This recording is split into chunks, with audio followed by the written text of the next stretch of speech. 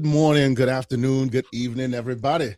How you happen to be watching and or listening to this? I want to welcome you to the latest episode of the Gaming Circle podcast. Yes, we were off last week. We are back. And boy, oh boy, what a time to be back. I am, of course, your host, Mr. K. Asante, TK Asante, on all the places we communicate. I am joined by the brethren, Mr. Everborn Saga. Good morning, sir. How you feeling? I actually feel like garbage. So, no, my wife had she had not the flu, but like she got like a bad cold earlier in the week, and then I got it, and I was feeling the body aches, feeling terrible, whatever. And I was gonna call you yesterday. Terrible. Charles Barkley, terrible. That's right. That's but right. I was gonna call you and say, I don't know if I could make it today, and then and then Microsoft gave you some strength. And then they gave you some strength. Yes. Well, I'm not gonna lie. The strength did also come from the fact that Sony shut down Bluepoint, and I had this whole like dissertation and diatribe that I like. The plan today was to go in on that, and then in true Xbox fashion, they found the biggest rake in the yard and stepped to it. They went and invented a rake that was bigger than anyone ever, and they just stepped on that. Absolutely. I want to give a shout out to if you in the community and J-Dub. So when they announced the Bluepoint closure and everybody was mad at it, he put out a tweet that had the guy behind the tree rubbing his hands together, and he was like, Xbox trying to find a way to outdo themselves and take the spotlight from this disaster. He put that out the day before, and then this comes out. Did you see day one their tweet? They put a thing out, Bluepoint, this, that, and the third, and then now the great special Nick goes, they done this, they did this, they did that. Let's see what let's see what Microsoft does 18 hours later. It was hilarious. Anyway, so of course we're gonna get into it. We're here to do it, but the brain trust is not complete because we are joined by, of course, one of the greatest members of our community, the man that carries that band hammer whenever he feels the need to use it, both in our Discord and in this here very chat. The great Lucius Gus is with his Kente hat on this morning. How you doing, sir? Oh, is he there? Lucius. Oh, there we go. I'm here. There you go. How you doing, bro? I'm here to lodge a complaint towards Microsoft. Okay. How dare they do this to Sarah Bond? We're gonna get it. We listen. Look, we're gonna get there. And understand. I'm just gonna tell the audience, I'm gonna try my best to not get canceled today, but I make no promises. Now, by the way, just so y'all know the proceedings, we're gonna go through the standard game. The games we've been playing and all these news, and there's lots of news to talk about. But obviously, the elephant in the room took over all the energy, so we may not be able to get through everything that we want to get through because people need to know. We need to get into this. All right. Well, let me start by telling you what I've not been playing, and that's tell me that, and I'll tell you what I've been playing. Okay. See, and I spent so much time working on that other thumbnail too. By the way, they said the score in that game was a sex position, but I heard it's gotten worse. The thing I will say, I am still playing Dragon Age 7 Reimagined. It is, I love the direction. As I said last week, it is, it's like what Nintendo did with Link's Awakening when they remade the Game Boy game. This is just like that. It looks just as beautiful. The problem is it is still of its time, and even though they've made updates, there's a lot of repetitive stuff and walking through empty rooms and things like that. But if you still appreciate those old school JRPGs, like, I highly recommend this, and I want to see them do more stuff like this. I wish they would have did Dragon Age 1 and 2 like that, or Final Fantasy 6. Would love to see it look like this, because I like the music, the voice acting, the visuals. It runs really well. I mean, I keep it plugged in like at 30 watt or whatever on the Xbox Ally, but it runs well, and it's catnip for me, who's a more old school gamer. So If you like those kind of games, those turn-based, old school well, this was actually on the PlayStation. I think is the first place this debuted. But if you like that, like you're gonna love what they did. They really paid attention to detail there. Excellent. So I heard you talking about this before, and I wanted to get into it, but we're not gonna have any time. Honestly, we're just not gonna have any time. I'm sorry, sir. We're not gonna have any time because there's some others I want to talk about as well. We'll do it next week. Yeah, I'm playing this game. I'm no lifing it until Resident Evil 9 comes out next week. So if I beat it, great. If not, it's going into the dustbin. It is what it is. But I appreciate what they did. I appreciate the effort. So I do want to show this. And shout out to Sycamore. We see Famas is in the building. We knew he came. It's over. Victory lap. He said Famas is over. Mission accomplished. The S putting down the road. The S in Famas stands for Spencer, and since Spencer's gonna be gone, Famas can't exist anymore. They gotta replace the S with somebody else. Well, we'll talk about that one anyway. So we're gonna skip really quickly through this stuff because there's so much to get into. What I have been playing quickly, and I've had this game for some time now. It's been out for a while now. I didn't give it enough time and enough credit, but I gotta say, like, something told me to play it this week, and I started playing it, and I have not stopped. It's a game called Lost Castle 2. Have you heard of this? Lost Castle 2. Let me share some footage of this.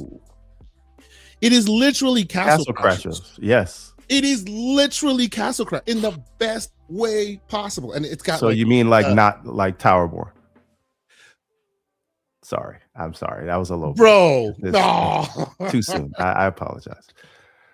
But the best part about it is it's got the Castle Crashers energy, as you see, but it also has a little bit of the almost the way that in the later modern games, the way that the roguelites and the games like Vampire Survivor, how they dole out skills throughout the mission. This is the same way. Absalom does the same thing. Every stage you get more powerful. You're building this out. You're building that out. You have this armor set, these weapons. And towards the late stage, huge bosses, awesome weapons. The whole thing though is very tongue-in-cheek because you're a big head and a little body. It's a little goofy. It's super fun. People need to play it. It's awesome. It's called art style. Lost Castle 2. I do want to. Yes. I want to give an honorable mention and just shout out to MJ Dark. He put a game on my radar in the wish list section of the Discord called Demon Tides. It's on sale right now. You can get it for $20. I picked it up this morning. Haven't played it yet, but it's basically like kind of a streamlined boost engine Sonic 3D style game. So it's open world action platformer Demon Tides. If you can pull it up, the people can see it. But $20, right, I said why not?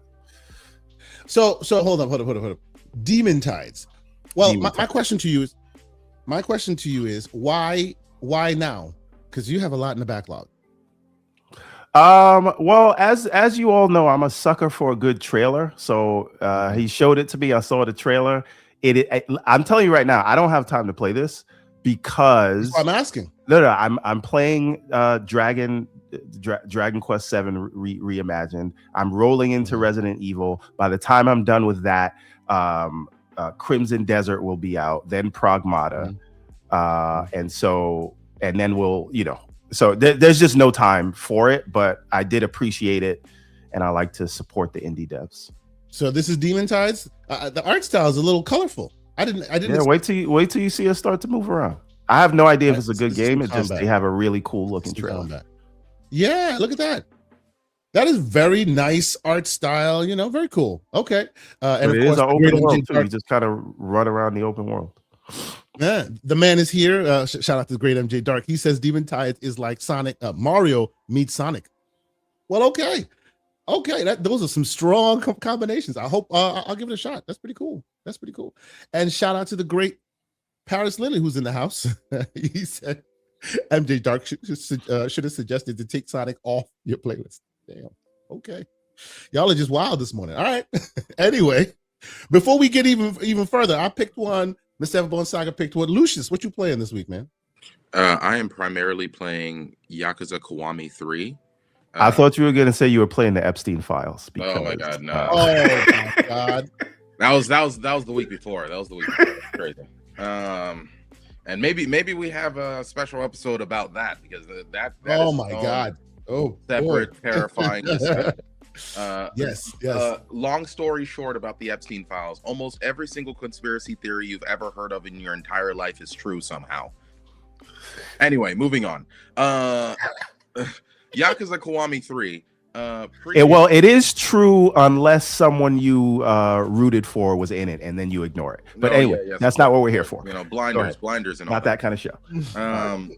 But the Yakuza Kiwami 3. The reason why I wanted to like point it out is I've always told people to skip Yakuza 3. Despite the fact that I think that Yakuza 3 has one of the best stories in the Yakuza series, it's just Yakuza 3 was the oldest Yakuza game because they had done a full remake of Yakuza 1 and 2 via Kiwami 1 and 2. So it definitely is a fresh new experience because we're going from the super old game that had a lot of issues, right? One of the bigger problems that Yakuza 3 had is if you were playing the remastered version on the Xbox that has that 60 FPS patch, something would happen with higher level, like higher difficult enemies, where they would have the ability to frame perfect parry or do like block anything that you were doing. So the moment that you got into the late game, you were running into these like MIB agents that were able to frame perfect parry you like they were playing Sekiro, and just you were getting your ass beat, bro. That's my one. Let's go. But that was now that Yakuza Kiwami 3 is out, I highly suggest it for anybody who's a huge fan of Yakuza and hasn't played Yakuza 3. So that's what I've been playing recently. And after this, I will be playing High on Life 2 because that came out a couple days ago. Oh, sir, I gotta say, it's good you mentioned, because I gotta say, and this may be another conversation, this may be a Discord conversation we'll talk about later.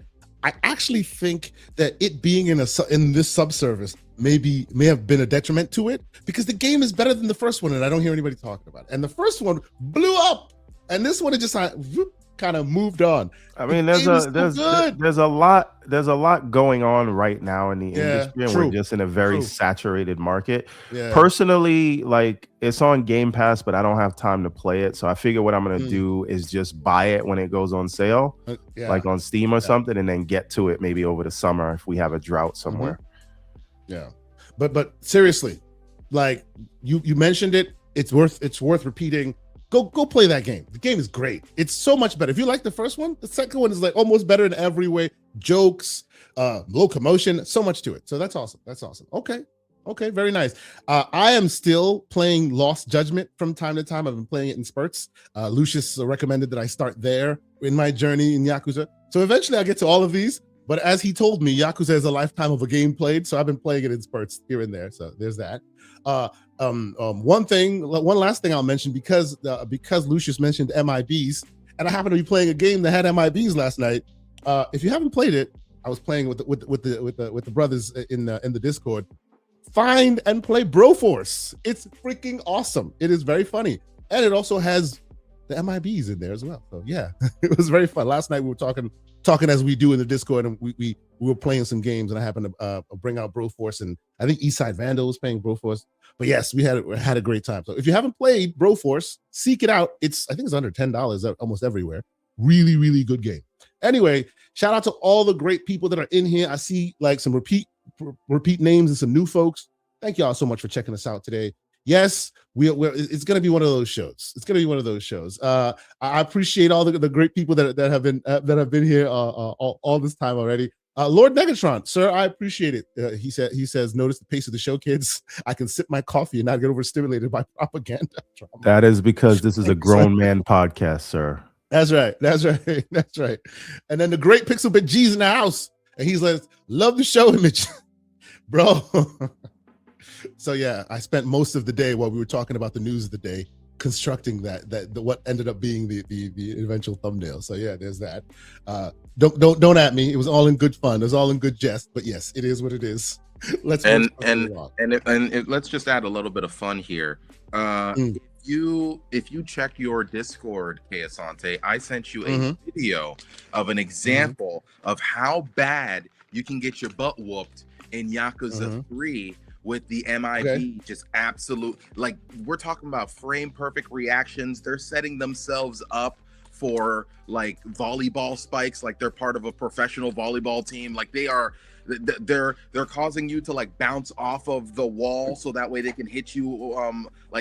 They're like swan diving into you. I swear to you, just show the video to everybody, and so they can see. Wow, Yakuza 3 was insane, and this is me playing the game on normal, mind you. Okay, this was not me playing. This the game is what he's on hard. talking about. This is what he's talking. This is what he's talking about. Okay. Boom, boom. You saw that they set themselves up. Boom, boom. Another combo. Okay. And they don't let you. You needed a crowd control move right there, like some kind of roundhouse. The problem is that there aren't too many crowd control moves in the original Yakuza 3.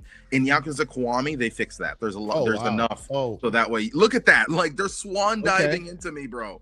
Okay. Just 30 seconds. He's just like, what am I doing here? So needless to say, I'll wait until I play all the others to get to that one, because I've heard that's been widely known that game is really, really, really difficult. Fun fact, I've never played a Yakuza game for more than about an hour. Wow. Not that I didn't like it. Okay. They always come out when I got other stuff on the list. And then, obviously, if there's if you actually want to play through all of them, then I would say start with Yakuza 0.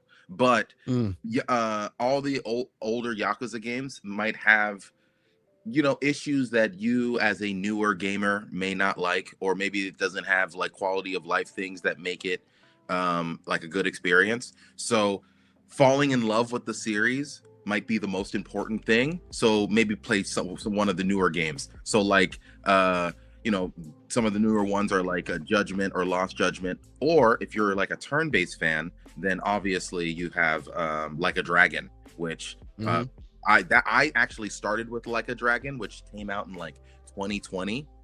I played Like a Dragon. I actually enjoyed it. I didn't finish it, but I played a lot of it. Yeah, I enjoyed Like a Dragon so much as a turn-based game, and the story and everything else, that I said I have to do this series right. And then I started with like Yakuza 0 and just pushed my way all the way up. I just want to address a comment that Tim Purr made. All right, so he said, we still 10 toes down, mustard hearts running the PC. Tim Purr, what's going to happen when PC runs to you? Because you know what you know what that next Xbox is going to be. What do you do then? If it's even going to come out, because we've known Microsoft get all right at the very edge, just decide not to do it, and we have new leadership now. But that's a discussion for later on in the podcast. So okay, let's cut to the chase, because there's a lot to talk about. There's a lot to talk about. But I needed to because before all of this started, I put together a show, and I put together like some thoughts that I wanted to share, and some of them are more in depth than others. And I know, Everborn, you want to talk about some of the interviews we were watching and stuff, and that can kind of add color to some of the other proceedings, right? First thing I want to mention, there are two that I want to talk to y'all about that you don't know that's on the radar. A quick little discussion, and I think you'll appreciate it. The first one is just me geeking and showing love and being super excited. I've been waiting for this to happen for a long time, and now it looks like it might be happening. What am I talking about? I'm talking about Robert Kirkland. You know who Robert Kirkland is? Announcing Walking Dead. Announcing a Mask comic book. Anyone know what Mask is? I've been a one-man band on Mask for years now, saying they need to do a Mask X Fast and Furious crossover so that we can get that on TV, like they have it in movies. Now Kirkland is doing a comic book.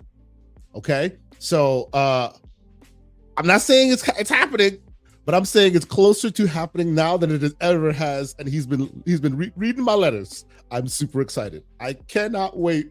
I'm going to buy the comic, of course, and I'm hoping it turns into something else, because this is an IP that I believe should have been brought to Hollywood and redone for way long ago, because it fits the modern style with all that, right? They can add more depth to it. So I saw that this morning. I was super excited. Does anybody know Mask? Everborn, do you know of Mask in the historic? What was never my thing back then. Okay, but you knew it, right? Yes, I just can't tell you. I can't tell you any characters or anything. Sure, yeah. It was very generic, but it had a lot of it had a spark of potential. I thought. Lucius, as the youngin among us, do you have any reference point to Mask? Probably not. Yes, no, maybe.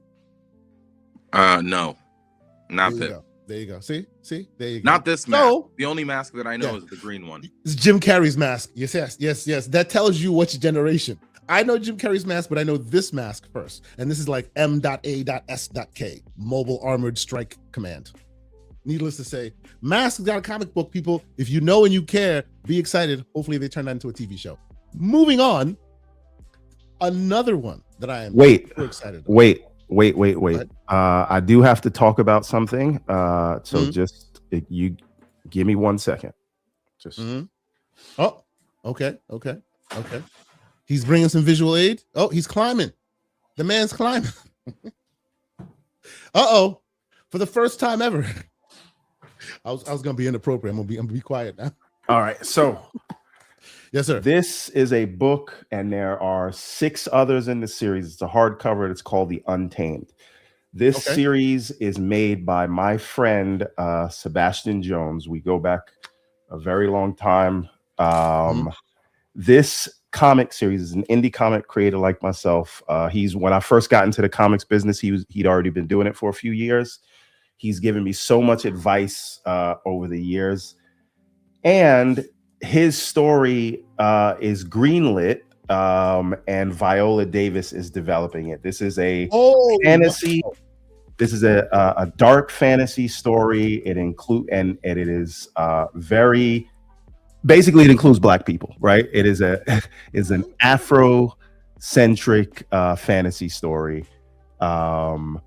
This is the first book that he launched, but there are so many others. Like you have Dusu.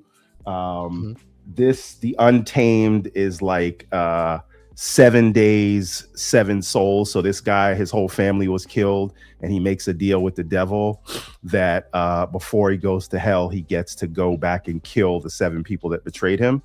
And then he meets an kind of an angel fairy, and that's what starts it off. And then she gets her own book, and then other people get their own book. So check this book out. It is called The Untamed. I'm gonna need a link. I'm gonna need a link. Yeah. You'll need to send that to me because so I can put it in the show notes and all that. Because when I look on Amazon, a Chinese series pops up. No. Right. Okay. It's called the Asunda series, right? But this series, because each book, like the Everborn series, I got that idea from him, by the way. Each book in the series follows a different character, and they have their own line, but it's all in the same world. So this one is the Untamed. As I said, you have Dusu, you have Erathun, and you have Niobe. Those are the 3 kind of main characters. Okay. Well, by the way, once we get a link. Music 72 says, "Damn it, Everborn, we don't read." You don't have to read because they're gonna adapt it into a TV show or a movie. But I just wanted to give my boy a shout out, and this is why we do it, right? Great. So, and he's been in it even longer than me. So, a lot of respect, and I love seeing that for him. Man, our chat is wild today. Just wild. Shout out to the great Sycamore. We're gonna get there, bro. Calm down. All right. So I appreciate that, bro. Like again, put it if you can, put it in the DM or whatever. Yeah, I'll just get his website. That's the best way to get it. You can get it direct from him. Sure. Okay. Day Reezy with a $10 super chat. He says, "Good morning, gentlemen. Everborn disappointed me 2 weeks ago. He said I'd hate his guts by the end of the show, but that didn't happen. And now Xbox is officially dead. It's a great day for him." Wow. For me? Okay. I guess you wanted Xbox dead. Oh my God. You know, I didn't know you wanted them dead so bad. It is what it is. All I right. just wanted the PC UI to match the console. I didn't know. I didn't want him dead. All right, so you're gonna want to go to strangercomics.com. That's his direct website. Nice. And you can buy the books directly from him. Stranger Comics. He does a lot of stuff, but a lot of what you see in the Everborn world and how it's structured, it's a lot of it is inspired by what Sebastian's doing there. So very cool. Very cool. All right. Another quick little side divergence that I think would be interesting to y'all. Oh, and by the way, shout out to the other half of Famas. He's in here with his. You knew they were showing up today. Oh yeah. Today's a party. It's a party. Anyway, and by the way, if you don't know who we're referring to, Famas, join the Discord. Discord.gg/TGCP. There you go. Anyway, and yeah, I agree. I agree there. A Bug Pie says, I feel bad for Sarah Bond. Sir, we're going to get to there. We're going to get there. Yes. Before we do, though, here's another very interesting one. And I filed this under About Damn Time. That's where I filed this under. About Damn Time. What am I talking about? Well, in Los Angeles, a lawsuit was filed basically saying that Roblox is empowering pedophiles with powerful tools to prey on children. Ooh. That happened 3 days ago. Yeah, I was gonna get into it. We were gonna get into it, and now we ain't got time for it. So all I'm gonna tell y'all is, we for many years we don't allow Roblox in my household. I have been a one-man band on Roblox in my house. We always talking about it. Shout out to the great Slow-Mo Backslap. We've been chatting about that as well.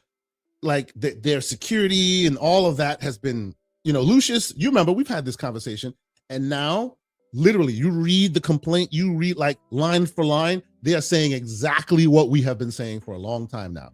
They don't give enough energy and time to the protective tools as they do the monetary tools. So because of that, it's now given pedophiles, literally they call it out, pedophiles, strong tools to prey on children.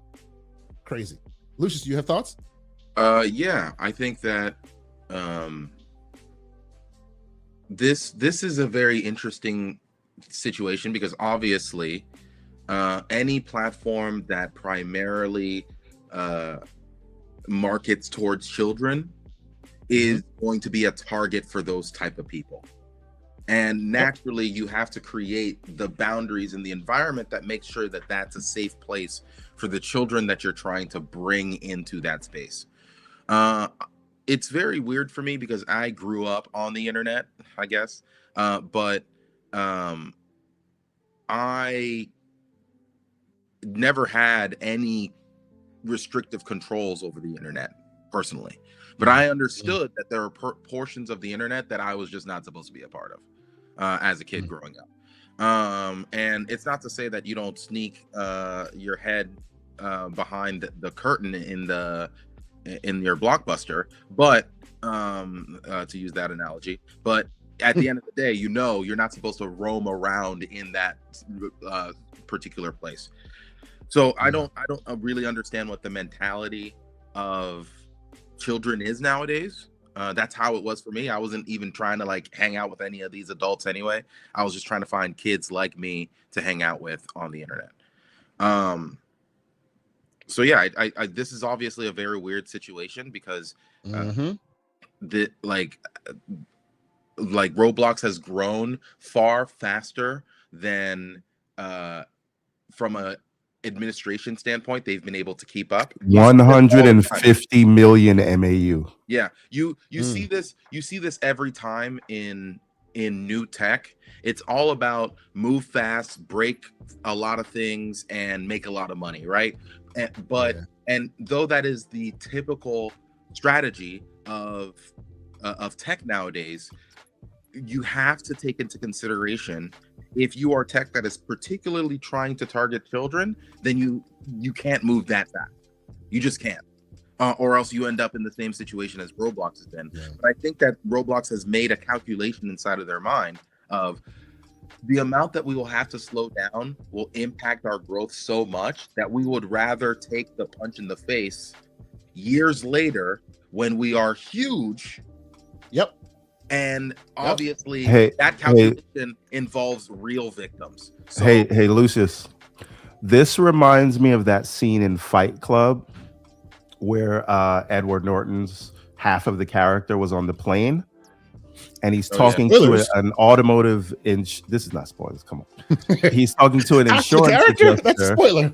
Go ahead. And he says if there's a recall and people will die if we don't fix this thing, but we calculate that the lawsuits will be less than the cost of fixing it.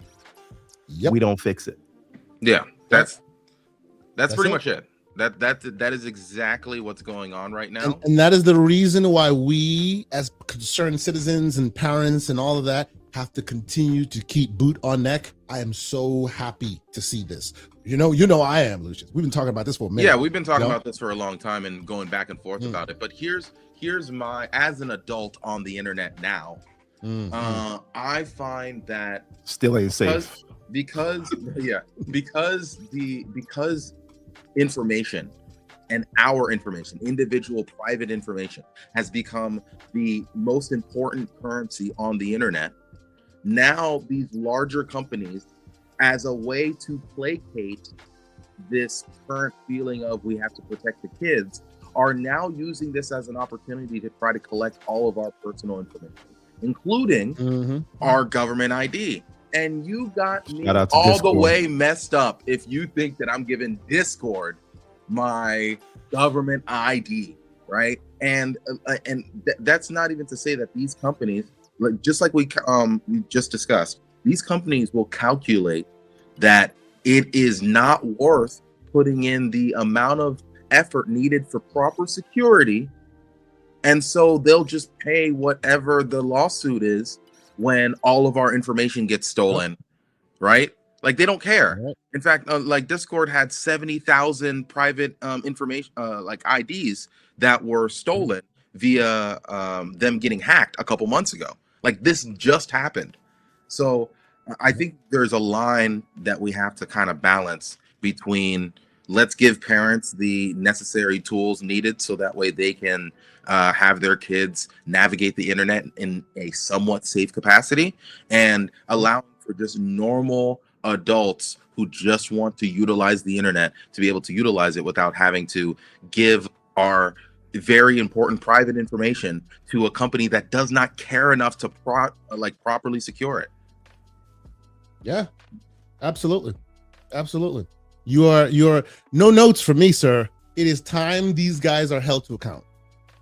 It's been time for a long time. I am happy we are here now. I hope it brings about change. I'm not trying to have them close or anything like that, but exactly to your point, and working corporate as I have over the years, I have seen that exact thing you're describing writ large in front of my face. I present to my leadership something that's clearly wrong, clearly broken, clearly a problem. If people see it, oh my God, we need to solve this. And they go, yeah, the juice is not worth the squeeze. We'll take the hit when we get there. It's not worth it to marshal the resources to correct it, right? And you're in your head, you're just like, oh, what the heck are you talking about? Those who know where I work, you're just like, oh my God, this is dangerous. This is the world we live in. Right? And it's not, I'm not saying that's what's happening here now, but historically, I work in environments where these things are serious, and the brain trust will go, yeah, we think the juice ain't worth the squeeze. We'll wait until regulatory, makes us or whatever. And that amount of money, while will be big, will be way less than us marshaling our resources to do what we're doing. It is what it is. So for me, I think this is a good look, and I hope more people continue to keep the boot on the neck of Roblox. If you are a parent, get your kids out of there. Like, it is dangerous waters. Get your kids out of there. I'm sorry. It is what it is. Let us move on. So this is the God of War block, I'd say, or the Sony block before we get to the Microsoft block. What y'all want to do first? Do you want to talk about I wanted to lightly talk about Sons of Sparta for a little bit. I wanted to talk about that. I made a thumbnail. I wanted to talk about that, but I wanted to talk about that in another frame. Asante, I want you to do me a favor. All right, you guys see the picture that's on screen, right? Yeah, now, Asante, I want you to show the original thumbnail you had. Let me see if I can find it. The Xbox news broke. And I just want to ask the audience what they think. Give me a minute. Of the thumbnail that come out. Let's go. Oh no, but I put it out there. Well, okay, I put Joey's thumbnail. I put Dr. like his no. So Joey from the Discord had to fix it for us. He fixed it. Dr. Yes, Dry Rub. he fixed it. Shout out to Dr. Dry Rub.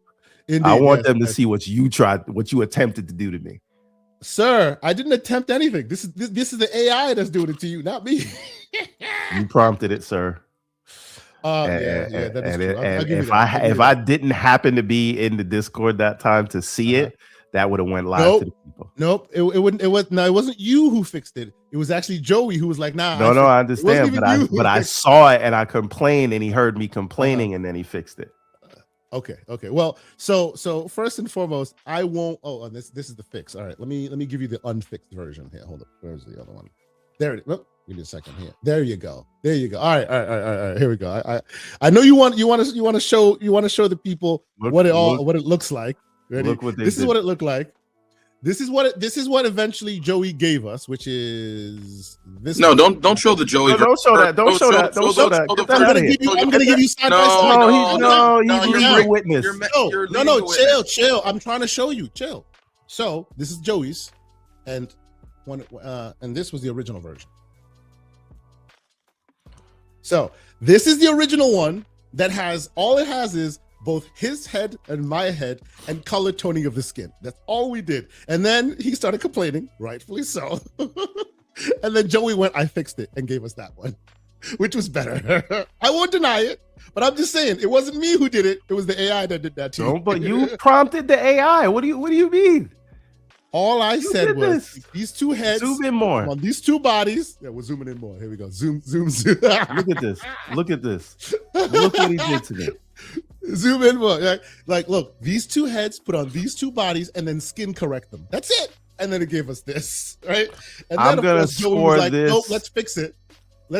Which he did, and he did this, which is even better. I agree. So there's that. Okay. So there. I'm gonna score. We can all agree. I'm gonna score my ultimate thumbnail was better. I'm gonna score your AI slop a 6.6. Hey man, sometimes AI does what AI does. We don't always do AI, but every once in a while it's fun to just put something out there. It was interesting. But okay, let's get back to it. The reason I wanted to bring this up just lightly is because yes, there's a lot of tea that has been spilled about it. A lot of people have been talking about it. It's fine, right? People like it or you don't like it or whatever. Look at this article made by, Polygon, reputable gaming site that's been around for a very long time. This is how, oh, my bad. We'll get to that one later. This is how they frame this, right? It says, where is it? The game reviews, where is it, that last part? Oh, shoot, I had it. Where is it? So let me give you the basic, the long and short of it, right? This is the lowest rated version God of War ever, right? And they're asking, could it not have benefited from some buzz, right? And the case they try to make is that the game would have gotten a lot more attention and all that had there been time for reviews and this and that. But because they shadow dropped it was a problem. This is the key point that made me want to bring this up right. I heard this game could have been an email. See, look, so here you go. He goes, but the facts remain. Sons of Sparta came out. It cost money to play. People spent a fraction of the week's pay to try it. And in many cases, they did not know what they were spending their money on. It's not a stretch to imagine that some people picked this up purely on the degree of the God of War name and got the above paragraph of lukewarm adjectives. You can read that for yourself, right? A platform like Steam and Xbox, I would add, might let you return the game if you played it for less than 2 hours. PlayStation does not. Is a shadow drop fair to those fans? I don't think that's what we should be talking about here. I think we should be talking about the fact that PlayStation doesn't let you return it. I'm sorry. The PlayStation never lets you return stuff. That's not the problem. Yes. Let's talk about but that's this, an right? issue. Let me shout out to great Aaron. I hope you're doing well. Aaron's that's joined us. What's up? Good morning, Aaron. This is a conversation that we've actually had many times regarding how reviewers review games and whether or not giving reviewers more time will have a positive impact on your game. Or negative. Yep. And Aaron's the person who's pushed this the most, because he's always been like, a lot of the times when you give like a reviewer a weekend essentially to be able to play the game, they're gonna golden path it. They're not going to try to figure out the intricate mechanics of the game. They're not gonna try to understand the characters. They're not gonna really enjoy the game. They're just gonna try to go through it as quickly as possible, and that's gonna have an impact on how they view the experience. And I say all of that to tee up Aaron because he probably wants to please, on this. Please, Aaron. Yes. Before Aaron, before you go, I just want to add one thing to what Lucius just said. So I think another thing that it highlights, like the meta of what you just said, Lucius, is where are we in the review space if people are scoring things based on things not in the game, but how they feel about how it was rolled out. Because if you can do it for that, right? Like, I'm annoyed that you only gave me a weekend, so I'm going to be harsher on it. Couldn't you do it for other reasons that you're annoyed by? Well, I mean, we have nothing to do with the game. We saw this happen we saw this happen with Starfield. We saw this happen with Hogwarts Legacy, because with Starfield, some reviewers got it really early, right? And they were able to play the game kind of casually and yada yada. And those were the first batch of reviews. And if you remember, Starfield started pretty high on the first batch of reviews. It ended pretty high too. That came in. The reviews that came in much later on were the ones that were hyper critical. Those were the people who only had the game for a short period of time and thus had to rush the game and didn't get any of the nuances, interesting things about the game, any of that. And then the other one was Hogwarts Legacy, where you saw people bring in the fact that that J.K. Rowling is the original creator of the series and would, in some capacity, tangentially receive some money because of the success of the game. And because of that, you saw reviews that rarely even talked about the mechanics of the game or what the game was even about, and just spoke about the political subject about it. So yes, we have seen this in the past already. Aaron, your thoughts, sir? Yeah, I'm done. Can you hear me though? Yes, we hear you, sir. Go ahead. Yes. Great. I've been trying to set things up. Sorry. Everything just got messed up here in the cabin. So, regarding the time with reviews, it's the same thing as always. The more time you spend with it, the more time you will, either get tired of it or come to a fruition or conclusion of what you actually think about it. But at the end of the day, I hold publishers accountable, PR companies accountable, and I do think that there might just come a time in the future or soon where we start to see that there is no use. Just like, let me bring up Capcom. They just put out a post like, please don't spoil our game. We've seen people being out there spoiling our game. And this comes both from, the problem with physical retail, but also by just sending out to the biggest players, the biggest influencers. And there's so many who doesn't even read the embargoes. It's crazy. So one part of me wants the publishers and PR companies to just put out an NDA with a fee on it. Like, if you break the NDA, we'll trace that back to you and you pay up and be blacklisted. But of course, I don't want them to do that either, because that goes against what I believe in. Like, they should want to have a specific set of players or reviewers who can actually go in blind and really try to not go in with their subjective takes regarding companies aside, publishers aside, platforms aside.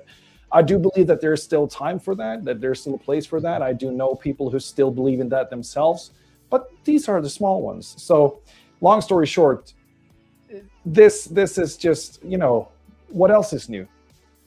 So far, water's wet. Yeah, I mean, the bear shit's in the woods. The heat got broken in my cabin, and here we are. Yeah. But let me ask you though. I'm happy to be here. But Aaron, quick note, and I understand exactly where you're coming from, you and Lucius about the whole aspect of which clearly you can tell this is the writer of this article is speaking to the bugaboo of his, which is that they weren't allowed to adjudicate it, right? They just shadow dropped it, and that was a problem for them. But the reason I'm bringing this up, and I can see its merits, you know, we can debate that. The reason I'm bringing this up is they point out that the reason why this shouldn't have been shadow drop is because people will buy it off the name of the IP alone, and in other platforms, if you make a mistake, you can easily remedy that mistake. On PlayStation, you can't. So is that fair for the PlayStation fans for shadow dropping? And I'm just like, shadow dropping is a thing. Everyone should be able to shadow drop. But if you don't like it and you've only had a little bit of time with it, you should be able to return it. That is a problem. Yeah, I mean, at the end of the day, the 2 hour the 2 hour format is broken as well. I know that some platforms have tried that. I still am of the belief that the 20% should give you a hint if this is something for you. Okay. Yeah, it doesn't matter to me. It's 2 hours, whatever. 20 hours of a Skyrim might get you inside the door, just like, 20 minutes of a really short indie game could give you a grasp. Might be too much. Yes, of course. Yeah. So. But I guess the point, the fundamental point, though, I'm asking is, like, why are we just kind of just going, well, it's part and parcel of the PlayStation experience, and we're moving on and going, well, you don't shadow drop because that's not fair. What's not fair is the moment you buy something and it hits your hard drive, something you have no control over, you no longer can return it. That's ridiculous. All right, listen. What do you think? Listen. This is a long-standing thing for PlayStation. It's not nothing new. Yes. Let's not get away from the facts that this game does not meet the quality standards that the God of War franchises is used to, and what indie developers are doing right now. And at that price tag, with this level of production value, you are literally playing a God of War tax. Yeah, I think whatever Born is saying, as much as I don't really play inside of the Metroidvania space, I do have to full and wholeheartedly say that genre is having a renaissance right now. Indeed. Yes, because there are so many good examples of that genre coming out so consistently, you coming out with a okay version of it makes it look worse. That's all that it is. That's when you have so many contemporaries from small indie devs that are like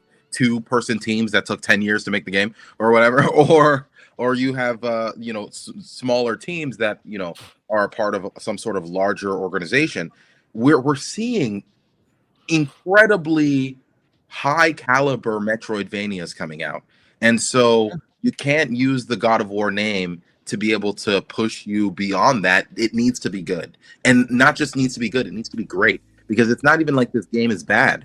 I think that the score is a bit too harsh, because right now it's hanging out at a 66 on Metacritic, and I think that that's a little too low for what this game does. And I've been using John Wolfe as a reference point, and outside of the troll, you've been giving it a 6.5, 7. Yeah, he's been giving it around a 7. Like he thinks that is, but I would say that the 66 that it's sitting at right now is primarily because of people's negative reaction to an okay game getting the God of War name. So I just want to add a little bit to this, and this is if you know me, these are my waters, right? And shout out to David 77-123. You cannot be God of War, a franchise that is known for visual fidelity, a franchise that is known for pushing the boundaries in at whatever level, and you putting out a game at the same price as Shinobi. With this production value, this is not an art style thing, right? All I wanted was Mandragora, but in God of War style. Give me Mandragora. But you don't even need to go that far, right? Because that's still a 3D game playing on a 2D whatever. Look at Blasphemous. Look what they did in terms of art and animation. Even the same kind of art style they used. Yes, pixelated. Yes, absolutely. Yep. So to my mind, right? This is just not. I don't need it to be 3D, right? I've heard, when we were talking about this earlier, you said the complaints sound like what we got with Lost Crown, but I don't think it's the same thing, because with Lost Crown, people wanted a big AAA 3D Prince of Persia, and they didn't want any chance. Hold on. Another one. But this is the people, at least my concern. I won't speak for anybody else, right? It's not that I don't mind that it's 2D. I don't mind that it's a Metroidvania and it's a spin-off or whatever. It is that if this game did not have, you can't throw a rock without hitting a Metroidvania these days, right? If it didn't have the God of War name, I would not look twice at this game after that trailer. And then watching people play it, and even the people that liked it, like John Wolf from the Discord, he even agrees that even the story itself is a departure of what he knows God of War for. So that's the story his main bugaboo. That's almost sort of it's like a Disney Plus kind of thing, because the premise is Kratos is telling a story to his daughter, and she sounds really cute, and he's like he's telling her a bedtime story, and that's just not everything about it, from tone to art style to and again, it is kind of almost disrespectful to the people that's put. You don't got to be Ori, right? But like, if you're gonna go pixel art, then come at the level that God of War is worthy of, and that PlayStation Studios is worthy of. So Music 72, he always had a daughter. Before he had the Ashes, right? So to your point, everyone, and Lucius, I agree that they could have done better, and even with the exact style they have and everything else, they could have done could have given you a bit more that to latch onto. And it seems like it was a different game that they just slapped the God of War name on. And God of War wasn't on this game. It fits in with the games that I've bought for $15. But it's voice acted, so let's throw another $5 on it, because there is some production value. So my smoke here is, had they put it on their service, PlayStation Plus, day one, I don't think it would have been as vitriolic in the community. The price is too high, and they didn't even put it on their own subservice, right? And it is what it is. Now we saw a report saying that PlayStation are going to double down on the current consumers that they have to try to maximize their profits, right? And so if that's the case, this game could be a result of that, where they maybe overpriced it as a way to try to get as much value out of it as possible. And correct me, how much is this game again? $30. $29.99, yeah. Can I say something real quick, Lucius? If this game had the production value of Lost Crown and they charged $50 for it, I wouldn't even be mad at that, because it's got the God of War name, and it has the production value, right? And the other thing, what I really think is going on, because I know it sounds super harsh, I think this is really a matter of Sony isn't used to making these kinds of games as of late. And so just like we saw them have a little bit of struggles with live service, I think doing things on the low end that are outside of their wheelhouse, they need to flex that muscle a little bit, work that muscle out. And I do think they'll get better for it. So I don't want to be too harsh to steer them away from it, because I do like the idea of spreading out, doing things that you can attach smaller satellite teams to, and explore other genres that don't cost you $200 million. So the floor of what you need for it to be a successful project is too high. So I do want to praise them for the attempt. They just gotta, they gotta try harder next time. I mean, if I can just chime in on this, let Lucius. I'm sorry. Go ahead, Aaron. No, yeah, I'm just I haven't touched the game. I'm not the one reviewing it for our channel, but it is funny how sometimes, because all the time we all the conversation around the development scene is how to get awareness, like how do you get that reach, how do you get noticed by the communities or the audience out there, and every time there comes a sequel from a big IP, that is a strength, because all of a sudden you already got that fan base. Yep. But here comes a game that it sounds like that the fact that it is tied to a huge IP is a detriment to the quality of the game, which is kind of weird, to be honest. Yeah. I mean, that's my 2 cents. Because God of War commands, it puts thoughts in your head, right? The minute you hear it's a God of War game, it puts honestly thoughts in your head.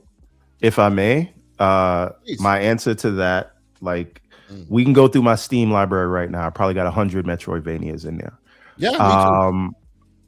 It's not even the God of War thing for me. I understand it might be that for some people, and I understand that there are people that are biased against 2D games, right? That's a real thing. Yeah. What I'm saying is I am comparing this to the other offerings on the market on the table by people who do not have the resources that Sony have or are able to lean on an IP like God of War. So just comparatively in the market, this is not a $30 game. Yeah, absolutely. No smoke on that one. Absolutely. So it is what it is. I hope to play it myself eventually when it's either on PlayStation Plus or if it gets lower than $30. I will absolutely give it a shot if they port it to PC. Yeah, or that. Absolutely. Yeah, that's also good. That's also something that we'll get into. Hopefully they adjust the price by then, but yeah. So we're also still talking about God of War. So let's hit this real quick before we get to the other one, which is that Chris Judge has all but basically confirmed there's another one coming out late in the summertime. I heard people talk about he was salty or whatever. I don't know. What do you think? I saw this and I'm like, okay. I think he got like hot mic recorded. I'll leave that. Okay. I don't have much to add to that. Let's remember unless you are a part of the game industry all the time, you just forget how secretive the game industry is. Because I'm pretty sure Christopher Judge does other stuff where he's doing voice acting for other stuff. And in all the other industries, it's far more open. They let people know when they're working on projects, and a lot of that is because of the gestation time for other pieces of media in comparison to video games. With a video game, it takes such a long time. Like even back when video games only took 2 to 3 years, that's still way longer than it takes to make a movie most of the time, right? So that's kind of where we are. Most likely, he just forgot the fact that the gaming industry is just so secretive and accidentally let something slip. That's probably what happened. I'm not going to take any malicious kind of, and who cares? Yeah. I did hear a lot of people saying he was salty and this and that. And I'm like, I don't know about all that. But yes. So clearly, there's another God of War coming. Obviously, you could have guessed that, right? They made this the Sons of Sparta. They're remaking, remastering and remaking the old games. So obviously, they're getting you prepared for the new one. I'm still excited for it. I hope it's good. I expect it to be good because it has historically been good. So we'll see. We'll see how we get there. I do also want to touch on the last Sony story, which everyone Saga will really want to talk about, which was the shutting down of Bluepoint. But before we get there, let me just catch up on a couple super chats because they are growing and I don't want them to get out of control. First off, we have the great Soiled Tech who's in here with a $2 super chat. He says, please like and share and subscribe. FAMAS is dead. Yeah. So they say now. They might change that S to something else. Who knows? And if you want to know what FAMAS is, you must come to the Discord. Indeed. You must join the Discord, right? A very esoteric term. Rules. The great Hollywood Rules with a $2 super chat. He says Bionic 6, Cops, and Mask all popped up together. That's really cool, man. That'd be really cool. Imagine. Bionic 6 is the one that I was into because they had the metal toys. Them and Silverhawks. Is that? And Silverhawks. Yeah. Of course. The great Lord Roughness with a £5 super chat. He says, "Me as Sati, I'm going to grant you $70 billion. But take note, if COD starts failing, you will have to clear your desk." See, we'll talk about this because it's some more things going on, I think there's some scapegoating happening. And I think the company that is over leveraged on OpenAI has lost 25% of their market, 30% of their market cap in the last 3 weeks, and that equates to over $1 trillion in market cap. And so now, because the company spent so much on AI, they think the way to fix that is by doubling down on AI. Anyway, we'll get into it. Forget it. I'm going to go on the whole thing. Mr. Hollywood Rules comes back with another $5 super chat. He says, "Good morning, gray beards." SMH, Xbox forever, saying, "Hold my beer." Sega, because Everborn is getting more big snow. Satya, you're up next. Shout out to the queen. Shout out to you, good sir.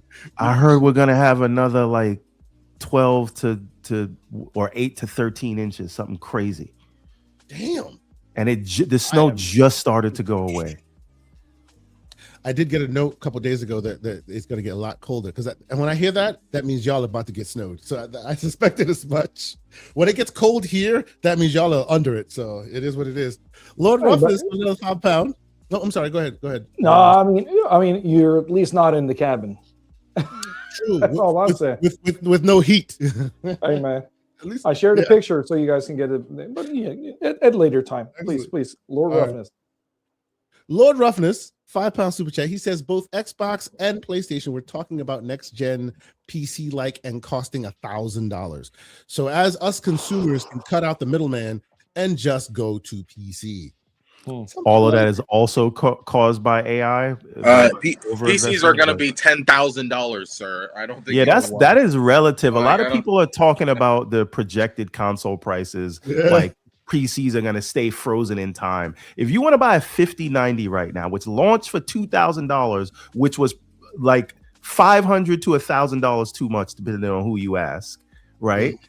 Getting one of those right now is like $4,000. It is literally right now cheaper to buy a full pre-built with a 5090 in it than going to buy a 5090. It is cheaper. It is cheaper in America right now to buy an AR-15 assault style rifle than it is, which we're not advocating. Than it is to get 64 gigabytes of RAM. But on the flip side, hold on, wait, 64 gigabytes of DDR5 RAM costs more money than an AR-15 right now. But you could use that AR-15 run up in Micro Center and go get you some 64 gigabytes. Get a whole bunch of RAM. Let me back up for a minute. You guys have fun. Please. No. Lord Roughness finishes his super chats with a £2 super chat, and I think he means the Legion Go, not the Lego Go, not Lego 2, but the Legion Go 2 docked absolutely fire. See, I advocate that if you have one of those or any device, now's the time to make it last, because man, oh man, you're not going to be able to, upgrade that thing anytime soon. The Xbox Ally X is rumored to go up in price. Not rumored. It's officially going up in price. It has not rumored. It went up in price in Japan. Nowhere else yet. But nowhere else yet. It was about $200. It's so crazy that our technology are becoming appreciating assets. Well, here's another thing. Steam Deck. We know they discontinued the LCD, but now the OLED is sold out in the US and now it's sold out in Europe. Yeah, because they don't want to raise the prices and they cannot secure the chips that they need without increasing the price. Yeah, Steam Deck is about to become like sold out worldwide. You're about to only be able to get a Steam Deck on the used market, and that itself will come with its own price point. It's going to be eBay is over here rubbing their hands together as we speak. Yep, they in the bushes doing one of these things. Yes, Day Reezy with another $5 super chat. He says, "God of War, Sons of Sparta will be the best platforms of all." Etch a Sketch and Leapfrog. Jesus, running at a cool 14 frames for your gaming pleasure, sir. Stop the slander, man. Stop the slander. These are well-meaning devs that put a product together. I just think that the marketing teams and the leadership may have done them a disservice a little bit here on this one. But yes, we appreciate the super chat. Relis 5723 with a $2 super chat. He says Sony will take your money and no, you can't have it back.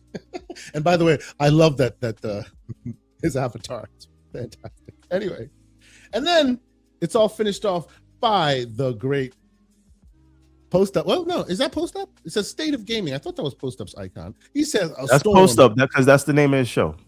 Oh yeah, of course. Shout out to the great Post Up. He says the storm is coming.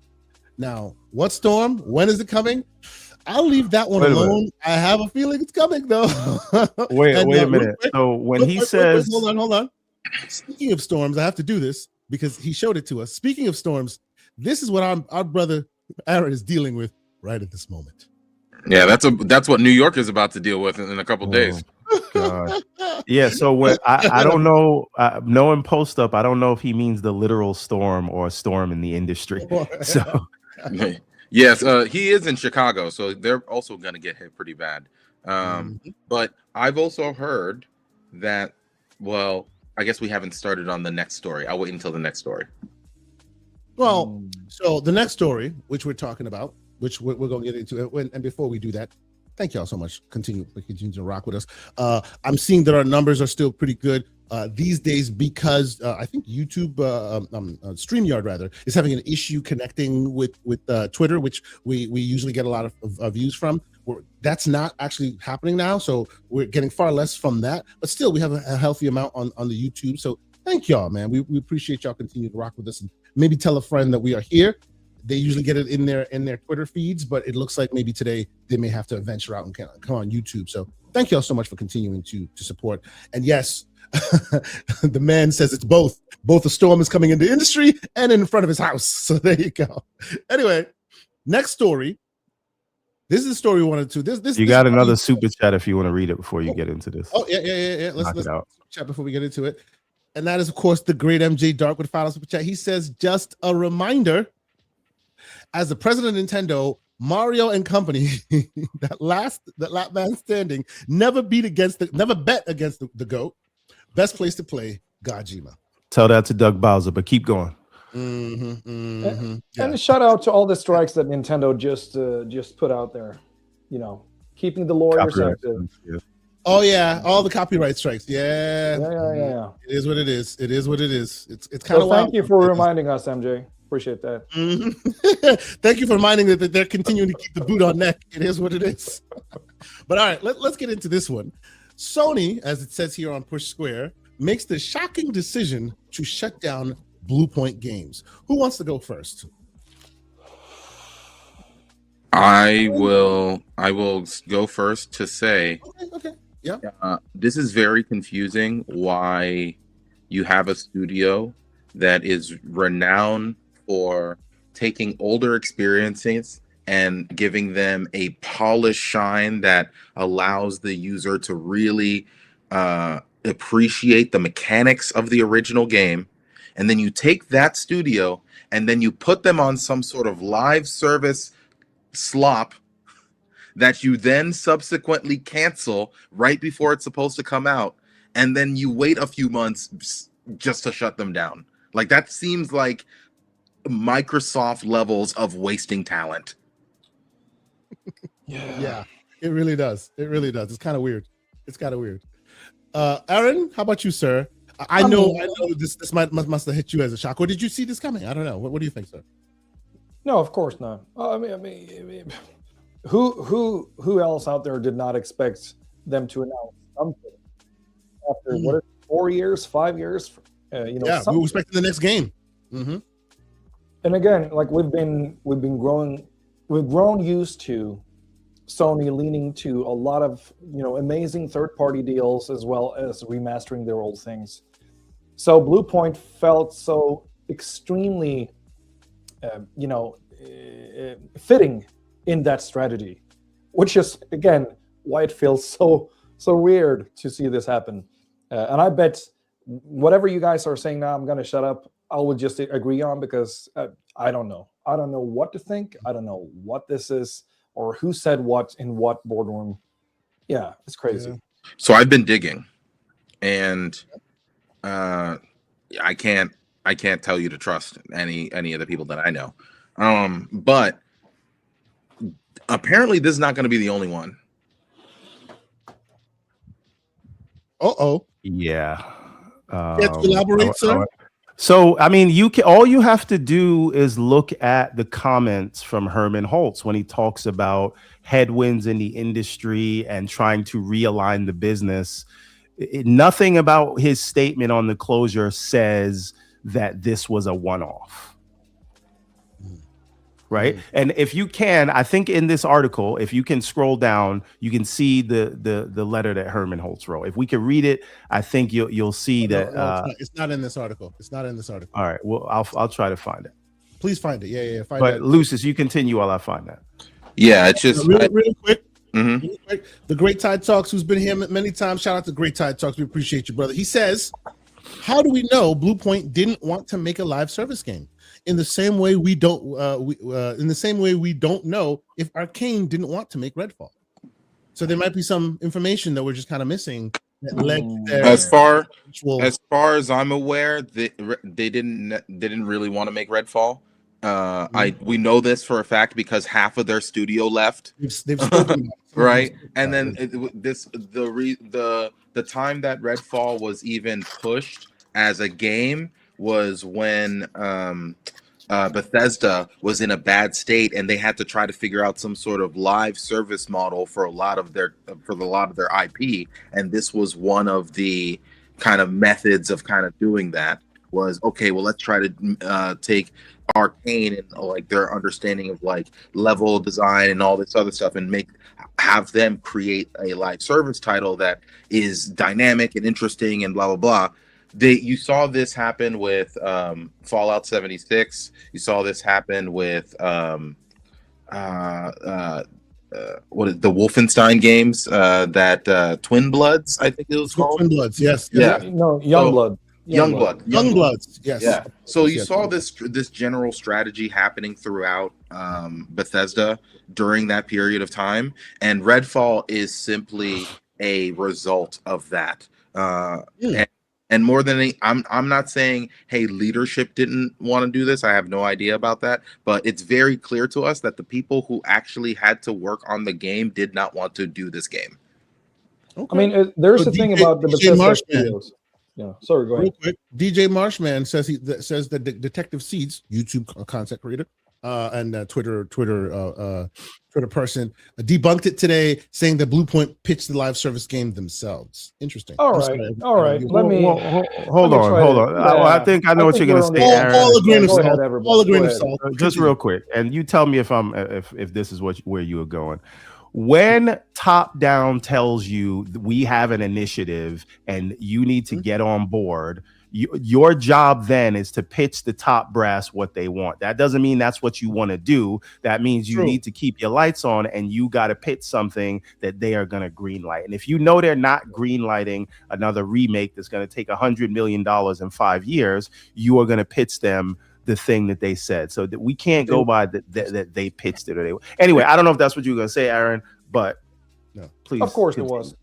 Yeah, anybody who's worked in a white collar job knows exactly what's going on. Like that's right. Indeed. Yeah. So, I just think it's real sad. I was expecting great things from Bluepoint. The few times they have made themselves known, it's always been in the best way possible. And now it seems like we'll never see them again, unfortunately. And I just think that's unfortunate. It is what it is. This is the same thing. This is roughly the same idea that happened with what do you call it? The Xbox studio that was shuttered in Japan, right? That was eventually sold, right? We loved Tango. it. Oh, what happened? Tango GameWorks, exactly, right? So when these things happen, we are sad about it, and I'm saddened by it. I was hoping to see something interesting from them, but I don't necessarily mean think that this means that we're on the other side of the looking glass of some kind or whatever. People started making those assertions initially, like there was a lot of emotion that was happening. I saw online, but then of course we got to the final story that we're going to get to, which honestly, part of this still baffles me because why is it that Demon Souls, a game that only sold a couple million on the PS5, why is that not on PC? I do want to. So let me speak to this a little bit, right? Yep. So there's a lot of reasons something like this happens, right?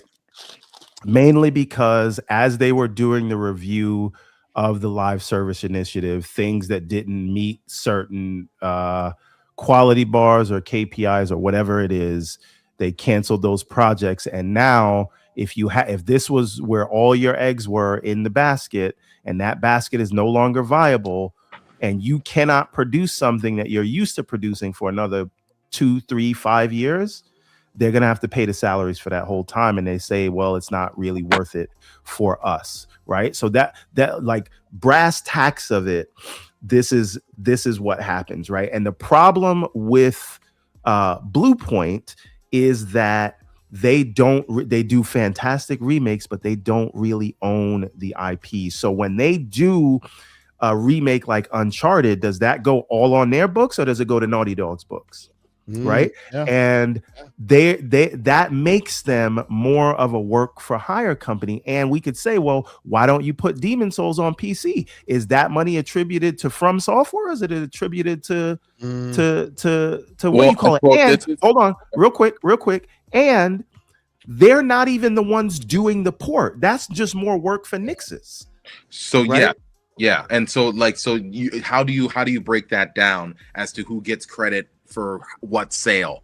I get that. I understand. Yeah. But all of that to me is revenue that's just sitting there, not doing anything, because there are plenty of people on PC who would buy Demon Souls. We just saw last year that Oblivion Remake was in the top 20 of most sold games in the NPD. So there is a way to make a absolute butt ton of money off of a remake that is simply a new skin on top of something that already exists. Like Demon Souls is very much like the Oblivion remake. Almost 1-to-1, the game is exactly the same. It just has a full reskin happening on top of the original game. So I just don't understand how something that's already built like that, you can't just port over and it wouldn't just make you a lot of money.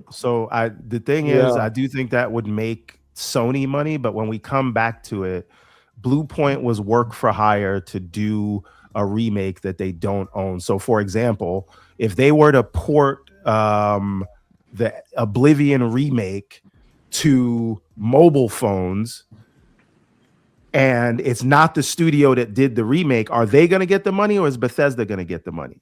Right.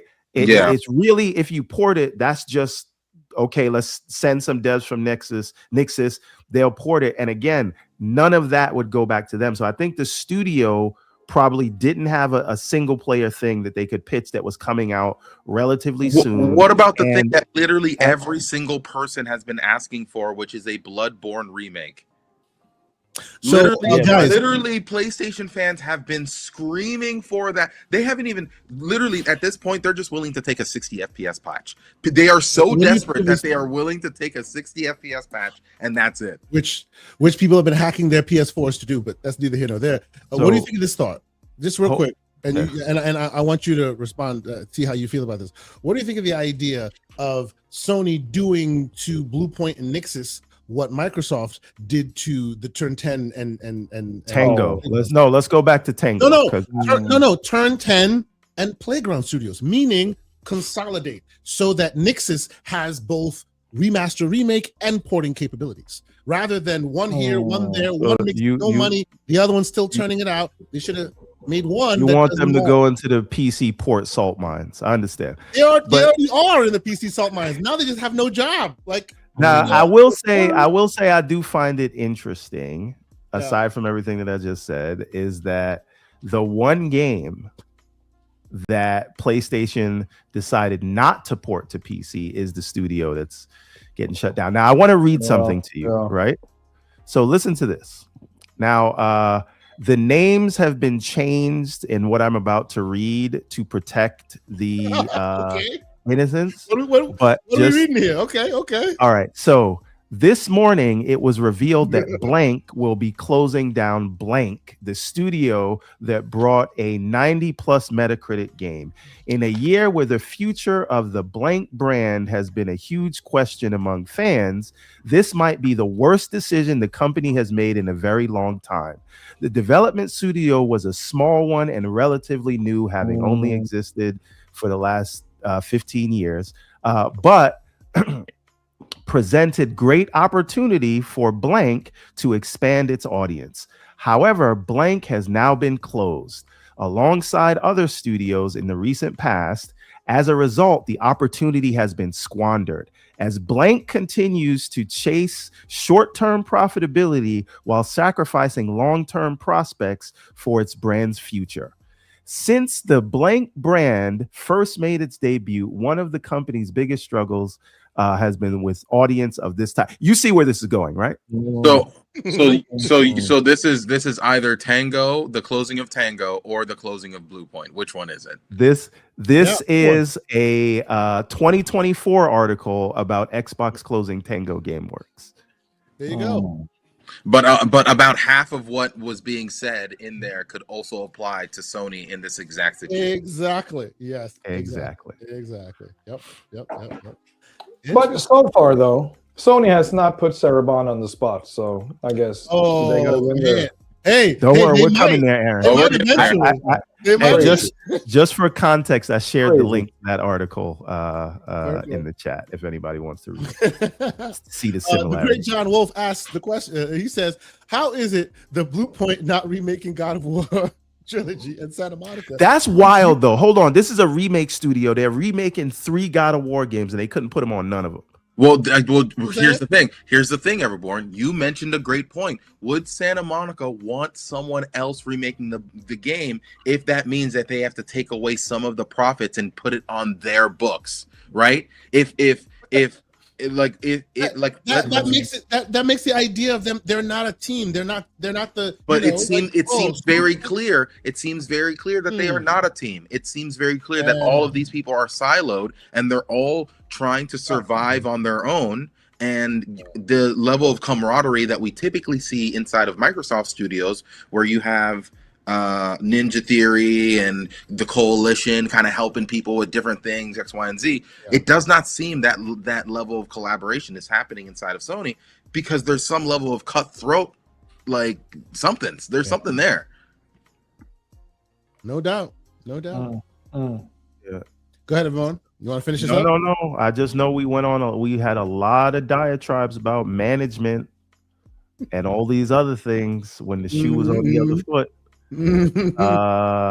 And this is I just think this is a game recognized game kind of thing. I mean, I think we give a lot of familiar.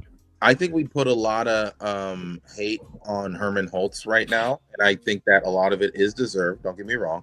But I think that we don't think about Jim Ryan and how his decisions set up PlayStation in a way that, like, even if Herman Holtz didn't really agree with this live service initiative, it's not a train that you can suddenly stop to go elsewhere, right? This vision was already there, and this was a conversation that I bring this up, but at some point, our friend of the show, Paris, was talking about Jim Ryan and his legacy. This was when, like, Jim Ryan was just leaving PlayStation, right?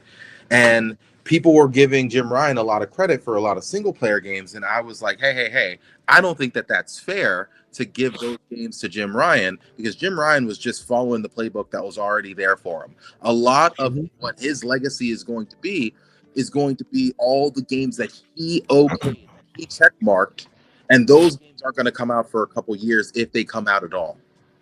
So you're botting a little bit, Lucius. For me, at least. Oh, maybe not. Yeah, I think he's fixing his situation. He just went on mute. The thing that I would say, you guys bring up Jim Ryan. Sorry, go ahead, Aaron. Yeah, I just want to echo what he said. Of course, what he's alluding to is probably the fact that Andy House was the one starting the initiative to the live service push that was taken over by Jim Ryan's team afterwards. Right. So what I do find interesting, which as we move, we're going to move to the next topic, which is what everybody wants to hear about. Now, when we talk about what the news that we got yesterday, is also very similar, because when you think in terms of changing leadership and then one person being left from the SLT, we've seen something similar. We've seen Connie Booth leave. We've seen however that happened, right? Because according to Jaffe, that was not on the best terms. Then we've seen Shuhei leave, right? Then Jim Ryan retires allegedly, right? And so the whole team is left except for the person that was running the studios. That also sounds very similar, right? So the because of where the industry is right now, everyone must react to the current headwinds, and it's almost as though we don't realize that the same things are happening to the same companies, right? And I do. This is the last thing I want to read, because y'all know I'm petty, right? But okay, let me read what Herman Holtz said about the closure of Bluepoint. I wanted to share an update. You made a statement? Yeah. Oh yeah. Yeah. So I didn't hear this. Please. Yeah. It was very genuine and human. Yes. Not written by AI at all. But I wanted to share an update from the studio business. The message, a copy of which was blah blah blah. Okay, he says, as I mentioned in the December Town Hall 2025, as I mentioned in the December Town Hall, 2025 had some strong highlights with PlayStation Studios. Ghost of Yotei launched to critical and commercial success. Death Stranding 2 on the Beach further showcased our commitment to narrative excellence, and Helldivers 2 and MLB The Show continue to drive ongoing player engagement and revenue. Then the next paragraph is, at the same time, we're operating in an increasingly challenging industry environment. Rising development costs slowed industry growth, changing the player behavior, and broader economic headwinds are making it harder to build games sustainably. Then he says, to navigate this reality, we continue adapting and evolving. We've taken a close look at our business to ensure we're delivering today while still being well positioned for the future. As a result, we will be closing Bluepoint Games in March. This decision was not made lightly. Bluepoint is an incredible talent. It is an incredibly talented team, and their technical expertise has delivered exceptional experiences for the PlayStation community. I want to thank everyone at Bluepoint for their creative craftsmanship and commitment to quality. Where possible, we will work to find opportunities for some impacted employees within our global network of studios. While I know this is hard news to hear, I'm confident in the direction we're headed. Creativity, innovation, and building unforgettable experiences for players remain at the heart of PlayStation Studios. We have a robust roadmap for FY26 with much to look forward to in the months ahead. Thank you for your hard work and continued support. So now, because this is from who? Herman Holtz. Herman Holtz. Yeah. Okay. Herman Holtz. Okay. Dutchman. So if we come back to that second paragraph, at this time, we're operating in an increasingly challenging industry environment, rising development costs, slowed industry growth, and changing player behavior. See, when Phil Spencer said this, y'all said he was trying to make Xbox's problem the whole industry's problem, and PlayStation and Nintendo was just fine. And now Herman Holtz, who's subject to the same realities as everyone in the industry, says the same thing. But now everybody acknowledges, the industry is in trouble right now. I mean, it is more in trouble now than it was back then, though. I'm just saying. It's more in trouble now than it was, what 4 months ago when Phil Spencer said it? Or yeah, is that what was it? It keeps getting worse, apparently. Yeah, it is so much harder now than it was back then. And especially considering you're the top dog, right? You're the market leader. Yeah. So I mean, and you're selling the most, and you're raising prices, still selling. Like, just imagine being in that position, having to lay people off and close studios. Like, you got to think of the human aspect here. So on Herman, right? Like it must be really hard for him. Really hard. So shout out to her. And I can't keep man. But yeah, it's crazy. These things are crazy. Yeah. Meanwhile, they're talking about all these things, but they're still having record profits, right? Like yes, they are. I want to bring it back to reality that they can speak about these difficulties all they want, but they're still raking in the most amount of money than they've ever have. And this is not just about PlayStation. This is about all of them. Every single one of these companies is making more money than they've ever had ever. Most MAUs, most revenue ever, you name it. Most profit ever. Almost every single metric that you could look at is up. Yet despite that, yeah, it is what it is. All right. I just also want to understand why 92 million consoles sold couldn't stop this studio from getting shut down.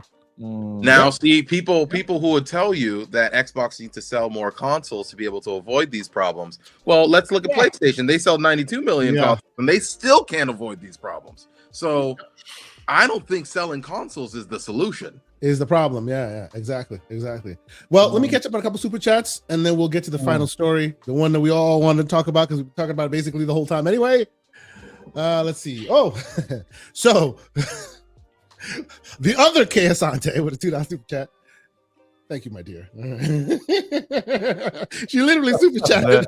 As we call Kimberly, the better K Asante. Anyway. Oh wow. Yeah, the other K Asante. Corkenstein, the great Corkenstein with a $5 super chat. He says, PlayStation is in trouble when they are shutting down low investment studios with potentially high ROI rather than just go multi-platform. Oof.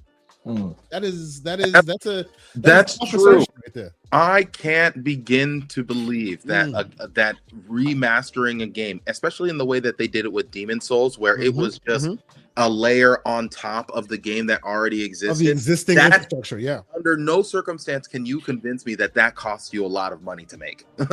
And just so the few million that you sold on PS5 were probably very profitable. This is like a PS3 game that has been remastered, right? Same thing with Oblivion remastered. So I don't have the numbers in front of me, but it's just so hard for me to be able to square that circle to truly understand why they haven't done the things necessary to. Because they would have had to pay salaries for the 3 years it would take for them to remake Bloodborne, and that would have sold like gangbusters. That would have sold incredibly. And but at least when it comes to the Microsoft side, right? We saw the things that Phil and Sarah had to do to make sure that they didn't close down more studios, which was, hey, let's go multi-plat. Hey, let's port more of these games to other platforms, yada yada, right? And it's just so interesting to me. PlayStation does not seem to even see that as an option, but will just rather just close everything. Or and I'm going to put this out there because they didn't get any credit for this, right? Will Bluepoint be given the opportunity to form on their own or be sold to somebody else? Yeah, because everybody pretended that was nothing. Yeah. When it happened on the other side, and now Bluepoint is gone. Yeah. Yep. At least the other. We can say we don't know if that's going to happen, but it didn't happen with Fire Sprite. It didn't happen with Deviation. And we have two examples. To be fair, Fire Sprite and Deviation both didn't really have much in the tank when they were gone, right? They hadn't released anything yet. I understand, but all I'm saying is we have two examples with Toys for Bob and then Tango, where they at least gave them an opportunity. True. Now to start anew on their own somewhere else. I saw a stat. I don't know how true this is, but somebody said Sony has bought 20 studios and closed 11 of them.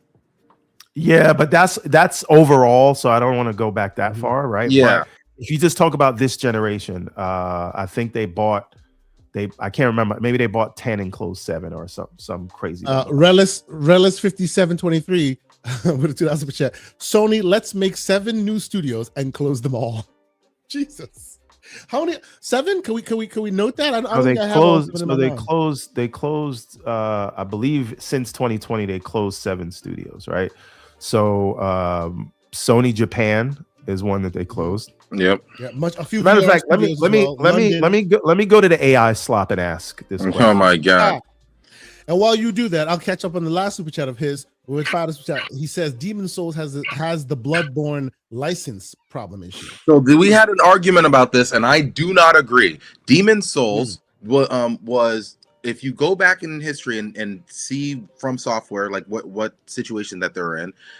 From Software was very desperate around the time of Demon Souls. They needed more money more than anything else. So they gave PlayStation the full rights of Demon Souls. You can go to your local trademark like your US trademark or whatever country that you're in and look to see own the publishing and they own the IP and publishing rights. I looked this up in the moment when we were having this argument. It's in the US patents. It's right there. So like as far as I'm aware, unless there's something else that I don't know about, Sony fully owns the Demon Souls IP. Yeah. Now the Bloodborne IP, that is far more complex. He is correct. But as far as I'm aware, the Demon Souls IP was sold to PlayStation during the PS3 era when From Software was making the game, so that way they could get more money and keep their studio alive. And thank God they did, because we got Dark Souls and Sekiro, got Elden Ring because of it. But you know. All right, I got the answer, guys. This is not AI slop. It's Kotaku, which is not far, but anyway. So come on now. I'm just playing. I'm just joking. Some people love you. You have a good personality. Kotaku had a great era there. They had some great reporters, and then those reporters left, and it kind of became a clown show. Respectfully. All right. So since 2019, they've acquired 11 studios, but we are not going to count 2019. We'll start with 2021 and onward, because 2019 was Insomniac, and I think people really associate that, and that was integrated well. So. We have Housemarque in 2021. We have Nixus 2021. Great purchase.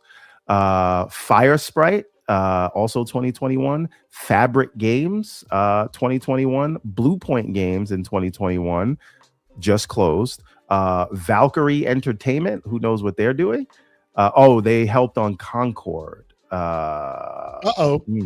Haven Studios, acquired in 2022, hasn't shipped a game. They are working on Fair Games. Bungie,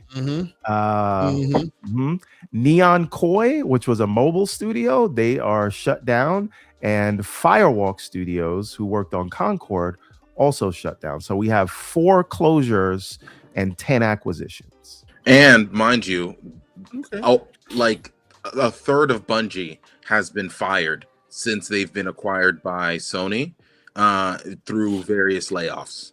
So even when they haven't fully closed a place down, a lot of people has lost their jobs internally of those places that were purchased. Wait hold on for 1 second. I mean, didn't they put out 1.2 billion extra to keep that people? So here's the thing. That's what I heard. That was part of the contract, but there's you have to vest that money, right? You have to get to a certain point before you get that money. And if Sony fires you for cause, whatever that cause is, then you don't get that money. So didn't they fire people the Friday before? Yes, a lot of people. There was like a lawsuit. I don't exactly know where this lawsuit is. I remember the story, but it seemed to me, at least, that Sony was strategically figuring out who they didn't want to pay out, and then fire those people for one reason or another. As you know, like Marathon was kind of fumbling when it came to the public eye, and what is it? Destiny 2 was coming, sunsetting in a lot of ways. And so like they were in a bad situation, and they used that as an opportunity to fire specific people so they wouldn't have to pay those people. I do want to just add what I said. So just the list of the studios again. We have Housemark, Nixus, Fire Sprite, Fabric, Bluepoint, Valkyrie, Haven Studios, Bungie, Neon Koi, and Firewalk Studios. Different from Fire Sprite. Now, Firewalk Studios closed. That Concord was their game. Neon Koi was the mobile studio that they closed the same time they closed Firewalk.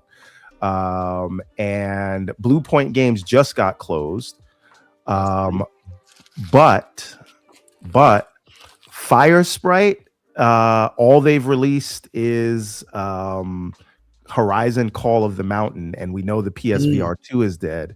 And Fabric is a satellite studio of Fire Sprite. So if Fire Sprite is gone, what do we say about Fabric? And Valkyrie had layoffs, but they are they helped work on Concord, and they don't have anything in the pipeline.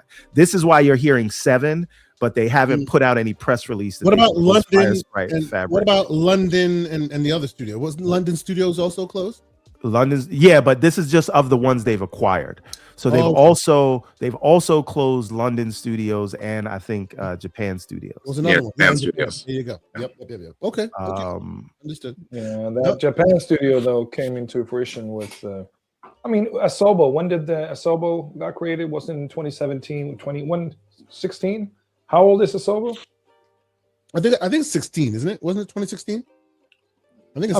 So what I'm trying to say is what I think I learned was that some of the people from Japan studio joined Asobo. Okay. So they shipped one to the other so they can. You mean Asobi? Asobo was the Asobi, the rat studio. Yes, it's the rat studio. You mean the flight sim studio too? Also the flights. That was a great game. I love those games. Yes, it was. The Great Corkenstein, $5 super chat. He says, if Marathon doesn't hit its metrics, Bungie, Bend, and Haven are on the chopping block in his estimation. Ooh. Yeah, that looks like that. Words, man. That looks like that might be the case. Shout out to organic growth as Jimbo the virtuous cycle. The virtuous cycle, right? That's what listen, Ryan said. I gotta be slanderous now because the next topic is a all right. So let's get into it. Let us get into it right now. And shout out to the great Verge for giving me like a beautiful little timeline that we can just click through, and it gives you all the pieces of the puzzle. Boy, oh boy. So first and foremost, Phil Spencer retired. That's what started it. It's at the bottom. Phil Spencer, he retired. Right, and we can talk to the logistics of what, where, why, all of that. I'll just give you the headline. Phil Spencer is leaving Microsoft, effective on Monday. Right, they dropped this news yesterday on Friday. It's Friday news dump, and with that is also Sarah Bond also leaving. Now, is she leaving on Friday? Like, has she already gone? I didn't know what the logistics of that is. Maybe you guys do. But she's also she will stay for a little bit, as far as I learned. Okay, but yes, but TLDR, Phil is retiring, Sarah's leaving, and also Phil is staying on as an advisor until the summertime. As advisory role, okay, until the summertime. But and his day-to-days are done next month. And then Asha Sharma is replacing Phil as the new CEO of gaming at Microsoft. That's the and she also promoted Booty to be, I guess, her Littlefinger, aka Matt Booty. Yeah, both Sarah and Phil will remain as special advisors to Asha. Here's the question: does Phil stay on the board, because he is on the board of Microsoft? Yeah, I think that what would most likely happen is that the board seat was for the person who is the CEO of Microsoft. No, she's not going on the board yet. They don't put anybody that young and that. I promise you, she's not going on the board. Okay, all right, we'll see. But like I always thought that that position was given to him because his department was making so much money that it required him to have a board seat, because Microsoft Gaming was making as much money as Windows. No, I understand that, but usually what happens, the people that stay on the board, they step away from their CEO position. It's weird that he was there because like Judson Althoff is not on the board, and he's running the whole commercial business, right? They don't. It's you got to be just because you're running the division, they don't necessarily give you a board seat, is what I'm saying. Okay. So let me catch up on a few super chats, and then I want to start this thing. Because there's a lot of tea that has been spilled, a lot of people talking. There's a lot of statements being made from all over the place. So first and foremost, they have until Monday. The leader of Hamas says, correction, fired. He was fired. And then after that, his second in command jumps and says, sir, he was fired. No, I think he actually means to say, sir, fired. I don't sir, know fired. Yes. Yeah, Yeah. sir, fired. I think he's correcting me. He's correcting me when I said he retired. He's like, no, sir, he's fired. Okay. That's what I think. Right. Why would they fire someone who's bringing in as much money as Windows into their company? Stop with the logic, sir. Relis 5723 with a $2 super. He said they pushed them out AI forward, or they push them out to push AI forward. Yeah. So there's that thought as well. Let's see, and of course the great Adidas 20 is here, who's been a member for 20 months. Salute to you, good sir. He says salute, and then of course the great nerds and other legends with the $5. He says Asha is my girl. It's an arranged marriage. I have no choice but to love her. Damn. So that is probably the super chat of the day, sir. That was very culturally relevant. Woo, yes, it is. Very relevant. All right, so who wants to take the first bite at this apple, gentlemen? Who wants to? I want to. Yeah, before you guys go in, let me just put out this PSA real quick. There is a party, there's barbecue, there's disco lighting, all of things in the Discord for the whole weekend. FAMAS is providing everything, so please stay tuned and join the Discord. Yep, we're gonna have a lot of time, a lot of fun. Yep. Join the Discord for the messiness. There's a FAMAS barbecue that we're gonna join. Go ahead, Lucius. So only for Monday. I was looking at everybody's statements, and I found it interesting that the only person who mentioned Sarah Bond was Phil Spencer. Phil Dominus Maximus Aurelius Spencer. Shout out to Phil, because he acknowledged Sarah and all of her hard work. But when you look at Satya Nadella's statement, he didn't mention her. Yeah. When you look at Asha's statement, she didn't mention Sarah. So all I'm saying is that Sarah Bond was a pivotal reason as to why they got ABK. If you listened to the court case like we did live while ignoring our actual jobs, right? Hey, stop that. Right? We were sitting all there inside of the Discord listening to the judge and the lawyers and representatives from the companies and all that talk about this, listening to it with our own ears, not reading some person's messed up article about it that they don't properly explain, but like our ears, our understanding, and then we would have a deep conversation, a back and forth about what that just meant and what we're expecting to hear next. Right? So we went through this full analysis. So let me tell you that Sarah Bond was a pivotal reason as to why they were able to get that when it came to the U.S. courts. The FCC was fumbling around. The FTC was fumbling around, making absurd arguments. And if I'm being honest, I don't think that the rest of the Microsoft leadership were doing the best job at refuting those arguments or being able to present evidence that made their point. Satya went up there and he did an okay job. Phil went up there. I think he did an okay job. And then you had Pete Hines. Pete Hines, I felt like was literally trying to sabotage the entire thing. It was crazy. Not gonna lie though. Kind of wish he was successful. Yeah. But so Pete Hine goes up, absolutely causes a ruckus, and immediately after him, you have Sarah Bond. she is so eloquent. She's so good at explaining exactly what their point is. After Sarah Bond leaves the stand, the judge comments at how good Sarah Bond was at explaining. No, she did start fangirling for Sarah Bond after she was up there. She basically, you go girl, you go queen. After she left, she did everything except ask for an autograph. Immediately afterward, like you could tell that she was confused based off of the FTC's back and forth with Microsoft. She didn't really understand things in the way that needed to be to make a good judgment. And Sarah Bond went in there and cut through all of it like a hot knife through butter. And you look at someone who's able to do that for you at that high level, and you push them aside to give this position to some AI slot person, somebody who has no connection to gaming, don't get me wrong, I have no problem with like an outsider coming in to have an impact towards, but that person can't be an outsider and be at the top at the same time. I just want to say something before we move on, because I see a lot of this and I just want to address it up front.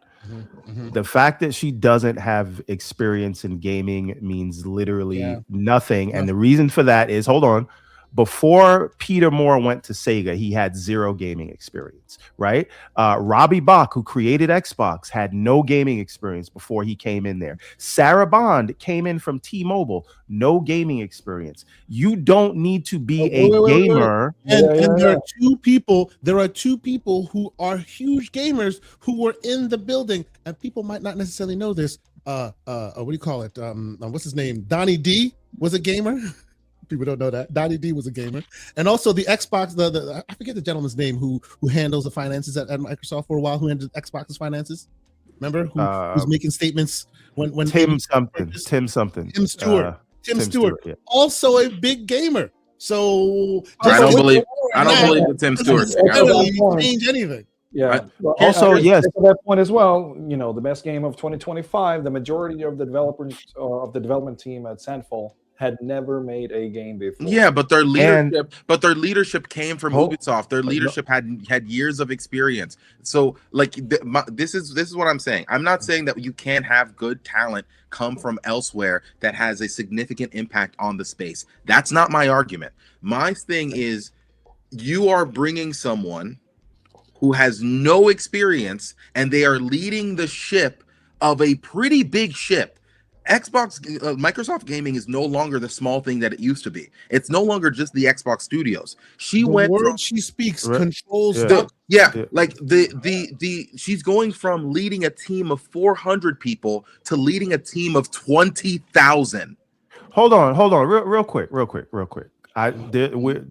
We can talk about these things and the issues with her being an AI exec. What I am saying is, you do not need to be a gamer to run a gaming company. Sure. And again, Reggie Fils-Aimé, hold on real quick.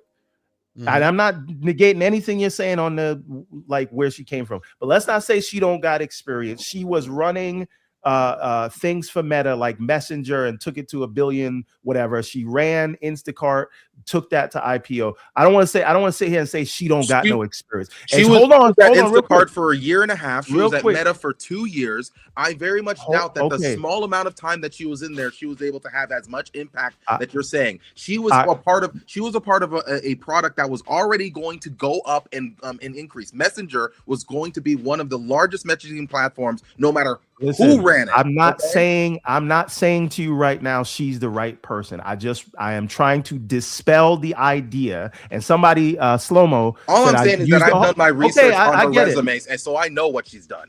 Okay. Fantastic, but you can't use that to say she don't like her resume is not long, right? Then she's 7 months older than me. You want me running Microsoft Gaming? Listen, once again, the point that I am making is there's a lot of reasons to be weary of this. What I am saying is, you cannot actually point me to a successful gaming CEO that before they got into gaming, before they got the top spot, they was in something else, right? Are we going to talk about Strauss Zelnick? Is he a gamer? Are we going to talk about who's the EA CEO? Guy Longworth, the big marketing fella that came from Kellogg's and P&G before joining PlayStation ahead of PS4. Right. So and again, if your antennas are up, that is totally fine. I am only saying let's move that conversation away from she doesn't have experience. Okay, let's make it go to the clear. other stuff. That was like one of my 10 points about her. Give me a minute, right? quick minute. Let's take a breather because there's a lot of conversation. Let's take a breather. And I got smoked too. I don't even want to be defending this. I know. You just went after one of my 10 points. Like we didn't. It's you in the chat. It's you as well as the chat is what I'm going at. Why are you defending this, Everborn? I don't get it. Let's get back to this, but let me quickly catch up on a couple chats here, and then we'll get back to it. So first off, the Great Sycamore with a chat. He says the same way y'all said Jim Ryan was fired, Lon. So clearly, if Jimmy was fired, then so was Phil. That to me is trolling. Let's move forward. The Great Samuel Backslap, who's been a member for 23 months, brother. Salute to you, good sir. He says Booty is here to remind us the paper bag test works. Jesus. I have a slanderous comment to make about that, but I'll save it for the Discord. But before we continue, I want to add a couple notes here because shout out to all the great people that are here watching and all that. We love y'all. Continue to communicate with and support us. The great Fonz Gaming is also in the spot, and he had quite a few things to say. I highlighted some, and I wanted to just mention it, and then we'll get back to this. I want y'all to tell me what y'all think of this. He says they were definitely both pushed out. Phil was not, and of course, this is based on Fonz Gaming. Let's just be clear. Phil was not planning on retiring until the end of the year. Sasha fast-tracked that. Sarah made enemies there and was asked to leave with or without severance.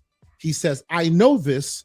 He says, Asha's a plant, and he had a long conversation with somebody who spoke to Phil directly on this stuff, and that he knows that Phil was gutted about Sarah. Personally, respectfully, I don't believe that. I don't believe that. I don't think you're gonna do that. Phil is not just some random dude. He's not just some internal VP. He is on the board. Okay. You don't. The way that was described, I just don't believe that you do that to somebody who has as much power as being on the board of Microsoft. Okay. So again, we're all we know what we know, and there's a lot of stuff we don't know, and there's a lot of information coming out. This is what Mr. Fonz Gaming is saying. Shout out to the known knowns and the knowns unknowns. Unknowns. That's right. So Everborn, let us get back to this thing, right? There are lots of statements now coming out from all the various sources, like you guys have already mentioned. This person dropped a statement, that person dropped a statement, this, that, and the third. You want to read some of these statements to see what's good? Well, before we get to the statements, I just got to talk about, and I just want to get this out of the way. Sure. I like the tinfoil kufi is all the way on for me with this thing, oh yeah. Let's go. Let's go. Yep. So we know that that Sarah was being groomed for this spot, right?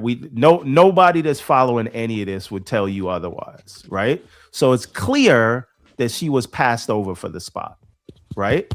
Now the question is, if you are being groomed for a position for the last 8 years, and then they bring in what is a relative outsider who's only been at the company for a year. That's the crazy thing. Been here for 1 year. Right. That says more than anything else, we don't have confidence in you. And if you don't have confidence in a role that you are grooming me for, what place do I have here? How can I effectively lead after you like such a clear indictment and embarrassment to you can't really put it any other way. So I think there was no choice forward, meaning unless they're going to ask her to stay on and train her new boss, there's no play. Like I've seen this play out in any corporate setting. Forget about video games, right? You are the second in charge. Your boss retires. You're the clear front runner for the spot. And then they give it to somebody else and tell you, train this new guy that we brought in from outside. And by the way, we're not raising your salary either, right? You see, you see this, right? They'll have you doing that job and don't give you the raise and then bring somebody in. Everborn Saga. My first job in corporate America was I got a job, loved my job, working. I'm going to keep the names off it, but these are companies you all know. And then they hired a bigger company, and I was there to train my replacement. That was my job for like 6 months. Lucky for me, I was just so good at it that they then looked around and went, no, you know what? This guy should be hired on to then lead the team he was training. Otherwise, I would have been in the same position. Yeah. So I think in a way, I do believe that she left after that because there was no path, but I also believe they knew she would leave. So it's effectively a firing, right? They know nobody with self-respect is going to stay on. Yeah. Nobody with self-respect is doing that, bro. I mean, so at the end of the day, you're giving the position that you are grooming me for to somebody who's only been here for a year. That just smells like nepotism. That just smells like somebody's getting you're setting up a puppet more than anything. You're not actually getting the role. Yeah, I want to join in real quick. I mean, please. The short of it is that I think thank you for bringing that up, Everborn, because I do think that is where the steam comes from. You've seen Sarah's journey, and you've seen what she can do, and of course there's always hope in seeing new faces from other industries, new talents in leadership positions from these corporations, within these companies. And I think that the biggest heat that they're getting right now, I hope, is not because it's Phil who's stepping down, but it's because Sarah was not taking over. That's what you're saying. I would not paint a fault for, from my standpoint here. I would not blame the new CEO because I don't know anything about her. Yeah. So I'm not putting any blame on her whatsoever. After reading Sarah's statement, did you bring that up? Yeah, we have it. Yeah. There is if you're going to read through the whole thing, I suggest you do it. There's an ending there in her statement that really just hurts. Do you want me to read it? Yes, please. If you don't have any problem, please read it. Yeah. Yeah. All right. I got it. All right. Well, she put it out last night. Yes, she put it out 17 hours ago on LinkedIn. This is from Sarah Bond's LinkedIn page. Okay. She says, sharing with gratitude the note I sent to my team today. Grateful to our players, developers, partners, and team. Forever a fan of Xbox. Greenheart. All right. Hi, team. I know there's a lot of news to take in today. I'm incredibly proud of what we've built together over the past 8+ years. PC and cloud gaming are growing faster than ever. Our next console is well underway, and together we've helped lay the foundation for a more open gaming platform that spans devices and reaches players around the world. When we announced our intention to acquire Activision Blizzard in 2022, I committed to helping lead Xbox through what would be a critical period of change. Over the past 4 years, we navigated that moment together and positioned the business for what comes next. We took on some of the biggest challenges this organization has ever faced and did it as one team. With that, I've decided this is the right time for me to take my next step, both personally and professionally. We're living through a transformative technological era that will shape the next generation of our industry, and I'm energized for what's ahead. This moment also represents a unique opportunity for fresh eyes and new leadership to guide the team into its next chapter. I've had the privilege of spending time with Asha over the last few weeks as we've planned for this transition, and I've seen firsthand her deep commitment to our players, developers, and brand. She brings deep technology and commerce experience along with a strong track record of building and scaling platforms that the world uses. Xbox deserves this. I'm excited to see her lead the next chapter of our team. I'll remain on as a special advisor to Asha to help ensure a smooth transition and set the organization up for continued success. I want to thank Phil for his mentorship and friendship over the years. He's been a consistent champion for this business and the people who make it what it is. I've learned a great deal from the way he leads through both opportunity and challenge. I'm grateful for his trust and support throughout my time on the team. I also want to thank Satya for his sponsorship and support throughout my time at Microsoft. As I prepare to sign off, I've been reflecting on 3 simple things I've tried to use to guide my days. Did I bring my best? Did I help someone succeed? Did I do my best work? And am I not Matt Booty? Sorry, she didn't say that last part. But then she says, I hope the answer has been yes for many of you. It's been a privilege to work alongside this team. Always, Sarah. I'm fucking crying, man. This hurts to my bones. And let me ask that's your one, sir, Aaron. That's your one. Let me give you. Sorry. Gaz. Let me ask you. Shout out to Gaz and the Bollywood music playing. Let me ask you. Let me ask you one question before we get into anything else. No worries, bro. Go ahead. Yes. Do you think that was written by a human or by an AI? I think it was written by a human assistant. Okay, but it was written by human hands. You like that? You felt the energy, you felt the compassion, you felt all of that inside of there. Now let's read Asha's. Now let's read Asha's statement, if you will. Well, hold on. No. We'll come. Keep that in mind, just because I want to do the Sarah Bond discussion, and then we can come to Asha. Yeah, let's give her some time. To be fair, give her some due. Yeah, give her some due. Yeah, but don't forget it, because we're definitely going to read Asha's statement. We're going to go back to So again, this is where the tinfoil kufi comes in, and I said I wasn't going to say it, but I'm going to say it. Look, we are living in a time that is very anti-DEI, and no, Sarah was a DEI hire. She has a better resume than all of the people on the SLT at Xbox. So let's stop that right there. However, you've seen Microsoft and Apple and Facebook and everybody else remove any mention of diversity, equity, and inclusion in all their stuff. And so now you have a current administration that don't want to see any of that and force these companies to do it. Either that, or they're now emboldened, so they don't have to do it, so they're not doing it. I think it would have been a bad look in their eyes to have someone the color of Sarah running the show, because they're afraid of the emperor with no clothes. And so to avoid that, because they're soft, they went in a different direction. Well, but if that's the point you're making, then the replacement would have been no. Let's not get into that, because then we'll have to like get into the explanation of caste systems and like we're not going through all of that. Yeah. So what I'm saying is that doesn't count. That's all I'm gonna say. Okay. Towards what we're talking about. Okay. And again, she was also very pro diversity, equity, inclusion, and empowering people. And so maybe they didn't want that. Right. And Gaz says he's a DEI hire at Insider Gaming.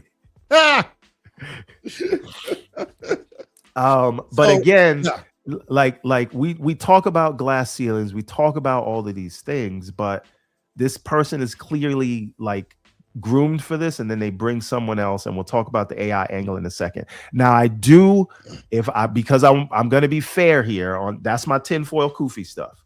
Let me come back down to business analyst stuff, right? So say we all, King Webb. Don't worry about it. So say we all. Shout out to King Webb.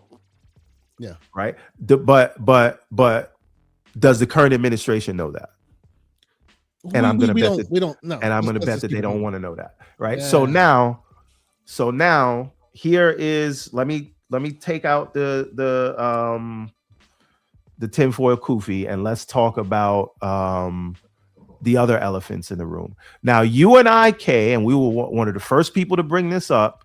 Sarah Bond put out an article with Bloomberg a little while back, and it seemed as though it was very centered around her and separating herself from the management at Xbox. and it seemed strange to us, right? Yeah, we talked about so it right, and it almost felt like she was separating herself and saying that's the old guard and I'm trying to change things. And this is where she said she had to take Phil to like HR because she didn't understand how he was trying to manage. He goes to bed by 10, or was it while she was trying to close the deal. And she also talked about how people were stuck in the old ways and she's trying to do something. And I understood everything she was saying, but I felt like somebody's not going to like this. And then yes, we also must look at her performance in the interview that she did when they closed Tango. It didn't go over well in that Bloomberg interview. And thirdly, you mean the picture they actually Everborn. I wish we would have been able to have that conversation at the time that it happened. If you know, you know. I will move on. Yeah, let's move on. So then the other piece of it, her crowning achievement was going to be the mobile store, which she announced last July. She said it would be launching in July, and it is not anywhere to be found. Meanwhile, Epic, who after winning the case, I understand there's regulatory issues, Epic was ready with a store and Microsoft wasn't. And if that is your baby, they might be looking at that and say, I think they're wrongly looking at it, but they might be saying you're not delivering, right? And that is before. And now here's the biggest thing, right? And we'll come to Phil, but I think it's a little bit connected here, right? The senior leadership team, aka the SLT, had all but lost the confidence of the public. This is why you can't throw a rock without seeing an Xbox is dead video. And this person's a liar and just 4 games and all this stuff, right? And it could be that even if you've righted the wrongs of the path and you're on a sustainable path, like Moses, you may not get to go to the promised land. Then why is it that Matt Booty continues to fail upwards? Because he sold them out. I told you he's little finger. Power is power. But no, no, the thing is this. I want to talk about the Matt Booty thing briefly, only to say that logistically, I would imagine the reason that Matt Booty stays on is the same reason after PlayStation literally did the same thing, right?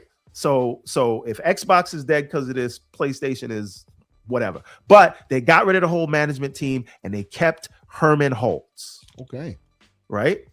Why? These are the 2 people that were in charge of the studios, and they are the closest to the production pipeline. And if you want to have a smooth transition, you need the person that knows all the names, knows the people to call, and they may be out after the current slate of deliverables is gone. But for now, it would be chaos if you got rid of him. In the same way, it's weird. Hideki Nishino takes over and everybody else leaves. And Herman Holtz is the only one there. Think about it this way: you have 2 of the brain trust that you know at Xbox leaving. Imagine if all 3 were gone. How many? Kind of crazy. How many goats do I have to sacrifice to have a career like Matt Booty's, where I could just continue to fail upwards, not deliver, and just get paid more money? Well, let's just say you'd have to be a silver-haired maverick if you catch my Okay, all right. So it's impossible for me. Yes. Impossible for many of us. Yes. Okay. So, all right. Do you think Gaz says he's a GOAT expert? He's the GOAT expert. That's right. Do you think that her last statement here? I understand this is legal. Oh, wait a minute. Hold on. John Wolf says Matt Booty's the real DEI hire. All right, keep going. I mean, maybe. Do we think there's any more to read into this than there is? Because I see a lot of meta conversations in this document, in her statement, as I do in the other statements as well. But what do y'all think? Is this her just moving on? We're done here, moving on? Or is there more tea to be spilled later down the line? I mean, there's always going to be tea, and I cannot wait for the podcast that either Sarah or Phil does later.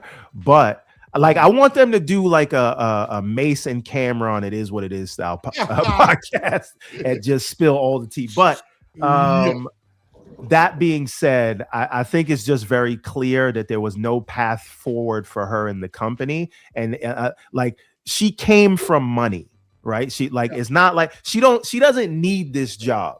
And if you're an ambitious person and you don't see a way forward, there's no reason for you to continue in that role. So if they're gonna pass her up, I just think that this is it. So I don't think I don't like Occam's razor. You was grooming me for the job. You decided I'm not worthy of the job. I'm gonna take my talents I'm gonna take my talents to Miami, so to speak. I will catch up on a quick super chat. And I want to get the Lucius and Aaron your thoughts on this, and then we'll move on to the other. And then we can move on to Phil. I want to go to each aspect of this. So right now it's Sarah. We got to talk about Asher. We got to talk about Phil and that ball-headed bitch Satya. I'm sorry. That was my one. Hey, okay. Go ahead. Let me catch up quickly on a couple of super chat here, which is the great Infinite Umbrella with a $10 super chat. He says, I was told yesterday that Sarah not really being a gamer was a negative to employees at Xbox, but now I'm hearing that AI woman doesn't need to be a gamer or have any experience in gaming to lead. What is it? Which is it? I guess is the question. Everborn, what do you think? Well, he didn't hear that crap from me, because I don't believe that you need to be good at business, right? You need to be good at messaging. If anything else, you need to be good at identifying the best people to surround yourself with, is my opinion. Yeah, so it's not exactly a good leader. Their job is to empower the experts in their different verticals, right? So you don't need to be a gamer, and you might argue that might be a detriment, because then you're too emotional and then you start doing anyway. Go ahead. I'll never get on that train. Yeah. All right. We gonna get a little slanderous, I think, here, because there's some other sub narratives or we might just leave those to Discord. So if you want to hear the full aspect of this convo, join us on the Discord, discord.gg/TGCP, because some of that stuff I feel works best there. Lucius, sir, do you agree or disagree that there's more to this than meets the eye, at least specifically about Sarah Bond and her quick exit? And before I even let you reply, I will say this, and you can I will say this. I got the privilege of meeting Miss Sarah Bond last year, and at the time there were conversations, and I'll leave you to deny or to add yours to it as well, Lucius. At the time, the conversations was had, and it was insinuated that we know you're the next one. And her response, I remember it in my own ears, was, "If that's the case, they haven't told me." That was her response, and this was June of 2025. So, Lucius, what are your thoughts, sir? So I had to change my avatar because Everborn said power is power, so I had to switch to my man Valerian from House of Dragons. Well, his famous line is, "History doesn't remember blood; it remembers names." Yep, that's right. And so this entire situation is obvious, and I started with this. I think that they did Sarah dirty. I think that Everborn brings up a good point that this administration has to be part of the calculus when we try to figure out why some of this is happening.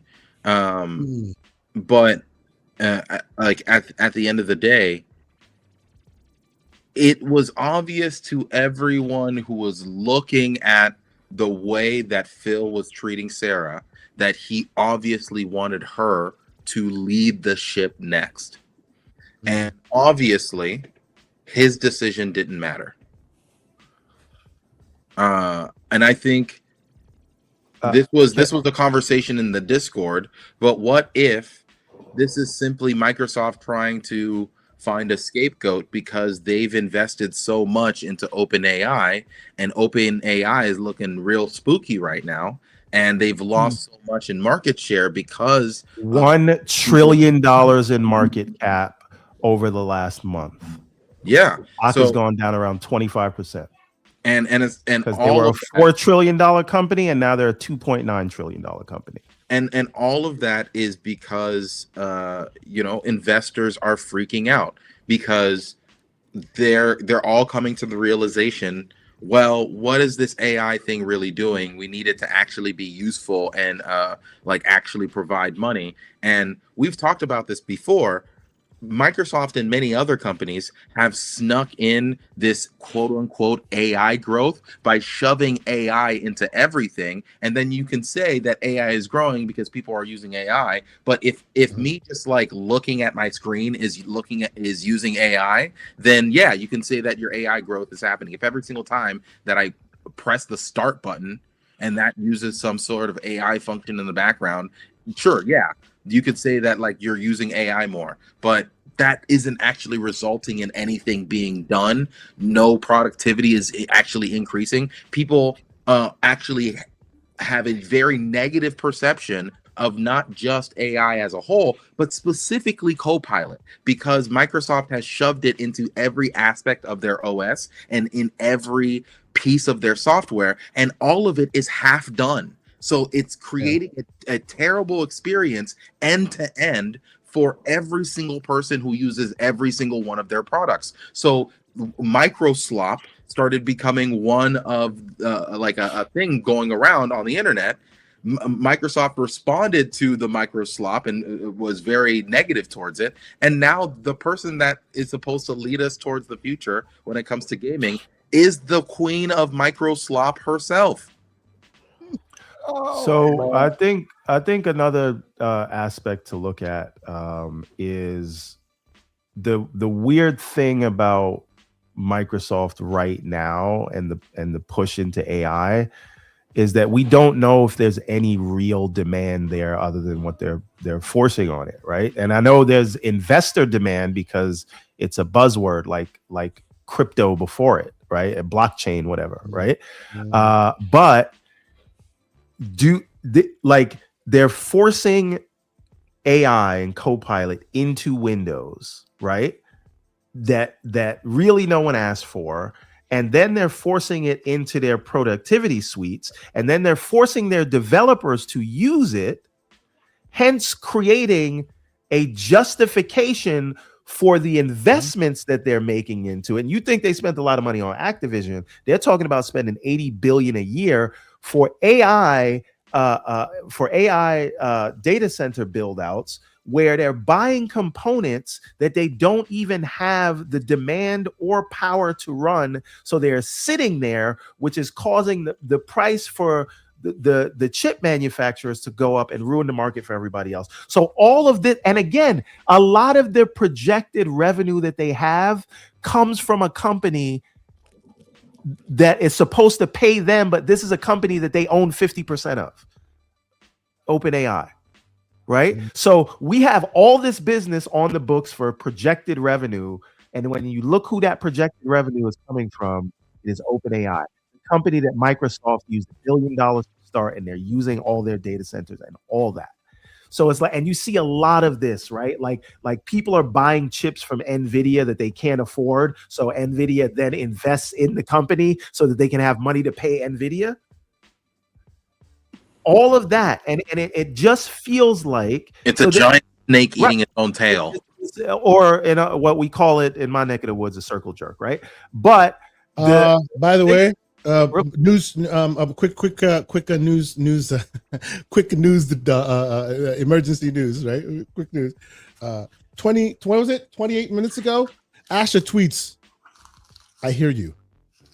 Oh my God, no, not that I hear you. Not the 20 minutes ago, she no. Continue. Anyway, so Lucius, this is why I said I didn't want to I got animated earlier about the resume. But it's not because, but for my position, I see people saying she don't have experience, and that's where I was. But the more telling thing is what is on the resume, which is she was running the core AI product. Again, a thing that Microsoft is forcing everyone to get into. And Satya has not run into a problem that he doesn't think he can fix by adding more AI to it. Even if that problem is we don't want AI. And mind you, we haven't even gotten to Asha's statement yet, but I just wanna I'm gonna like spoil it for you. 90% of it is written by AI. We ran it through an AI algorithm to see how much of it is purely human, how much of it is mixed, and how much of it is AI. 0% of it is human. 0% of the statement that she made to everyone, including the fact that she was like, "Oh, I don't want sloppy AI" or whatever term that she used. All of that was written by AI. She does not want AI with soulless AI. Yeah. Meanwhile, that was written soulless by AI slop. AI. Right. Written by AI slop. Listen, you got rid of the black lady, and now you want to have something with soul. Anyway, but the thing is this. You're never gonna be able to have this show again. You gotta calm down. The telling of the hire, right, tells me that top down, the entire company is about trying to go through a transformation into an AI first future. And the idea that an AI executive was installed instead of the person that was being groomed for the role says that this person is there to report directly to Satya about his AI ambitions. And remember again, when I called her a puppet 20 minutes ago? I am all for like tools that make developers' lives easier and bring down the development cost. So finding ways to integrate AI that helps that's all fine. The concern is this just a thing where we need, as you said, a puppet, or we need someone who is what do you call it? Now that all that being said, right? Because I'm trying to be fair on top of being slanderous. And I got one more thing to say about Sarah that I forgot to mention, but I killed myself for not mentioning it, but I'll say that after this. So this appointment, right? Like basically the current leadership team has lost the confidence of the public, right? And because they have done that, right? Because if Phil left and Sarah was appointed, people would consider it's the same thing as usual, right? But so you're saying this is the Kamala Harris Biden situation? Yes, right. And so, but it's worse than that, right? So if you wanted to go back on promises that the previous leadership made, and Phil and Sarah were the ones to do that, let's say get rid of Game Pass, or I'm not saying this will happen, and I'm not saying they're gonna not do backwards compatibility. The point is they made promises, and their name's already in the dirt after the way they handled the multi-platform push, rightly or wrongly. If they now have to go back on a core tenet, that's it for them. So they'd have no confidence. Nobody listened to anything. A new person in charge is not beholden to the promises of the previous leadership. So if you did, right? And again, and it could be Phil knows that. So maybe Fonz is right. Maybe he was trying to retire at the end of the year. Hold on, I'm gonna say this last thing. Let me just say this sentence. Maybe he was planning to retire later, and he was like, "You're not gonna have me after all of these years, after multi-platform, after this is an Xbox, after all of that. Now tell people that Game Pass is going away. I can't be the one to do it. Either you get me out of here, or I got to get out of here." So the only part I wanted to include there is, to the point you were just making, somebody should read the latest back and forth between David Jaffe and Phil Spencer. They better give me my money back if they well think about it. No, listen. No, I'm saying if they thinking about the point of Game Pass, you better pay me back in the current rate of Game Pass, whatever that current rate is. You pay me back to that current rate. I think if they got rid of it, whoever's godfathered in would be godfathered in, and nobody else would be able to get day. I have it here. I can read it. So you have it. Okay, so real quick, and this is because of what you mentioned. If I can find it, basically, Phil, he sent a tweet to Phil, and Phil replied. And what he didn't reply with is very, very much as interesting as what he did reply with, which is, here you go.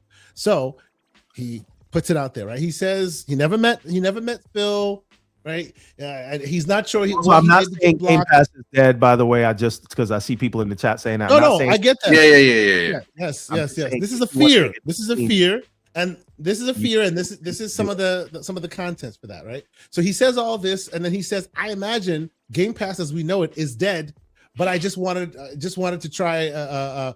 But I just loved that he tried. He was trying to do what he was trying to do. He was a visionary, and then he replied back, right? And what did he reply back with? He replied back with, "Thanks, David. Appreciate the nice notes and not blocked." And then, of course, the great Tide talks, as he does, puts the boot on neck and asks the question we all want to know: why the Game Pass comment though? And why did the man leaving did not respond at all? Just kind of pretended that didn't exist.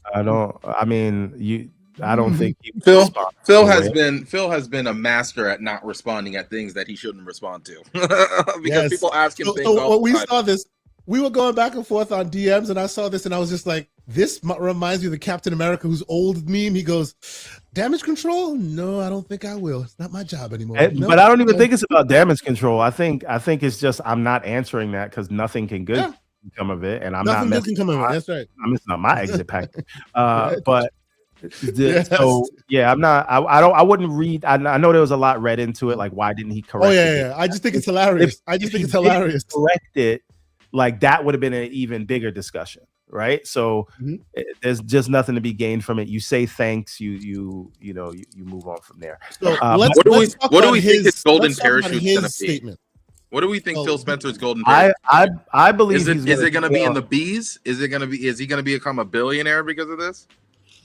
He might, right? Depends on what his stock. What his stock? Where he is already. Yeah. Well, I mean, real quick. With the way the stock been going, we haven't heard from Aaron in a little bit. Aaron, I want to move on from the other statement made by Sarah. Let's talk about the statement made by Phil. Asante, before we do that, I have one last thing to put a button on the Sarah thing. Go ahead. So let's take everything at face value. Let's not say she was fired. Let's not say she quit. Let's speculate onto why she was passed over, aside from the AI thing, right? I think, and I've seen this firsthand many and many a times, right?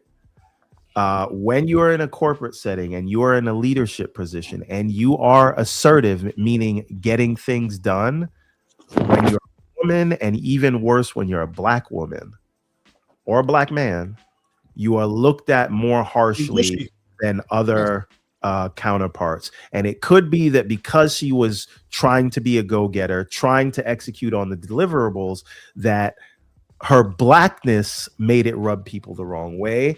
And when it came time, when they're doing their due diligence and they're asking around, because they do these things, they'll talk to the other managers. How do you feel about this person leading the thing? And maybe that is how she made enemies, by just doing the same things that her counterparts would do.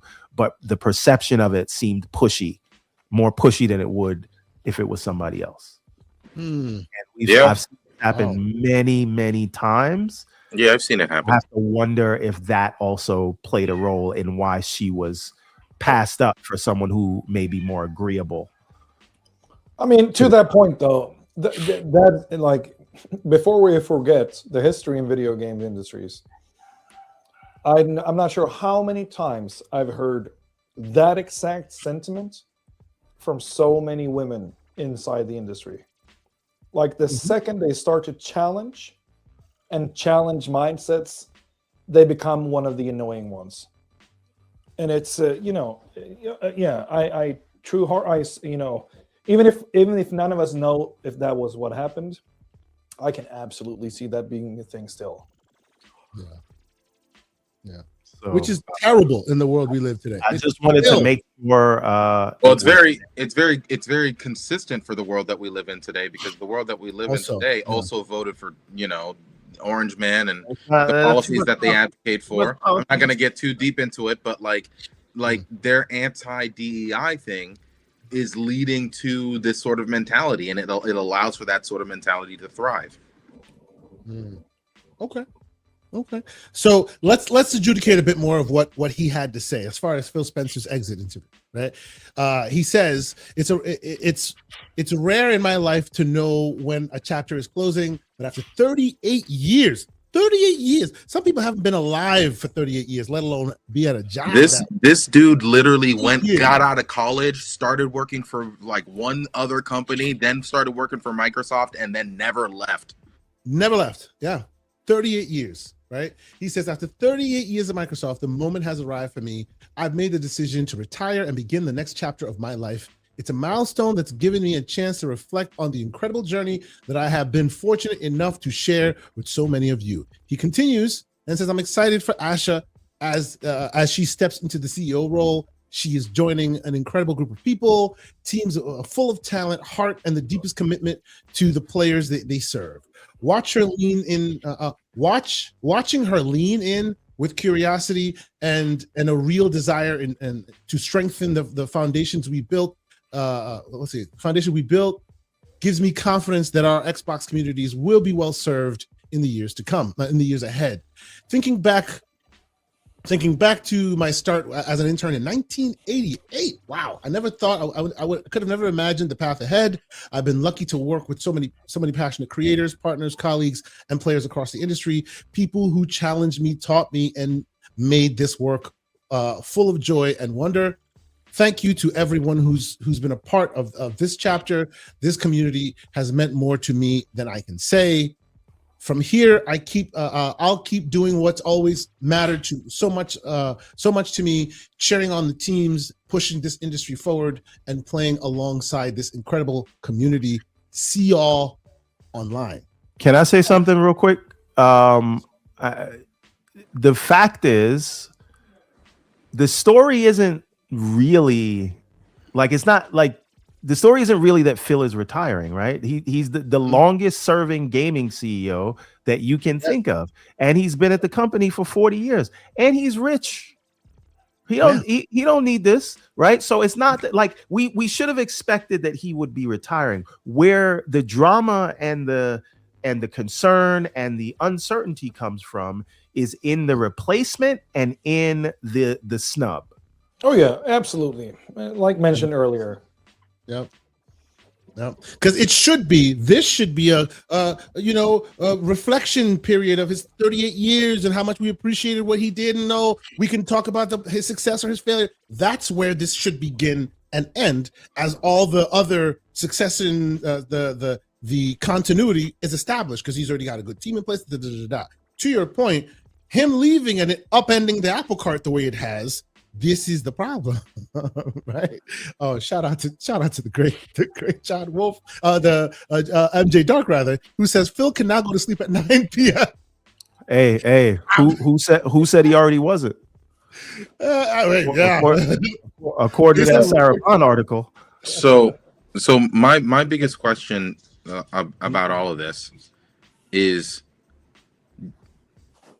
well, one, I just have to say, he started his internship before I was even born, which is crazy. The fact that you weren't born before 88 is crazier, but keep going. True. Let's keep it moving. Great way to the building. Go ahead. But to see his tenure end unceremoniously is another kick in the teeth, because at least Jim Ryan had a little party and a cookie. Well, but this is the thing. He's still going to stay on as an advisor until March, and they haven't announced any replacement for him on the board, which is a separate job, right? So this is the same kind of lead time for Jim Ryan. So he might still get his cookie, is what I'm saying.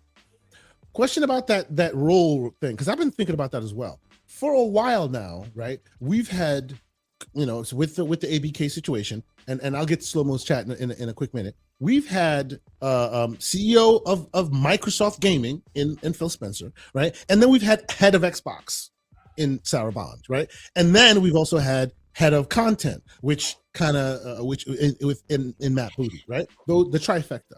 So it looks like Phil retiring leaves a hole. We thought that Sarah was going to ascend. She did not. She's leaving. They put Asha in place. But listen, they put Asha in place at Phil's. So who's the head of Xbox? I guess that's Matt Booty. Well, no, Matt Booty. Yeah. Who is the head of Matt Booty? Matt Booty's new title is something about AI or something or another. I'm not. Yeah. No, it's not. No, it's content. It's content. They misreported that. When in that first article, I think IGN wrote it that way. That's not what it is. Yeah. It's head of. IGN didn't report something accurately. Surprise, surprise. Yeah. So basically, they're unifying all the content, and so you don't have the three separate heads, and it all goes under Matt Booty. But at the end of the day, though, the question I was asking is: there used to be a role called the head of Xbox. Now, Asha, and we'll get into her statement, has reaffirmed that they love the console and they love Xbox and all that. Who is the head of Xbox? Well, hold on. Now, here's the thing: if the exit of Sarah Bond was so abrupt, they probably had not had time to plan that transition. So there's no head of Xbox right now. But we're assuming that they knew that Sarah was not going to take that slight sitting down. So if they knew that she was not going to do that, then why didn't they have somebody, in mind? She's been working with her for weeks now. Unless when they actually made the decision, she was just like, no, I'm not staying on. No, I'm not training my replacement. I'm out. And now they got to find somebody. And it'll probably be somebody that they bring in internally or whatever. Slow-mo backslap, $10 super chat. He says, Asha revealed her gamer tag. We can ignore that she didn't start playing Xbox games on Xbox until mid-January. Ooh, a couple weeks ago is crazy. Hold on. So real quick, we can see. Let me finish. Let him finish. We can see she was likely told the Xbox gaming CEO job was hers just a month ago. What I will say is, if they really cared, they could fudge her numbers easily. Of course. But here's what I'm gonna say: I would never be allowed to get a job where, for example, if I'm the head of the FAA, under no circumstance am I gonna be the head of the FAA without a flight license, right? Yeah, but this comes back to this idea that you need to be a gamer, though, doesn't it? And I'm just pushing back against that. I get it, but it's just. And the other thing is the other thing that I would say is, this is her. I don't think she has a profile, but if she did have a longer profile, maybe you don't want everybody with that, and this is just the public one that you want people to see. I'm not saying that that's the case. I don't believe that she's a gamer. I don't believe she needs to be a gamer. But are you saying she's Linda McMahon as an education secretary? Let's keep it moving. No. What I'm saying, she's Pete Hegseth. I'm saying, oh no, that's even worse. I'm saying there's a chance that she's Kash Patel. Yeah, we just need to get away. First of all, her eye moves perfectly fine, so it's not. Anyway, I'm really pushing back on any idea that we have to connect whether you're a gamer or not to. And that's not necessary. I agree with that. I mean, one thing that we forgot as well. I mean, at the end of the day, there is still a glass ceiling that is being broken by having a woman of color in the position where Phil Spencer was at earlier. So if we just take 100 steps back, that glass ceiling is still broken, because find me a place in the video game industry where we've seen that before. So again, the problem here. I'm not going to say what's in my head, but I know you all know what's in my head. I'm not going to say it. Or like this thing is no. I won't even say it. But this is complex conversation. Now you gotta help me correct this one. Because no. That is wrong. All I'm saying is that do your own research about India's caste system. Just go understand what that is all about. Oh no. Now you're walking down that path. I hear you. No, what I'm saying is there is still. This is a first in the industry. With that said, again, that's not where my whole thing comes from. The whole thing comes from that there was an expectation. There was a lead up to this. Sarah was the obvious choice. So what Slomo is bringing in here, using the people of color, that may be a loss in translation. So please help me out there if there's anything else there that I'm missing. I think we're heading into Discord conversation. All right. But we need to go there. We'll just Oh, I got you. We'll go into, So since I'm from way over the Atlantic Ocean over here, sorry, pardon my language if I'm using the terms wrong. Oh, no, you said nothing wrong. There's nothing wrong. It's just because I know there are certain people. As soon as we heard, there's a retort in my head that I knew was definitely never born, and probably Lucius's head. As soon as you said this, and I said, okay, I will leave that one for Disco. Oh man, what would you though? I'm right here to take if I said anything wrong. No. You didn't. No. Here's the thing. You didn't say anything wrong. This is just such an interesting conversation, but it will go into places that might get this show demonetized or whatever. And we don't want to do that. We don't want to do that in a bad situation. Not bad. What I'm saying though, I'm coming at this from the same point as Everborn. There are so many aspects of this that could be aspects that we should applaud in the greater scheme of things, but the lead up to this and what we expected, having Sarah taking the helm, is again, that's the crazy part of this whole thing. So I just want to jump on Everborn's back here when it comes to it doesn't matter what she has for experience before. Again, for me, it is not about her. It is about the woman that was not in that position that we expected to take the helm.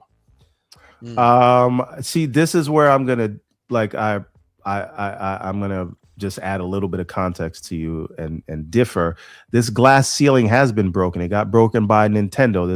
There's a female CEO in gaming at the top of the top at Nintendo, right? And now if we want to add, I'm less impressed by the stat that you provided, because you have the guy at the top, he's an AI guy, and he appoints someone who's running an AI business. I don't even think you have to get into the other stuff before you even get there. I'm only saying though that I believe the glass ceiling is still firmly in place, because there is no shortage. If we want to talk about people of color, there's no shortage of, and I'm not saying that this is a problem, I'm stating this as a matter of fact, there are no shortage of CEOs in the tech space that are Indian, right? Not just Indian, but coming from the same exact caste system of those Indians. And again, this is no. I understand. Yeah. There's no disrespect. This is no disrespect to anybody. And as far as women go, there are women in very high positions, even in the gaming industry. So what really, if we want to get down and be and have been for a very long time. We talk about Amy Hennig. We talk about all these like legends that are women that put their like actual like foot in the space, and so I don't want to ignore them. That we've had like luminaries, female luminaries inside of the space before. They've made their space and they've put their footprint inside of gaming in gaming history. Yeah, and so my point is there would have been a cracking or breaking of the glass ceiling if they followed through on what everyone expected. This, to me, is less to do with glass ceiling anything, and that she is a person that was an AI. She was running an AI division at Microsoft, and the CEO right now wants everything AI. And I think we can Occam's razor that. Yeah, sure. Yeah. Just to be clear, you're talking about Devin Pritchard, are you? Yes, Devin. Oh, I mean, yeah, but that's not the whole thing, though. But I hear you. When you say it's not the whole thing, what do you mean? I mean, there's a gaming division that we're talking about right now. The entire gaming division at Microsoft. Like Devin Pritchard takes the helm of Nintendo of America. She's not in charge of the whole Nintendo gaming platform. Yeah, she's in charge of marketing for America. Like basically, that's how we've seen it. Yeah, but we're not gonna. I think you're bringing up fair points, so appreciate that. But yeah. But part of the reason why let's also not gloss over to being the role of being president of Nintendo of America. Nintendo, yeah, absolutely. Just like it was a big deal for Reggie Fils-Aimé. That's right. Absolutely. Yes.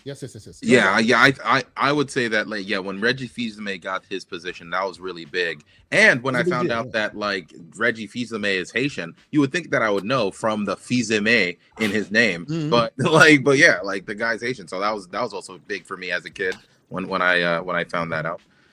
Yeah.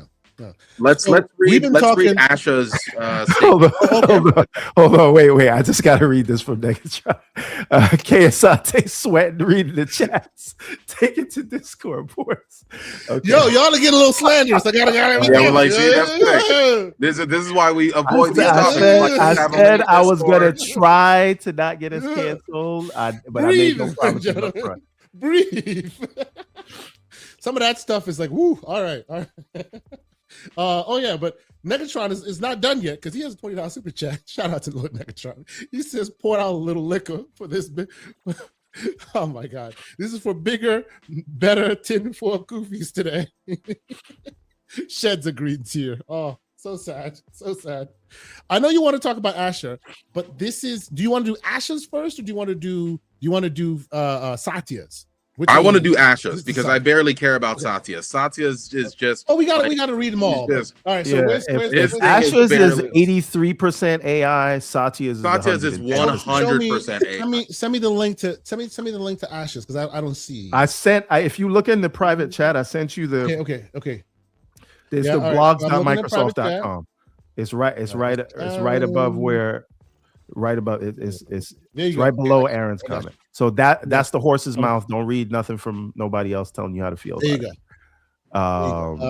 There you go. So this is Asha's. The second, first paragraph is Satya. Next paragraph is Phil, and then Asha, and then somewhere at the bottom they threw Matt Booty. Phil Spencer's, and then all right, here we go. Yeah. All right, who's reading this? Am I reading it or what do we? Sure, go for it. All right. So Asha Sharma message. All right. Dear team, today I begin my role as CEO of Microsoft Gaming. I feel two things at once, humility and urgency. Humility because this team has built something extraordinary over decades. Urgency because gaming is in a period of rapid change and we need to move with clarity and conviction. I am stepping into work shaped by generations of artists, engineers, designers, writers, musicians, operators, and more who create worlds that have brought joy and deep personal meaning to hundreds of millions of players. The level of craft here is exceptional, and it is amplified by Xbox, which was founded in the belief that the power of games connects people and pushes the industry forward. Thank you to Phil for his leadership, to every studio, platform, and operations team that built this foundation. We are stewards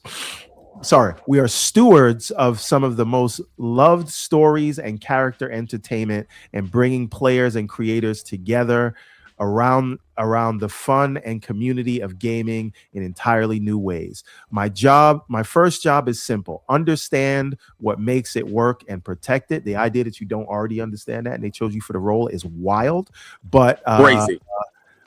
Then it starts with 3 commitments. First, great games.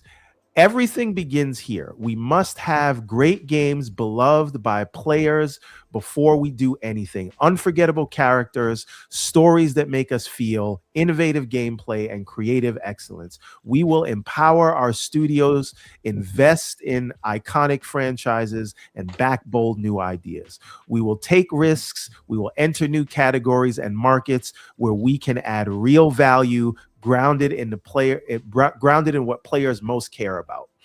I promoted Matt Booty in honor of this in honor of this commitment. He understands the craft and challenges of building great games, and he's the only one that wanted to stay. Sorry, I added that. He has led. Stop that, bro. So I'm editorializing. All right. He has led teams that deliver award-winning work and has earned the trust of game developers across the industry. Second, the return of Xbox.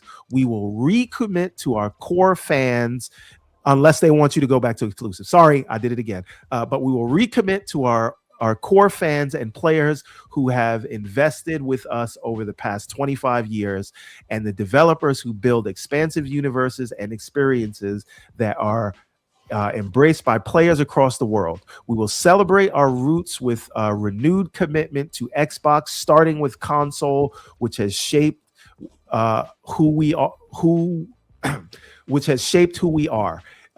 It connects us to players and fans who invest in Xbox and the developers who build ambitious experiences for it.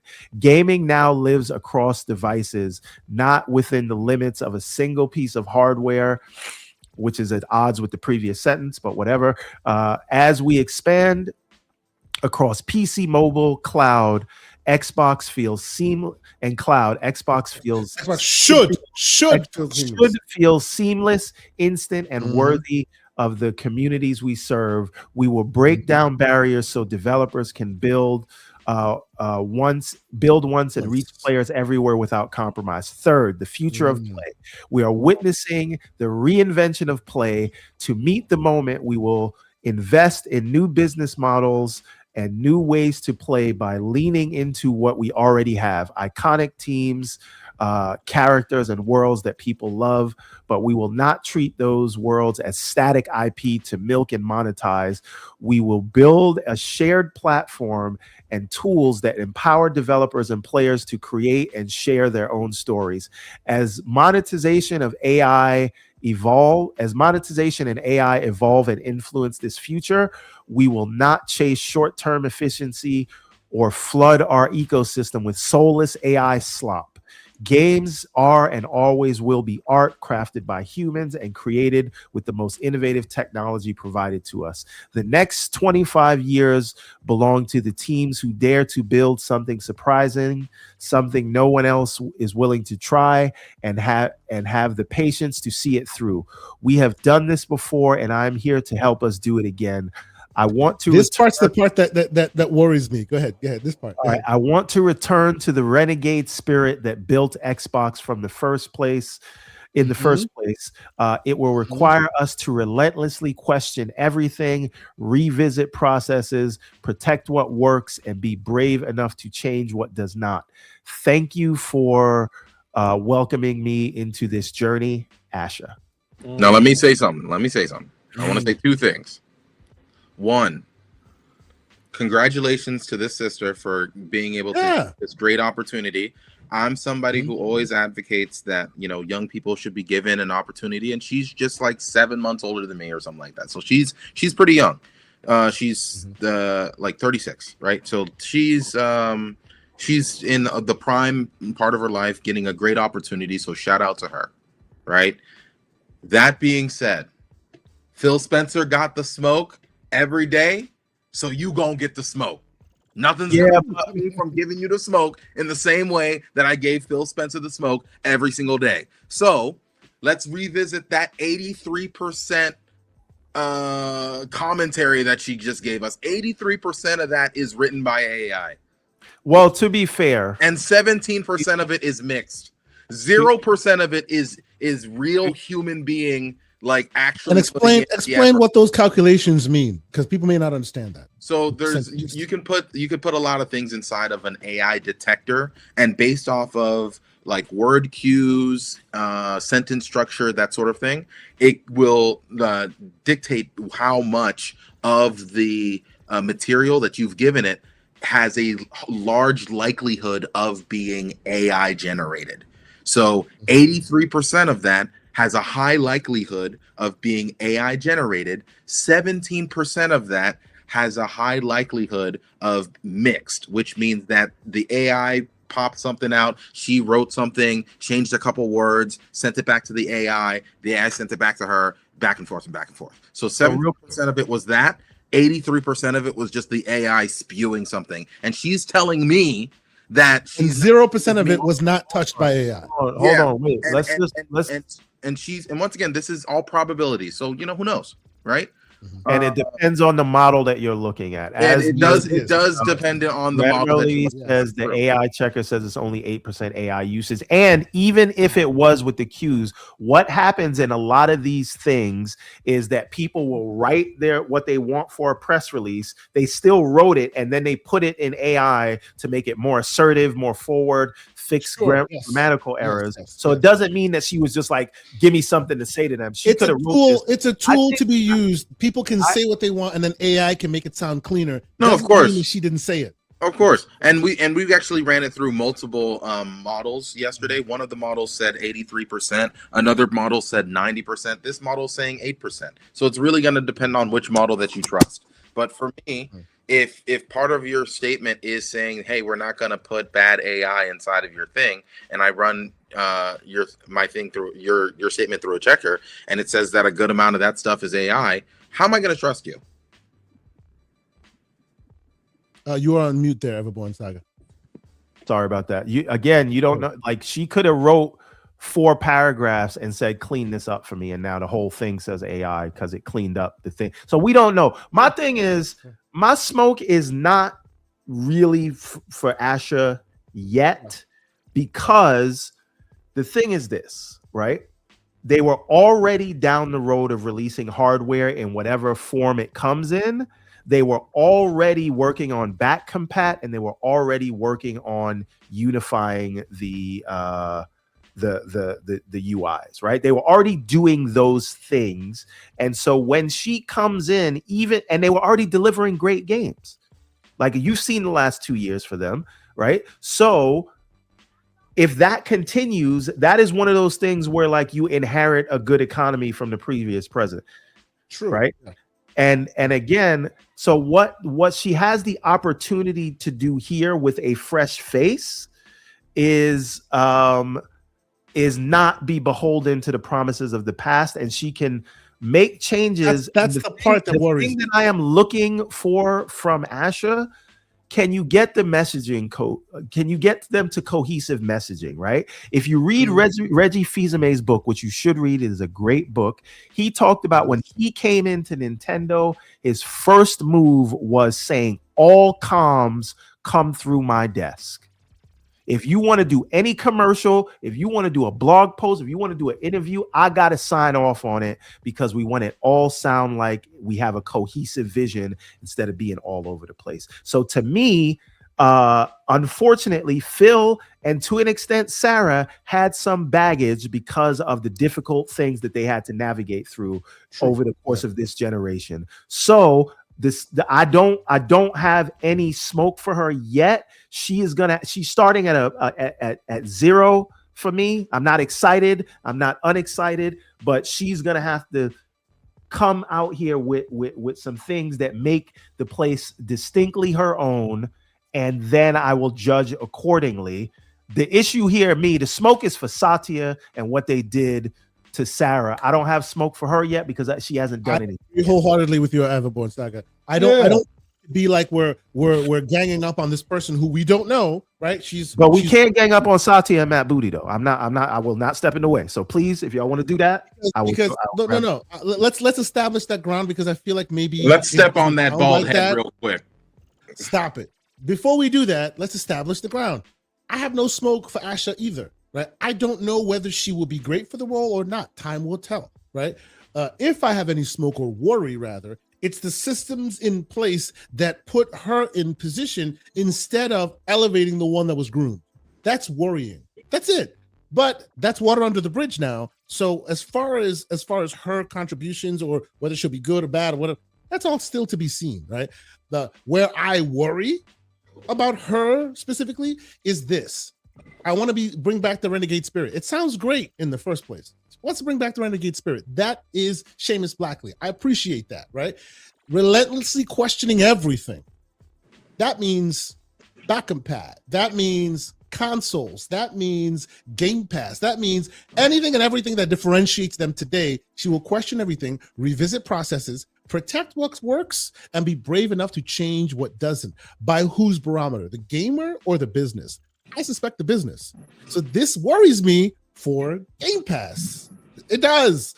I have no reason for it to do so. But the reason why it worries me for Game Pass is because she, coming into the space, has no experience in that realm of Game Pass and all that. Whereas we know that was Sarah's baby, funding it and making sure that the content was curated and all of that. She doesn't understand the value of the product.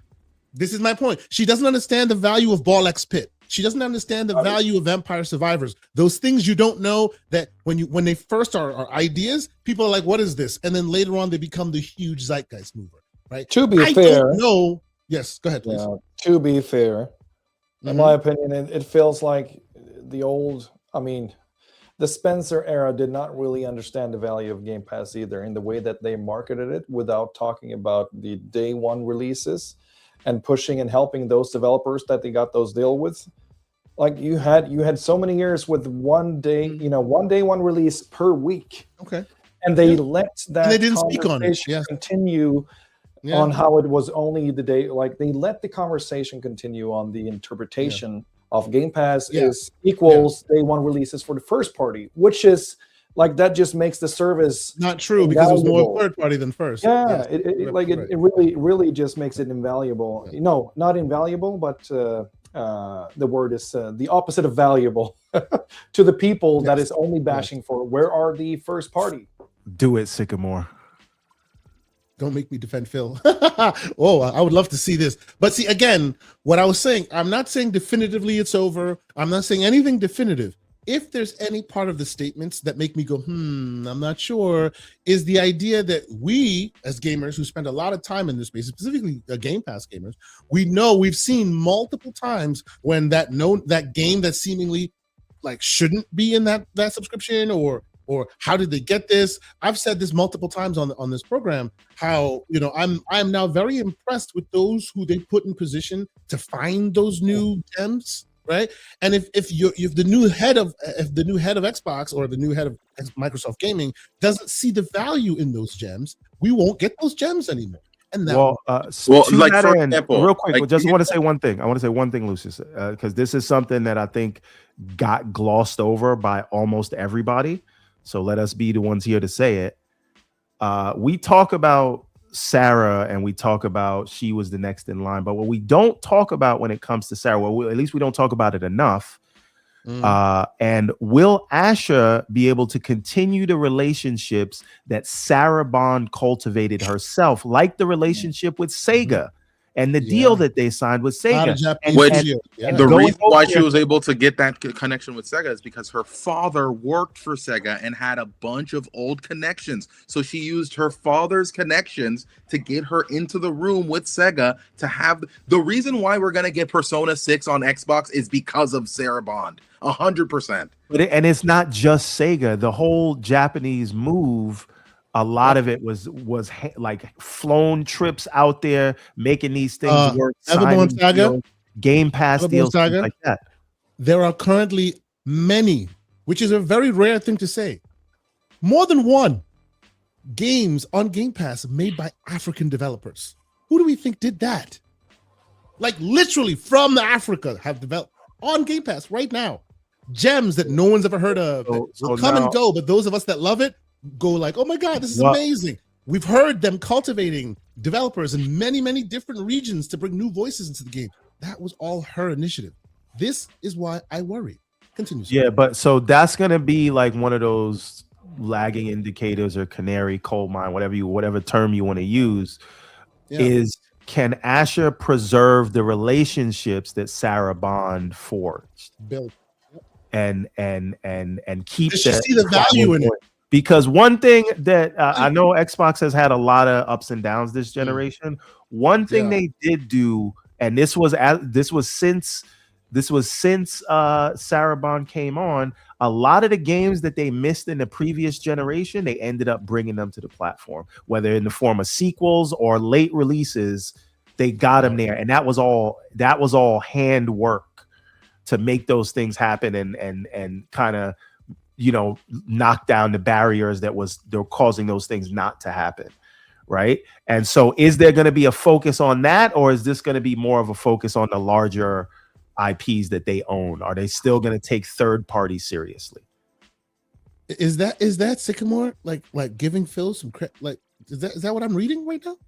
Okay, what did he say? So Sycamore says something has to break marketing or content. Phil and them chose content, which I appreciate. That's aspect. Your Lies of P and Expedition 33 again, absolutely. It sounds like he gave Phil Spencer some credit there. No, he's check on the man Sycamore 7. Is he sitting down? Is his back broken? What's going on? Is he okay? No.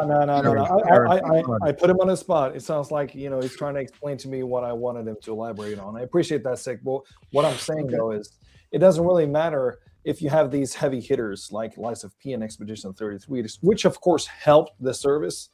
But in my opinion, they missed out on so many of those smaller titles that they could have pushed even more, and they could have had that communication regarding the service not only being focused on these, a couple of heavy hitters each year or potential heavy hitters, but the main focus of the whole service is the zeitgeist that is being brought by being there day one, and that service gave you day one releases on a weekly basis. Yeah, I think let's double down on what Aaron is saying. Go ahead. Microsoft has only recently shifted its marketing to go from, hey, we'll give you one of our games per quarter, to now saying, if you are an Xbox Ultimate subscriber, you get 75 games a year. They've shifted, and it's not to say that they don't want to. They've shot their shot as far as the first part, as far as the day and dates. Like now they list it. Like different tiers have different day and dates attached to them. Yeah, so if you have the highest tier, you have a required day and date that you're going to get that the other tiers don't. And the problem, and the problem right now is, of course, when they left the old model, like the old model had this already. Now, when they have to raise prices, all of a sudden they remember, like, oh, maybe we can use what we've already had, what everybody had all the time before they justify it. Big one. Like, there's no justification for the big one right now because that thing was already there. But that's my shtick. Oh, you're not you wrong. get my point, though, Sick. Yeah, absolutely. So Sycamore 7 says it matters. It matters. It's the best service available. Jesus, Chris, Amy Hood won't give me the money to do that on other IPs. So basically, what he's saying is the marketing budget that they have is limited by top brass, and the only thing that they get green light to market is their first party stuff, and so they spend the money there and not on the other things that are in the service. Yep. That makes sense from like a corporate level sort of thing. That is how corporate thinks. I agree on that. But what I'm saying is the developers are making the pushes themselves. I'm not sure how many times we've heard from the developers that are in Game Pass in day one, in the day one program. They are literally, they have the embargo drop at the same time. They release at the same time. They do every time they have to lose the game. He's back. I'm back. Yeah. So they have one point where they can push all that marketing focus, and that is when they release, when they drop the embargo, etc., etc. So the developers are already doing 70 to 80% of the push. What Microsoft needed to do was just that extra 20 to 30%. So here's the issue there, just like from the business perspective of it. That when you have a marketing budget, you map that budget to what is going to be the upside of that. So we spend X dollars on marketing, which leads to X amount of sales, right? Now, what the issue here that I think Aaron is highlighting is we're saying that they should have allocated more marketing budget to these games. The problem is with Game Pass, unless there is some sort of profit sharing with the studio, which as far as I know, there is not. They pay you a flat fee. They give you the upside all up front. And I'm sure there's other KPIs to where you might get payments on the back. There are some that I've heard that they do sharing, but it's not all the same. So they are going to advertise a game only for people to go out and buy it on other platforms, and they get nothing for that. So the question is, because marketing budget and content acquisition budget are two things. They're either, and they make a certain deal for this thing. So what we're advocating for is the increase of payment to these third-party studios, or we say, let's take it out of the money we're paying you for Game Pass, and then we'll advertise it for you also. Right? Because I think the reason they spend it that way is because when they advertise the stuff that they own, that can lead to sales, whether on Xbox or ancillary platforms, and that money goes to them. So when they do their advertising, they're more so advertising Game Pass because that will lead to a subscription, and then advertising their first party. So if you don't go to Game Pass, you'll buy that game. I don't think they're going to spend marketing money on games that they're not going to really see the benefit of, unless they set up profit sharing thing. Yeah, I mean they do advertise things that they have marketing deals with. Yeah, but what I'm saying is, like, the benefit of marketing these things are that you work with quantity instead of quality. So you put out the marketing pushes for each and every release. Imagine if they had a marketing presence each and every week for these day one releases. Then one of them could potentially lead to going viral. It doesn't really matter how much it sells on other platforms, as long as that there is a talking point about this specific little game or big game that is releasing this month or this day or this week. If you also have that in the discourse, then everybody already knows that, oh, it's one of those Game Pass drops, because it is in the discourse, it is in the zeitgeist. If you're trying to push it, you might potentially get a hit. I mean, but if you're not, then there's really no conversation. There is something to be said about Microsoft's lack of push for certain games, because Expedition 33 was announced at Microsoft's show. And despite the fact that it was announced on Microsoft's show, I think that Microsoft's marketing team did not jump on that game fast enough, and because of that, a lot of people started associating that game to PlayStation, despite the fact that it was shown on a Microsoft screen, on a Microsoft show, and they paid for a lot of that game to be made, and the game is inside of Game Pass. So like you're not following through when it comes to a large amount of your investments. You're just allowing those investments to kind of sit there and not associating those positive things with your brand. Like Lies of P was one of PlayStation's most people's like game that they look forward to most on PlayStation or whatever, despite that game being a Game Pass game. Like, they're not doing a good job at associating themselves. Well, I would also argue what you're talking about is a backdoor Xbox tax, where if the game is good, people just won't associate it with Xbox, and if it's bad, they'll be like, look at this Xbox game, even though it's multi-platform. But anyway, one second? Yeah, let me catch up on. I have two super chats that I want to catch up on, and the great Yobi also left a super chat. I want to also quickly go through Satya's statement, but I got a statement also here. One last one that I think we would all love, and I want to end this show on that last statement. What's that statement? That is a statement that has come out from the great Peter Moore talking about Phil Spencer ending. So we will retiring. So we'll let's get to a couple of those, and then we'll read that last part. We'll have our conversation about that. And we also read that. Yeah, I read it. We also should talk about, and your statement is from Peter Moore, who had, again, he was working for Reebok, I believe, before he got into gaming. He had no gaming experience. We'll get there. Yes, we'll get there. But anyway, the point that I'm making, hold on. We gotta, okay, go ahead. Go ahead. No, go. Read the super chat. No. Yeah, because I wanted to do the super chat, but you wanted to make a point. Finish. No, go ahead. I'll come back later. Okay, no, all right. I remember what it was now. We also cannot forget because we got to discuss Asher bringing up the blades, which was bait.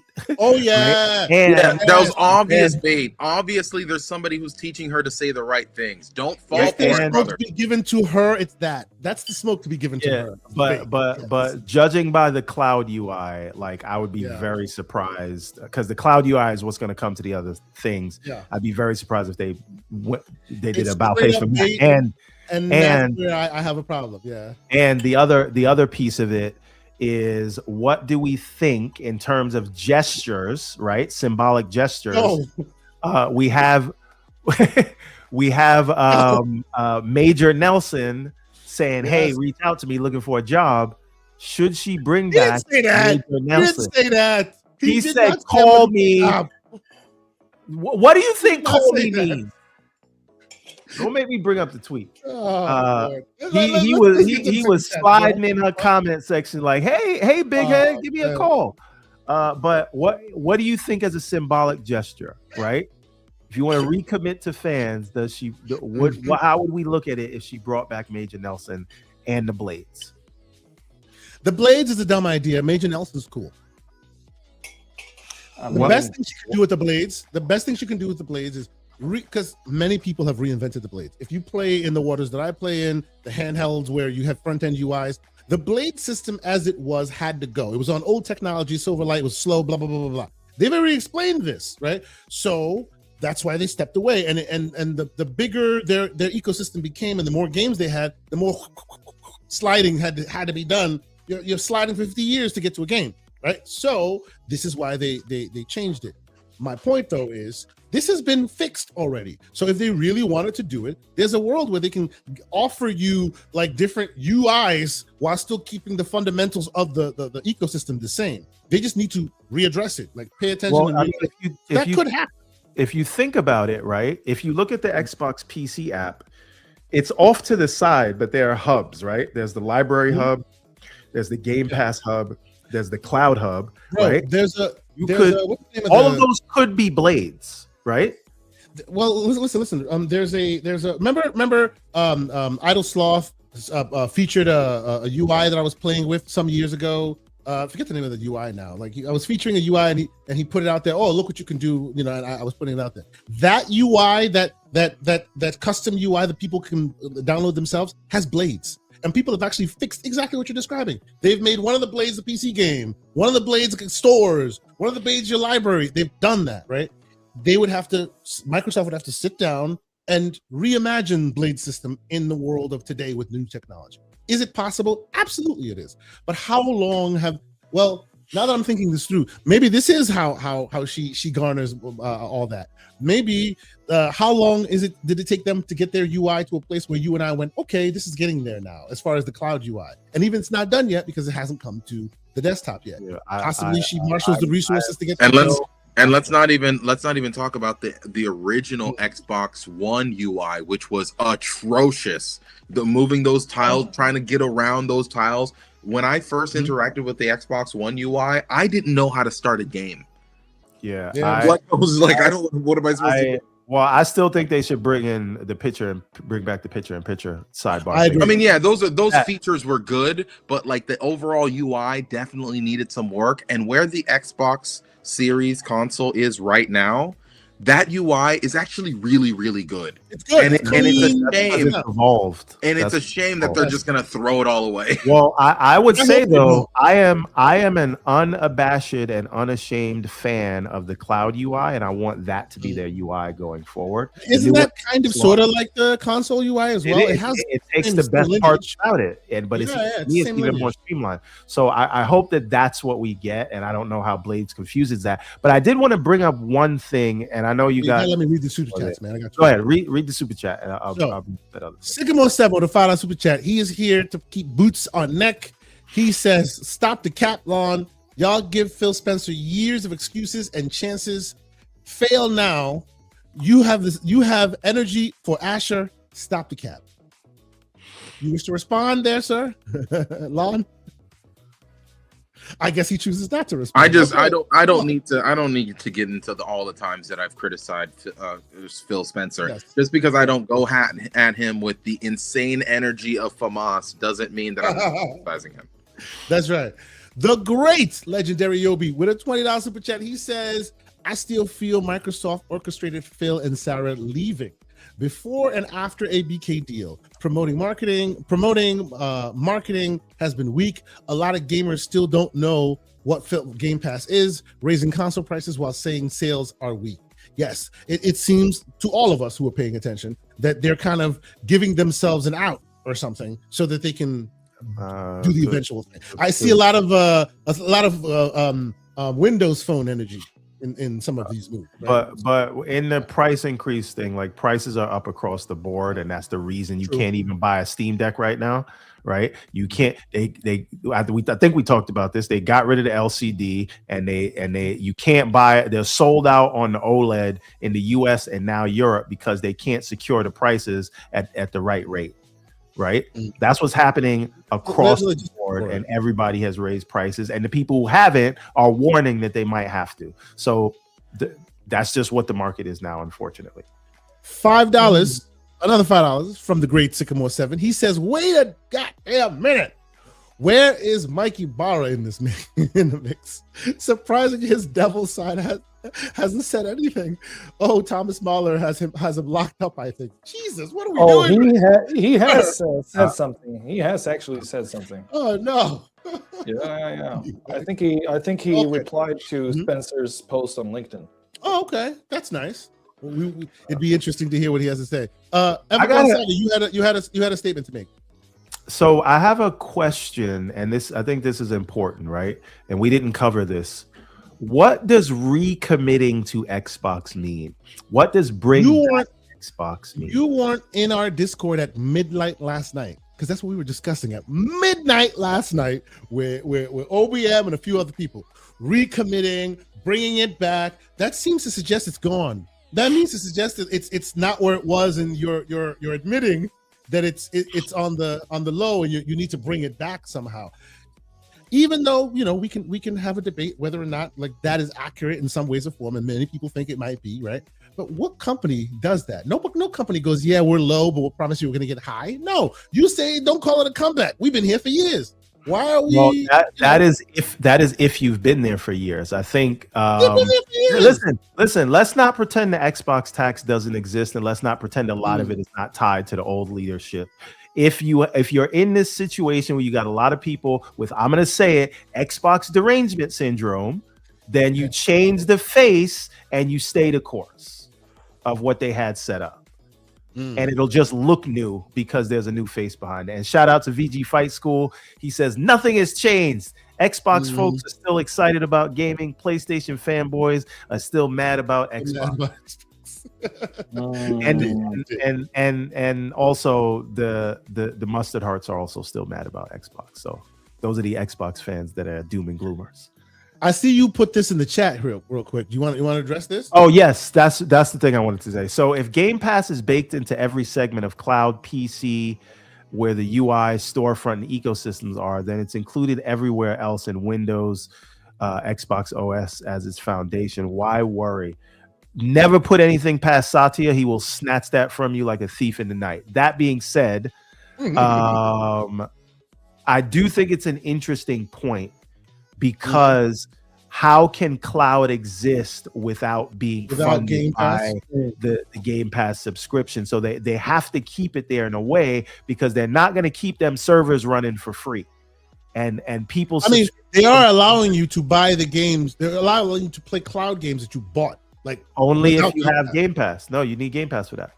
You have to have access to cloud. Yeah, you're right. They used to do that with Fortnite, but they've removed that. They've limited it a little bit. So you do have to. It was using up too much of the server space because they you not getting this compute for free. So again, how do you get rid of Game Pass? Unraveling Game Pass would be literally going back on cloud completely, because how else do you get people? Unless you have another way to monetize it, and I don't think ads are enough. Stadia pulled up a technique, a service where you could buy the things cloud-based. How long did they last? No. What I'm saying is that the technology is already there. If Game Pass disappears, they can still let you play through the Play Anywhere program with the games that you own. No, I'm not talking about whether it's technically possible. It is technically possible. That's figured out. What I'm saying is, from a monetization strategy, how do you keep a cloud service running if it's not on a subscription?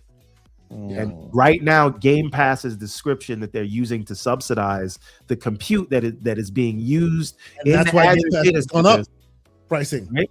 So that and Call of Duty, even though they told regulators raise the Call of Duty, and then they raised like 50%. But anyway, we're not talking about that right now. What we're talking about is if you get rid of Game Pass, how will you charge people a monthly subscription fee that you use to subsidize your compute?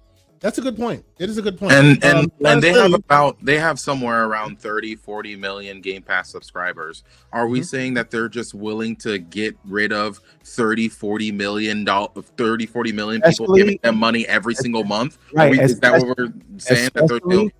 If you pay attention to the Matthew Ball report, the only gaming overall made money, like it increased like 3 to 5% in 2025. But that only increased because of the proliferation of Fortnite, Roblox service games and subscriptions. That's where the growth is in the market. It is not in old school, buy to play games. That segment of the market is not growing. Subscriptions are growing. Live service is growing.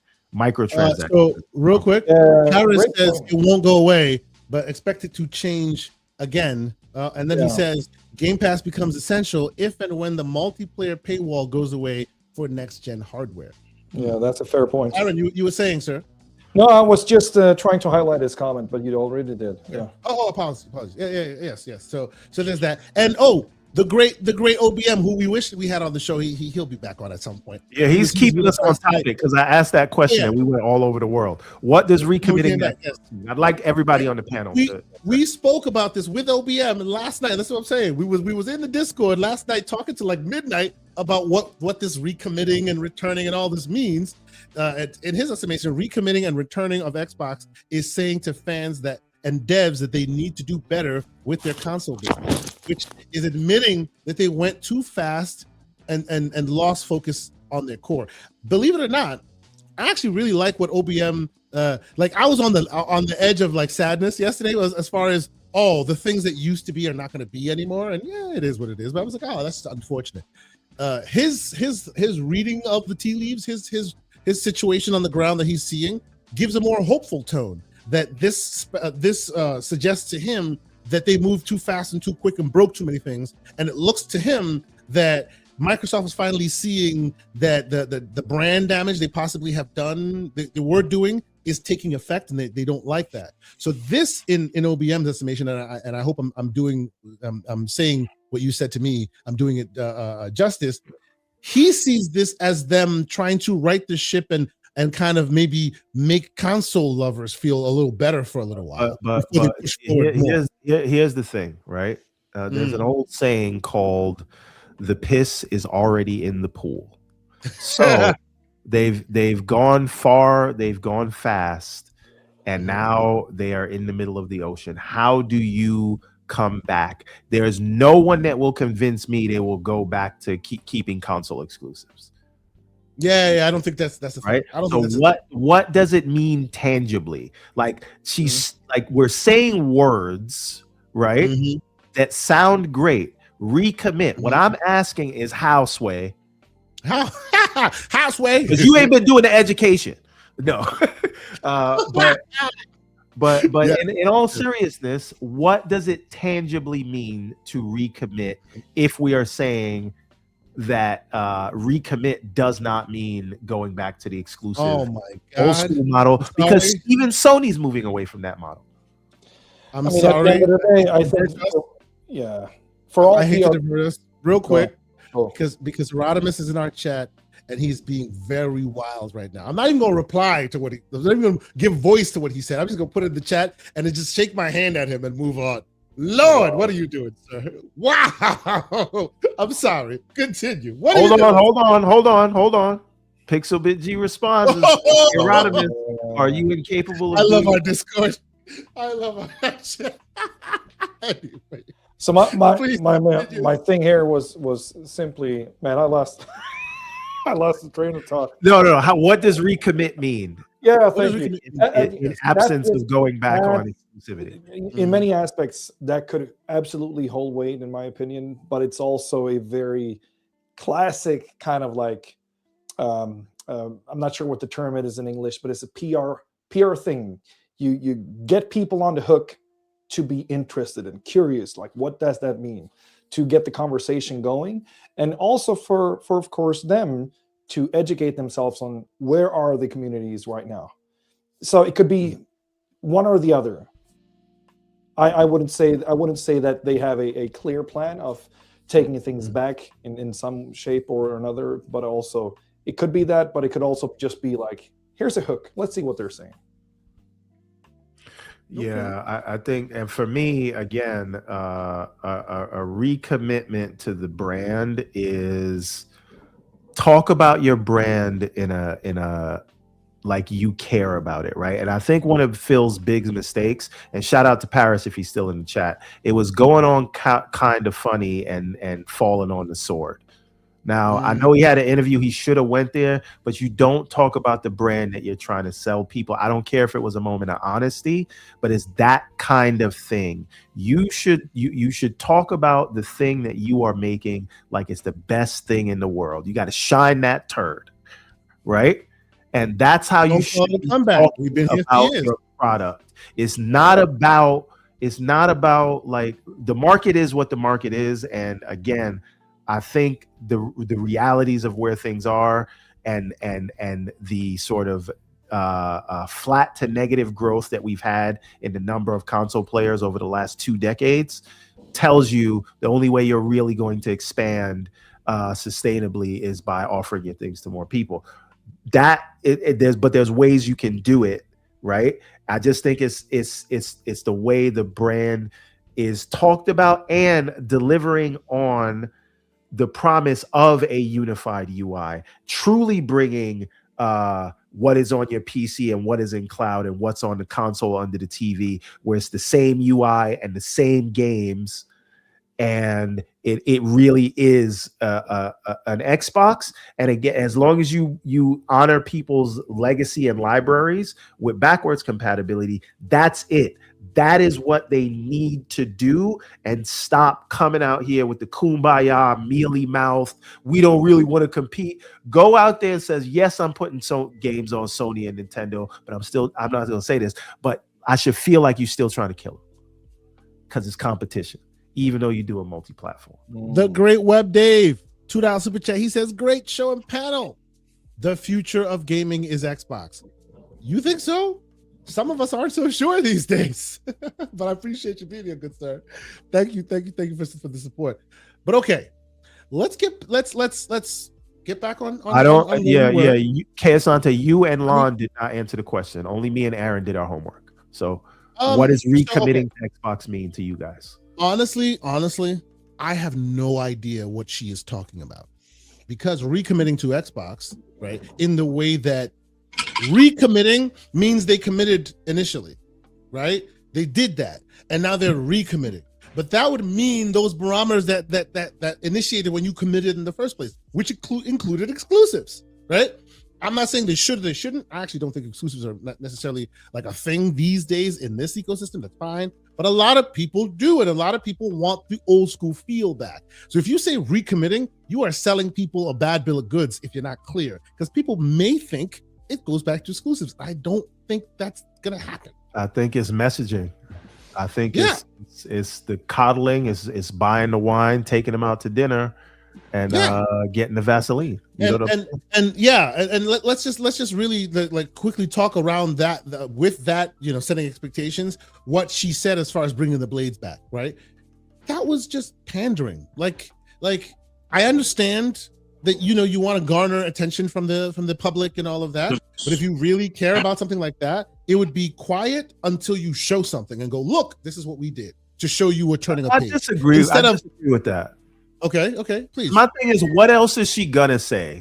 What is she gonna say? Yeah, you don't have to say anything. No, you have to say something. You must say something, because again, there was no reason to just show up and go, do you want the blades back? There's no reason 22 minutes ago to go, we hear you. No one was asking. Oh, listen, no, they were asking, though, and people were tagging her, and look how much she was following, and they're hanging on every word, and people don't know what's happening because they expected Sarah Bond to go in there, and this is all very new and surprising to the community, because we all thought it was going to go one way, and now it's going a different way. So she has to say something, and the thing she cannot say is, yeah, this is some bullshit. Sorry. Sycamore, it makes a good point. Sycamore says what he, in his estimation, he thinks that they will have a showcase. There'll be no more PlayStation uniforms at the direct and all. So okay, so what you're saying is you don't expect Nike employees to be wearing Under Armour anymore. Is that what you're saying? That's what they mean in your idea. That's what you saw when she said we're recommitting to Xbox. So they're gonna be down with the box. They're gonna be starting to bleed green again. Is that the case? Because I'm not sure. I think the messaging from the previous team, right? Mm-hmm. They, on one hand, say we still care about hardware. In the very next sentence, they downplay the importance of it. You don't need it, right? You don't. What do you call it? Even when you had Sarah Bond saying, and again, I think the multi-platform move is the right move, like 30,000 foot view. But when you say people don't really play on console like that anymore. Exclusives are antiquated. People are playing on multiple devices. No Xbox required. All those things. No Xbox required was hands down the dumbest way to try to add. I get what they were trying to do, but hands down, I think the dumbest thing to say. You can't do that while at the same time putting games on PlayStation. Meaning, the PlayStation thing was new. And then they were saying no Xbox required, right? If you did those things separately and you eased them into it, for example, right? Look at this on the PlayStation side. In 2020, Herman Holtz came out and said, just because Horizon is going, don't take that as a greater signal, right? We still are first and foremost on console. Everything is not coming, right? And people are like, they'll never go to PC, and then they went to PC, and then they lied about it just being Horizon, and then they started putting more games on PC, and then people said, but they'll never go day and date, and then they went day and date, and then it was only service games. Bro, you're doing a different analogy. There's one that's even closer. Wait, let me finish. No console, no problem. That exists. Absolutely, they did that too. You can go to a Costco right now. It says that power of PlayStation. This exists. But the point that I'm getting at. That's the point that I'm getting at is PlayStation has slowly but surely eased its players into accepting that the game will go to PC, right? And in some cases, other places, but they're not as worried because the PlayStation went about it slowly but surely. And by the time they do eventually get to day and date PC, it'll feel like an inevitability. It won't feel like a betrayal. So Umbra brings up a really interesting point that we've had conversations on for plenty of times.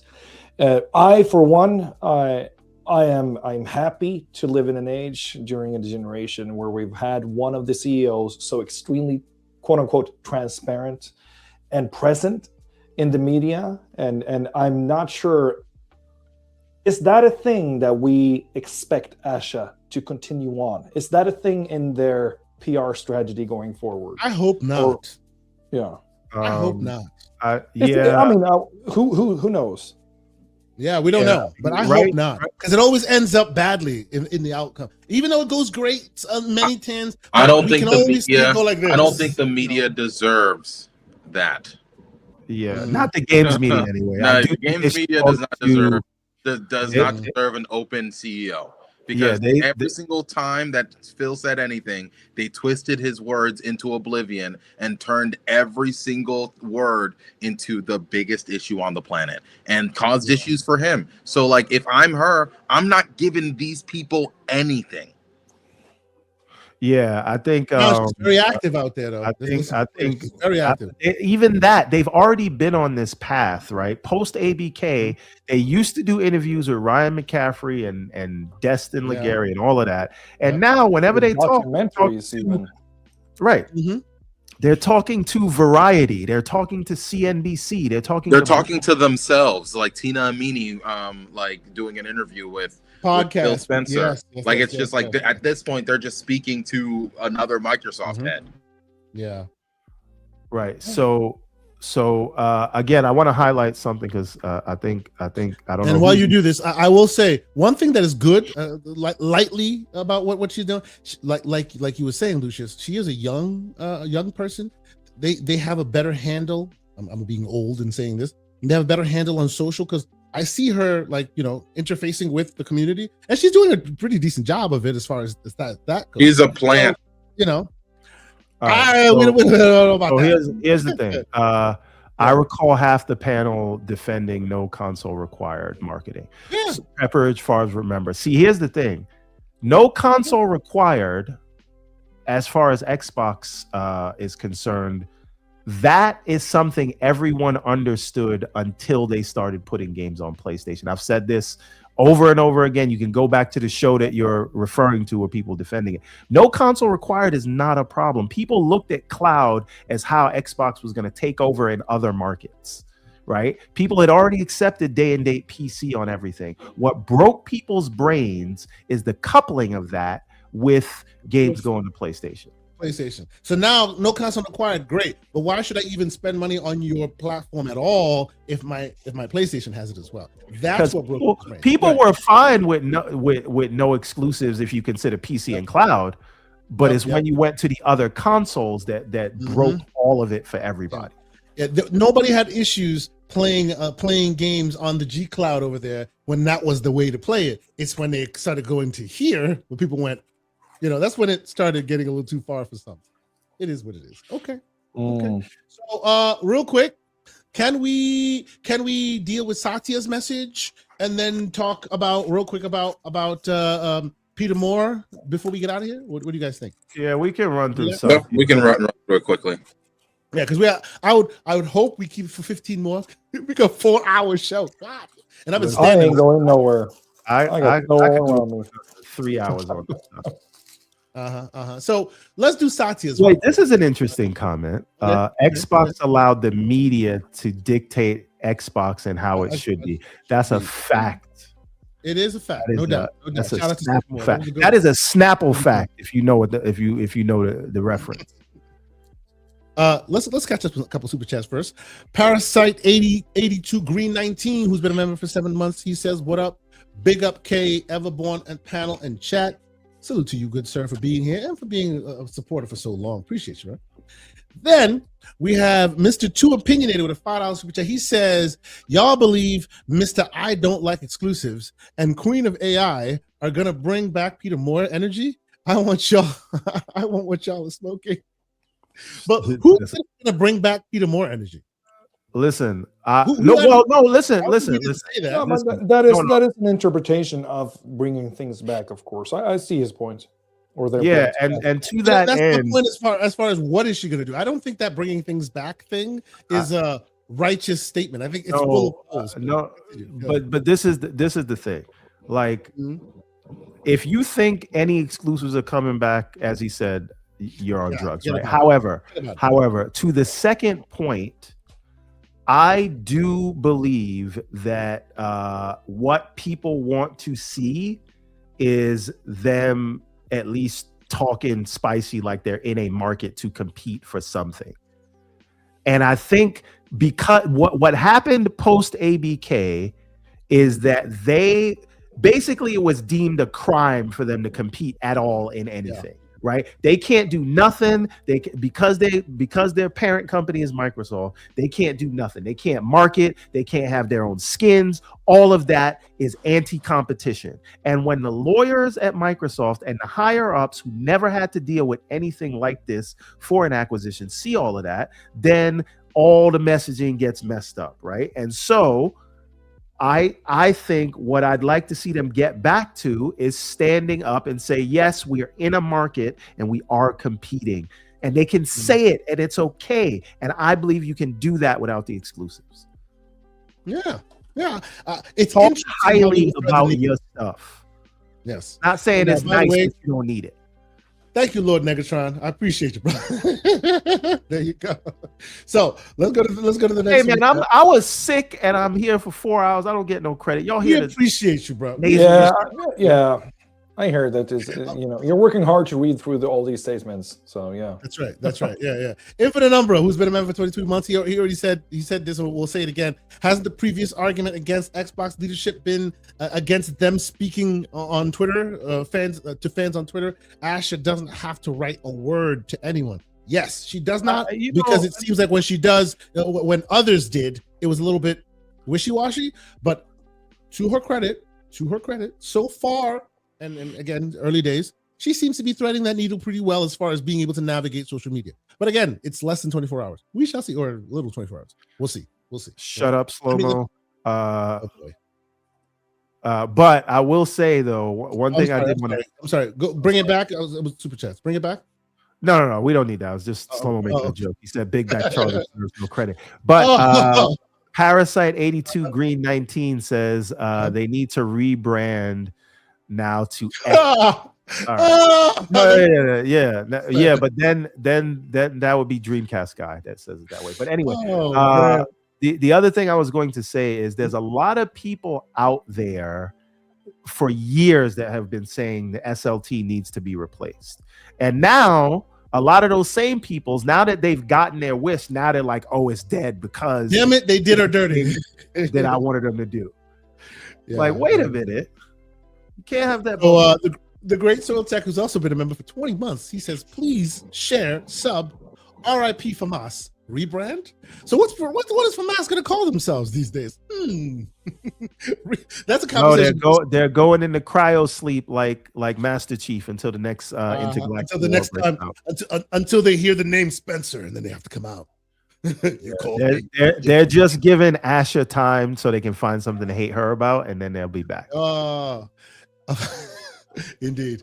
And of course, the great Santi Lou, who is a member of our Discord. Shout out to Santi, who's here with $2 super chat. She says, what up, guys? Great panel today. Appreciate you. Thank you so much for being here.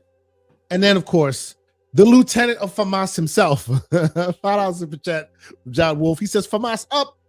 I will now go into darkness until I'm needed again. Hey, Nerds points out that if you get rid of the AS, now it's just Sam. It's just now they're Vin Diesel. There you go. It's all about family. Okay. So let us get to the last bit here. Let's get to the last rounds, and then we'll get the heck out of here because it's been a long day. Hold on, real quick. I know you just wanted the intention, Andrew Wilkins, but you're hanging your hat on timed exclusives now. How the mighty have fallen. But we can move on from there. Leave Mr. Wilkins alone. He is not bothering you. He wanted the attention, so I gave it to him because today I had time. He's seeding the ground, sir. You chose to deal with it. I got time today. Let's see. Where is Satya's message? Okay. So this is a message from Satya Nadella. And he says, gaming has been part of Microsoft from the start. Flight Simulator shipped before Windows, and you can practically ray trace a line from DirectX in the 90s to the accelerated compute era that we're in today. He thought that was clever. It wasn't, but keep going. Yeah, let's keep it moving. Right. Y'all are just on boot on next season when it comes to Satya, huh? Okay. As we celebrate Xbox's 25th year, they couldn't wait until that was done. They had to do this before that. Anyway. As we celebrate Xbox, wait, can you pause for 1 second? Mm-hmm. What are they doing to celebrate the 25th year? They're doing nothing. Hold on. I do want to say this, and I'm trying to be fair. Strategically, if you're going to change Phil, you don't want to do that at the 25th anniversary because then it's going to be all about him. If he's going to leave, you give it after. It's after. I mean, they got all the games coming out, so I feel like you got to get this out the way and then let the games that they're coming out speak for themselves and not let that kill all the oxygen from it because it would whenever he does it. So I think you do it early and then let us get this through our systems and then we can focus on whatever the next showcase is, whatever June showcase is, and then when Halo, Gears, and Forza come out. Because Fable ain't coming out this year. I hate to break it. But I think you want to get this out of the way early so that you can have the focus be on the stuff you're trying to sell later. But go ahead. Sorry. He says the opportunity and innovation agenda in front of us is immense, is expansive. Today, we reached over 500 million monthly active users. We are the top publisher across all platforms and continue to innovate across gaming hardware, content, community, and in service of creators and players everywhere. A lot of nothing. I mean, if Yeah, just take Candy Crush and Minecraft out of the equation, and like, what do you have? Come on. I'm long on gaming. I'm long on gaming and its role as a center of our. What does that even mean? Let's keep it going. He's eating the hot dog the long way. Ahead. What's going on? No. When you say that, when you refer to that, when you say you're long on something, it just means you're in it for the long haul and investing in it for more than short Who term. believes that? Who believes Satya when he said? You think about it like if we're gonna pick it all apart. I'm gonna be standing here when we have 5 hours. You want to read it? Well, I mean, it's not obvious with the investments that they've made. This work. Yeah. So we've been doing the others. Let's finish it. Save the commentary towards the end. Okay. Let's finish. This is an AI slop paragraph, and you want us to just sit here and not say nothing. But anyway, go ahead. You keep going. Well, so are you saying the Satya went, hey, co-pilot, write me a statement, and then walked away? Yes, this is a man who says AI is not optional in the company anymore. You want to know why Asha's thing sounds like AI? Because Satya forced her to put whatever she wrote through AI. AI. This is what's happening. They're telling this to the developers. They're telling this to the executives.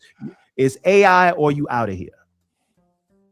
I am long on gaming and its role as the center of our consumer ambition. And as we look ahead, I'm excited to share that Asha Shamra will become the executive vice president and CEO of Microsoft Gaming, reporting to me.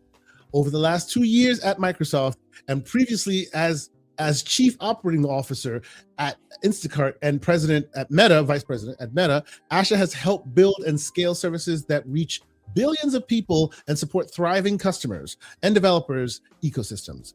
She brings deep experience building and growing platforms, aligning business models to long-term value, and operating at global scale, which will be critical in leading our gaming business into the next era. Also, saying the last 2 years is almost, that doesn't really make any sense because she's been here for 1 year, really. She's been here between 2025 and 2026, but she hasn't been here for all of 2026. So she's only in her first year. Matt Booty will become executive vice president and chief content officer, reporting to Asha. Matt's career reflects a lifelong commitment to games and to the people who make them. Under his leadership, Microsoft has grown to expand nearly 40 studios across Xbox, Bethesda, Activision Blizzard, and King, which are home to beloved franchises including Halo, Elder Scrolls, Call of Duty, World of Warcraft, Diablo, Candy Crush, and Fallout. Together, Asha and Matt have the right combination of consumer product leadership and gaming depth to push our platform innovations and content pipeline forward. Last year, Phil Spencer made the decision to retire from the company, and since then, we've been talking about succession planning. That's disgusting. We'll continue on that for a moment. I want to thank Phil Spencer for his extraordinary leadership and partnership over 38 years at Microsoft, including 12 years leading gaming. Phil helped transform what we do and how we do it. He expanded our reach across PC, mobile, and cloud, nearly tripling the size of the business. Helped shape our strategy through the acquisitions of ABK, ZeniMax, and Minecraft, and strengthened our culture across our studios and platforms.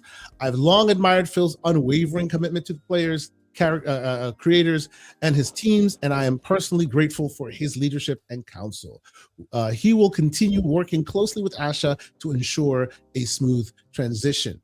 We have extraordinary creative talent across our studios and a global platform that is second to none. I'm excited for how we will capture the opportunity ahead and define what comes next while staying grounded in what players and creators value. Please join me in congratulating Asha and Matt on their new roles and thanking Phil for everything he has done for Microsoft. Sorry, you missed it. Thanking Phil and not Sarah.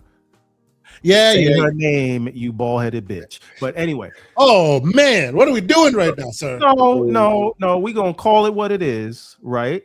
You completely passed her over for your hand-picked AI candidate, and you can't even mention her name. And she was gracious enough to mention your name in her farewell letter. Yeah. And I still think it's crazy. The only That's person the that Runaway mentioned Dragons. Sarah was Phil Spencer. Matt Booty talked. He ain't say nothing. And that was that. Y'all was supposed to be the trio. Asher's coming in, taking that role. Don't say thank you. And then Satya, who clearly made this decision, can't even say a word of nothing. All that work you put in, that is what they think of you. So you know what? Yeah, I'm not. Yeah, and he killed Windows Phone, and I ain't never forget it. I don't even know. So Aaron, please, your thoughts. I don't know if I'm gonna if I want to share this. It feels like this crazy thing where when you really feel out of the loop and sometimes betrayed of outside of decisions that you felt like you had so much leverage, weight and importance, like you had something to contribute with. At some point, I've myself been in that situation where higher ups have wanted to put out a statement that I can't stand behind. And I've asked them specifically, don't mention my name in this because I'm not behind this. Don't mention me.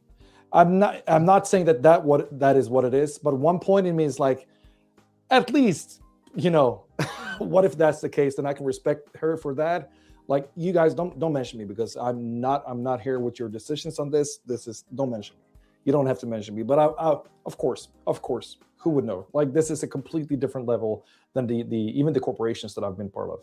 But yeah, I mean, I don't think it's that because she was okay with Phil mentioning. Phil gave her a whole paragraph. But that's my point though. Like, if they had a specific relationship working together, that could be the exception of the rule. But again, this is just like me speculating. Yeah, Lucius, sir, what do you think of that statement? The biggest AI slop I've ever heard in my entire life. So that's what I feel about it. Like, Everyone, do you agree? I mean, sure, but it was a whole bunch of nothing. Yeah, but if you've been following Satya for the last decade since he's been running thing, he's a master of talking for 2 hours without saying nothing. So this is nothing new. It's like not offensive enough. It is what wasn't said, to my mind, that is more offensive than the actual words here.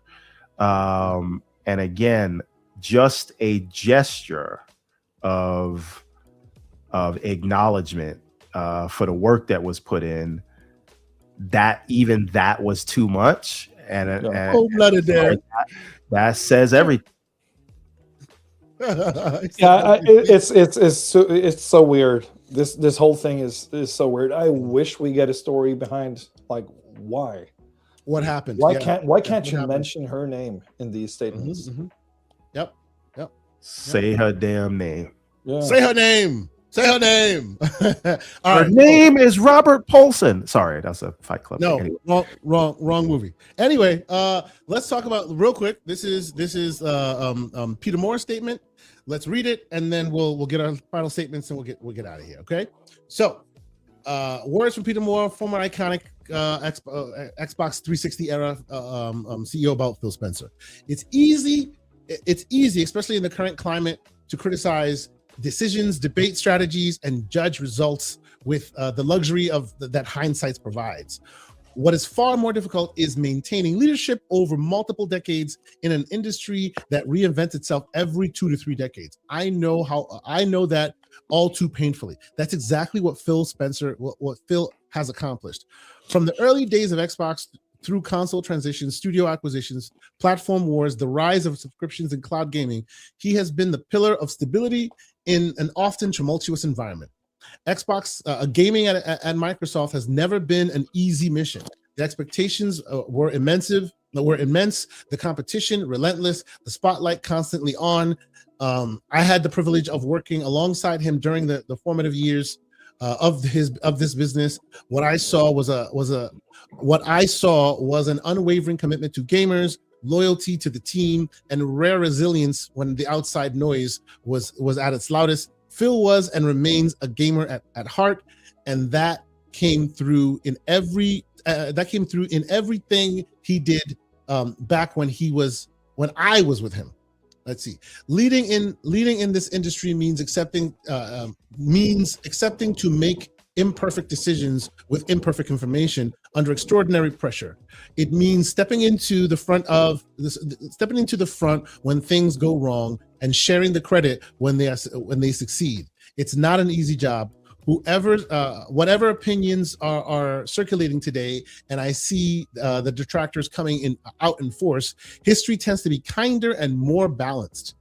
A lasting contribution has value.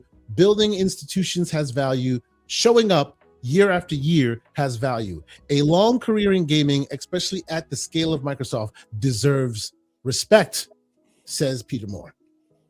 What do you think, Aaron? What are your thoughts? He didn't even mention Sarah once.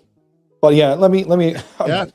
Well, he doesn't know Sarah technically. No. It's not his position. I get that. That's right. I think this is from executives to executives. They see the work that is needed to be put in. But again, it's one can only assume that the people on the floor, I would highly admire Phil if there were records on records from people out on the field working with this that also felt the same way about him. I've heard plenty of good things about him myself from both acquaintances that work directly with him or under his leadership team, not specifically directly under, but in the organization. Mm-hmm. And I don't think that there's anything that we've heard or read about Phil and his tenure at Microsoft that has not painted the same picture as Peter Moore is painting here.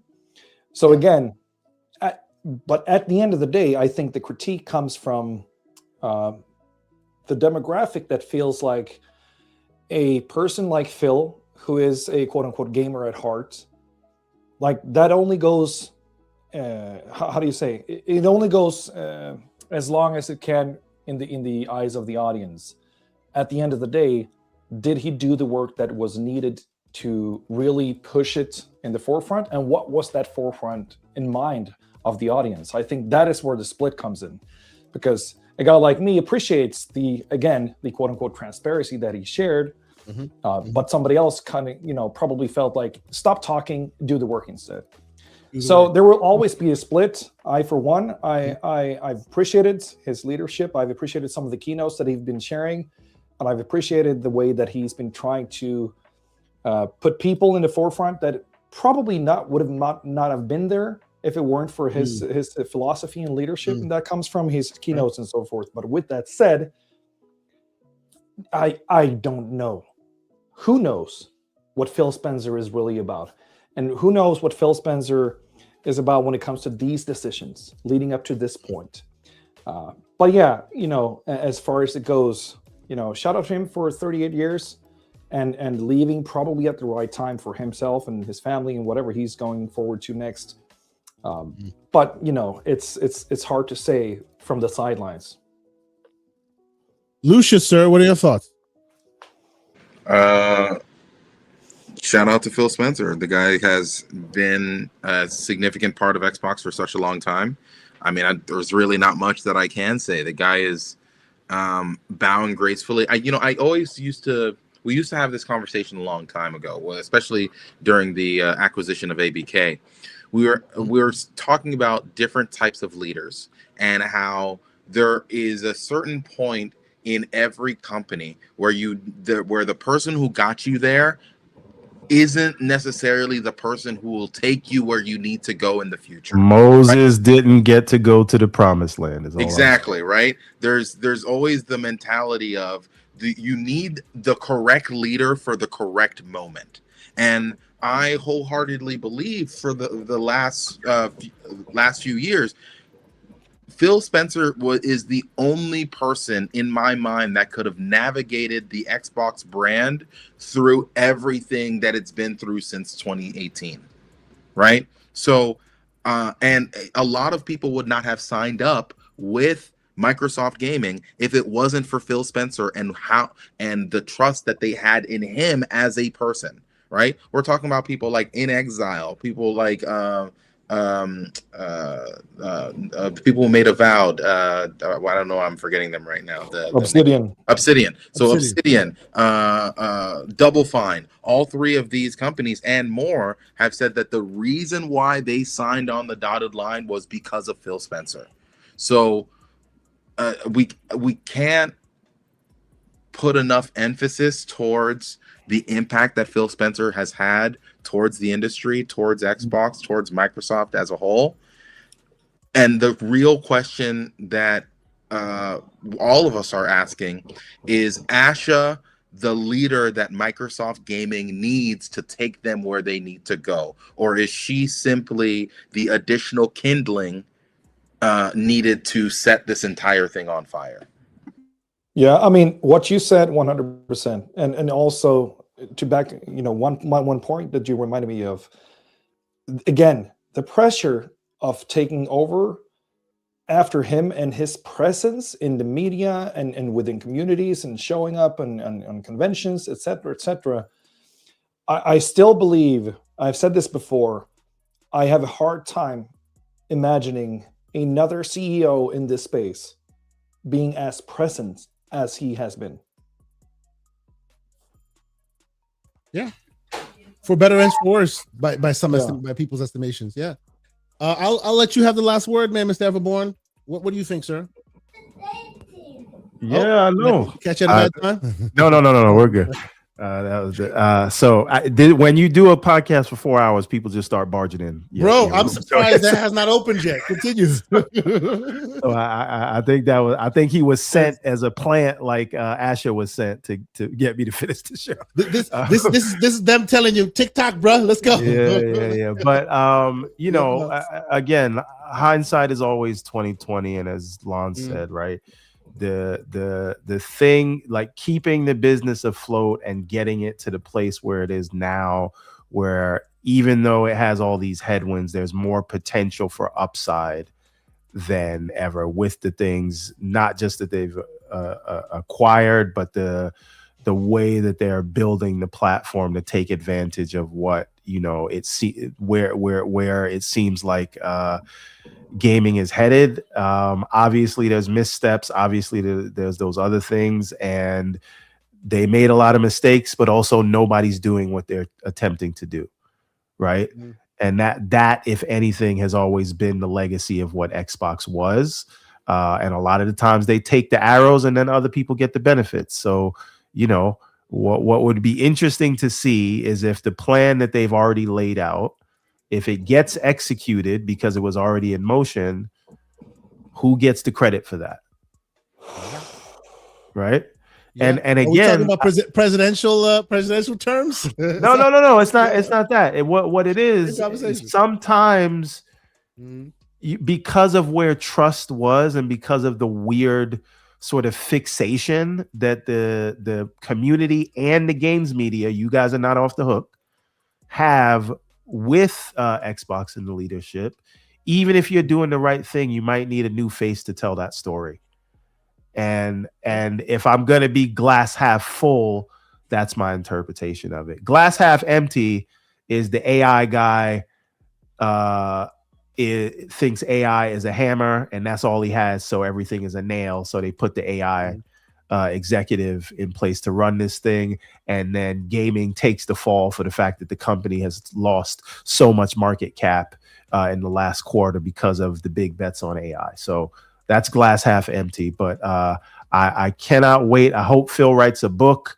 I hope that he does a podcast. I would love to see what Sarah Bond has to say in some I hope he does our podcast. This is all new, but so long as Xbox stays the course with the unified UI and backwards compatibility, I really don't care about the rest of it. Yeah. So I agree. It is what it is. I'm here to watch. I got the popcorn, and I'm here to call out the hypocrisy if and when I see it of the people who say it. What about you, though, Kay? Oh, sorry. Go ahead. Oh, no, he was saying, "What about your hypocrisy?" What are my thoughts on what he said here? Yeah, there's a lot of game recognized game, right? Because you remember when Peter Moore left, people now remember Peter Moore in such a high regard. They remember Peter Moore like the great CEO, the great Xbox guy who was so aggressive. When he was leaving, people had nothing but smoke back in those times, right? Like it was a tumultuous time. His legacy is now assured with hindsight. So I do agree with what he had to say here about how people are being a little critical on Phil, those who are, and it basically speaks to these are the good old days. You will look back on these days fondly, so remember that. You know what I mean? So I'm just like, we shall see. That's the sense I'm getting from what he was saying here. It is what it is. We got 2 super chats. Both from Lemon 108 Dragons. What up? The great 108 Dragon. By the way, shout out to you, good sir. You and me, we live in that future life here. I saw his last video. He bought a Super X as I did. We need to talk, bro. We're gonna talk about that. 108 Dragons TV with a $5 super chat. Shout out to you, sir. He says the best day in a career is the day you're hired to the day you retire. Phil Spencer left us with great things, and his legacy is written in stone forever. Thank you. I agree. And then he continues with a $2 super chat and says, Satya, not thanking Sarah is disrespectful, though. Nasty work. No doubt. No doubt. No doubt. Because it speaks to that whole they didn't leave on the best of terms thing, Try your best to make it, above board. And him not mentioning, or most of them not mentioning her, just speaks to that whole idea that, this does not go down well. It is what it is. But ladies and gentlemen, I think that's it for now, man. We will definitely continue this conversation in the Discord. Everyone, you had something to say?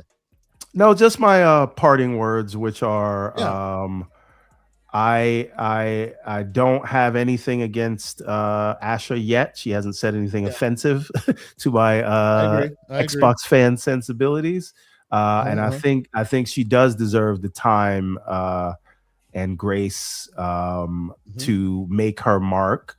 That is until the layoffs start, because those are coming. Then you could be on a neck. But before then, I don't have a bad word right now. I have bad words for other people in the team, but no bad words for her, because it's not her fault that she got chose, right? So I wish her the best. I think she has an interesting resume. They are consumer products where you have to respond to consumer needs. So hopefully she can carry that forward and speak to the consumers who actually use Xbox, as opposed to what seems like doing everything to appeal to the people who aren't on Xbox.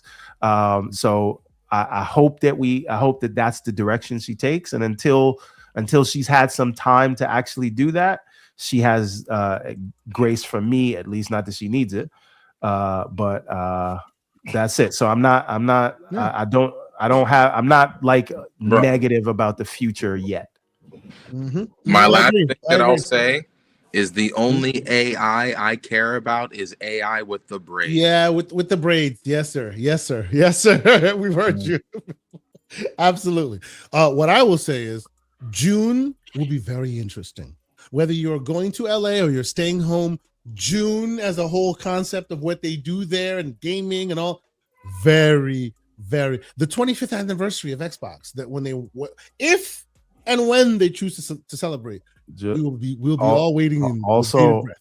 Also remember, all of that was already in the pipeline. So if you see Magnus and it's dope, if you see a bombshell showcase and it's dope, if they unveil hardware and it's dope, it was all already in the works. And I forgot to say this, the credit she deserves. If all of those things. And if you're gonna credit she deserves. If you're going to replace the president of Xbox, because Asha is the president of Microsoft Gaming, I would like it to be Jason Ronald. I agree wholeheartedly. I agree. That's a good move. Because again, he's there. He's the chief architect on the hardware side. If you're coming back to console, bring somebody who's there, that's his whole lifeblood is the console and how to make it dope. We know and love the wizard. Keep the wizard strong. Absolutely. I agree. Wholeheartedly. Any dissensions in the ranks here? Anybody has his job wouldn't be content. That's Matt Booty. So if it's just about making the hardware, give it to. That's right. Give it to the man who makes the hardware, the man who knows the hardware. Absolutely. I don't disagree. Yep. Aaron, any last word from you, sir? I always appreciate to be here. I'm glad that I could be here this time around, even though the heating got broken in the cabin. And you guys know. Also, shout out to the chat for the educating moment. I don't want to put you guys on the spot. So, don't even worry about it. Don't even worry about it. But with that said, though, looking forward to more conversations in the chat and the Discord as well. Always amazing to be here. I will not let you leave, sir, without also pointing out that this man is also out there doing the things that we always say we should be doing, which is pushing forward the good narratives, pushing forward the great things that we need to be doing in gaming. Remember, we have said this a while ago that we wanted to see more in this realm, and I will put this on screen and ask that more people go and check it out. What am I talking about? I'm talking about the Swedish Game Awards, ladies and gentlemen, which of course Aaron was a part of. And yeah, I mean, so long story short, I will try to wrap this one really quick. Yes. You don't have to work, just fast forward in the middle of it. You don't have to look at this thing over here. What I'm saying is this was a production because of Sweden did 20% of the gross revenue on Steam last year, which is a crazy amount, of course. Yeah. And a lot of devs from Sweden. Yeah, that's Oscar from Hazelight, as well as the guy from Keep Driving Nuggets as well. So what we did was the live production for this thing, and we did the Swedish Game Awards. And take a wild guess, what Swedish game out of Arc Raiders, Battlefield 6, Split Fiction, Europa Universalis 5, as well as Keep Driving, did you guys think win the game of the year from the Swedish aspects? I'd say Arc Raiders. It absolutely reeked home most of the awards, which is kind of fascinating because, of course, it's a new studio. They've only pulled out 2 games, but yeah. So it's a fun thing. Yeah. It's not a biggie, but of course for me. And with Profile Pick here, I was so excited to be a part of this live production as well, and having a lot of cool creative inputs as well. So it's just appreciate for giving that a shout out as well, bro. Absolutely, it's in the chat right now. I'll put it in the show notes at the bottom. If you haven't had a chance to go check it out, go check it out. People doing some things. You want to see us move forward. You want to see some altruistic things be done, merit-based things be done. Now things are getting done. Go support it. Appreciate you being here as you usually are, Aaron, either in the chat or thanks on for the shout out. And of course, Mr. Augustus, sir, we already see what you say in your in your highlights there. Don't follow me. Where if people like what you have to say and all of that, where can they keep up with your ongoings if they're not following you, sir? Go to the Discord. That's it. Okay, discord.gg/tgcp.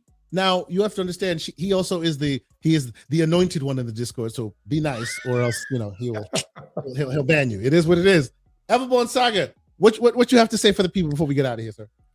Go to everbornsaga.com where we have both Everborn and GCP merch, as well as the Everborn comics. And stay tuned. We do have 2 Kickstarters planned for later this year, as well as some very interesting projects. And other than that, if you want to get a hold of me, I'm not really on the socials much these days, but I am in Discord every day. So go to the Discord. And the last thing I will say is I am rooting for Asha for now. Yep. And I hope she does. I hope she does great things, and that is where I will keep it for the moment. All right. Yeah. Thank you all so much for being here. Yeah. So say we all. All the slander, all the whatever, all the worry, and all that aside. New face, jump the waters. I hope she has the same effect that Tina Amini had on showcases. I hope she has that effect for the whole That's brand. A beautiful thing. That's a good look. That's a good look. I agree. And of course, shout out to great OBM. Hopefully, bro, whenever you're ready, we're happy to have you. If you miss OBM's his dissertations, if you miss his TED Talks and want to miss it and want to hear his thoughts, join us in the Discord where he sometimes frequents as well, and we have a great time. Oh no. Okay, we'll leave Umbra's comments alone. He was just joking. He was just joking. we'll leave Umbra's comments alone. But with that, I think we're done. We'll be back next week. We've been having so much fun with this. And of course, there'll be more tea to spill. There'll be more ink dropped. We're definitely going to be continuing to talk about it. Join us in the Discord where more of those conversations will be had. But until then, we got one more $5 super chat. From the one and only A-Rod. And real quick. A-Rodimus. He put a W in the number. I don't know what. Oh man! And he says Xbox is dead. That's not even a number, man. That's not even a number. Shout out to Rodimus, whose slander can also be felt on the Discord. A great member of our community. Shout out to Rodimus. But yeah, we're done here. Till next week. Deuces. Thanks for being on it.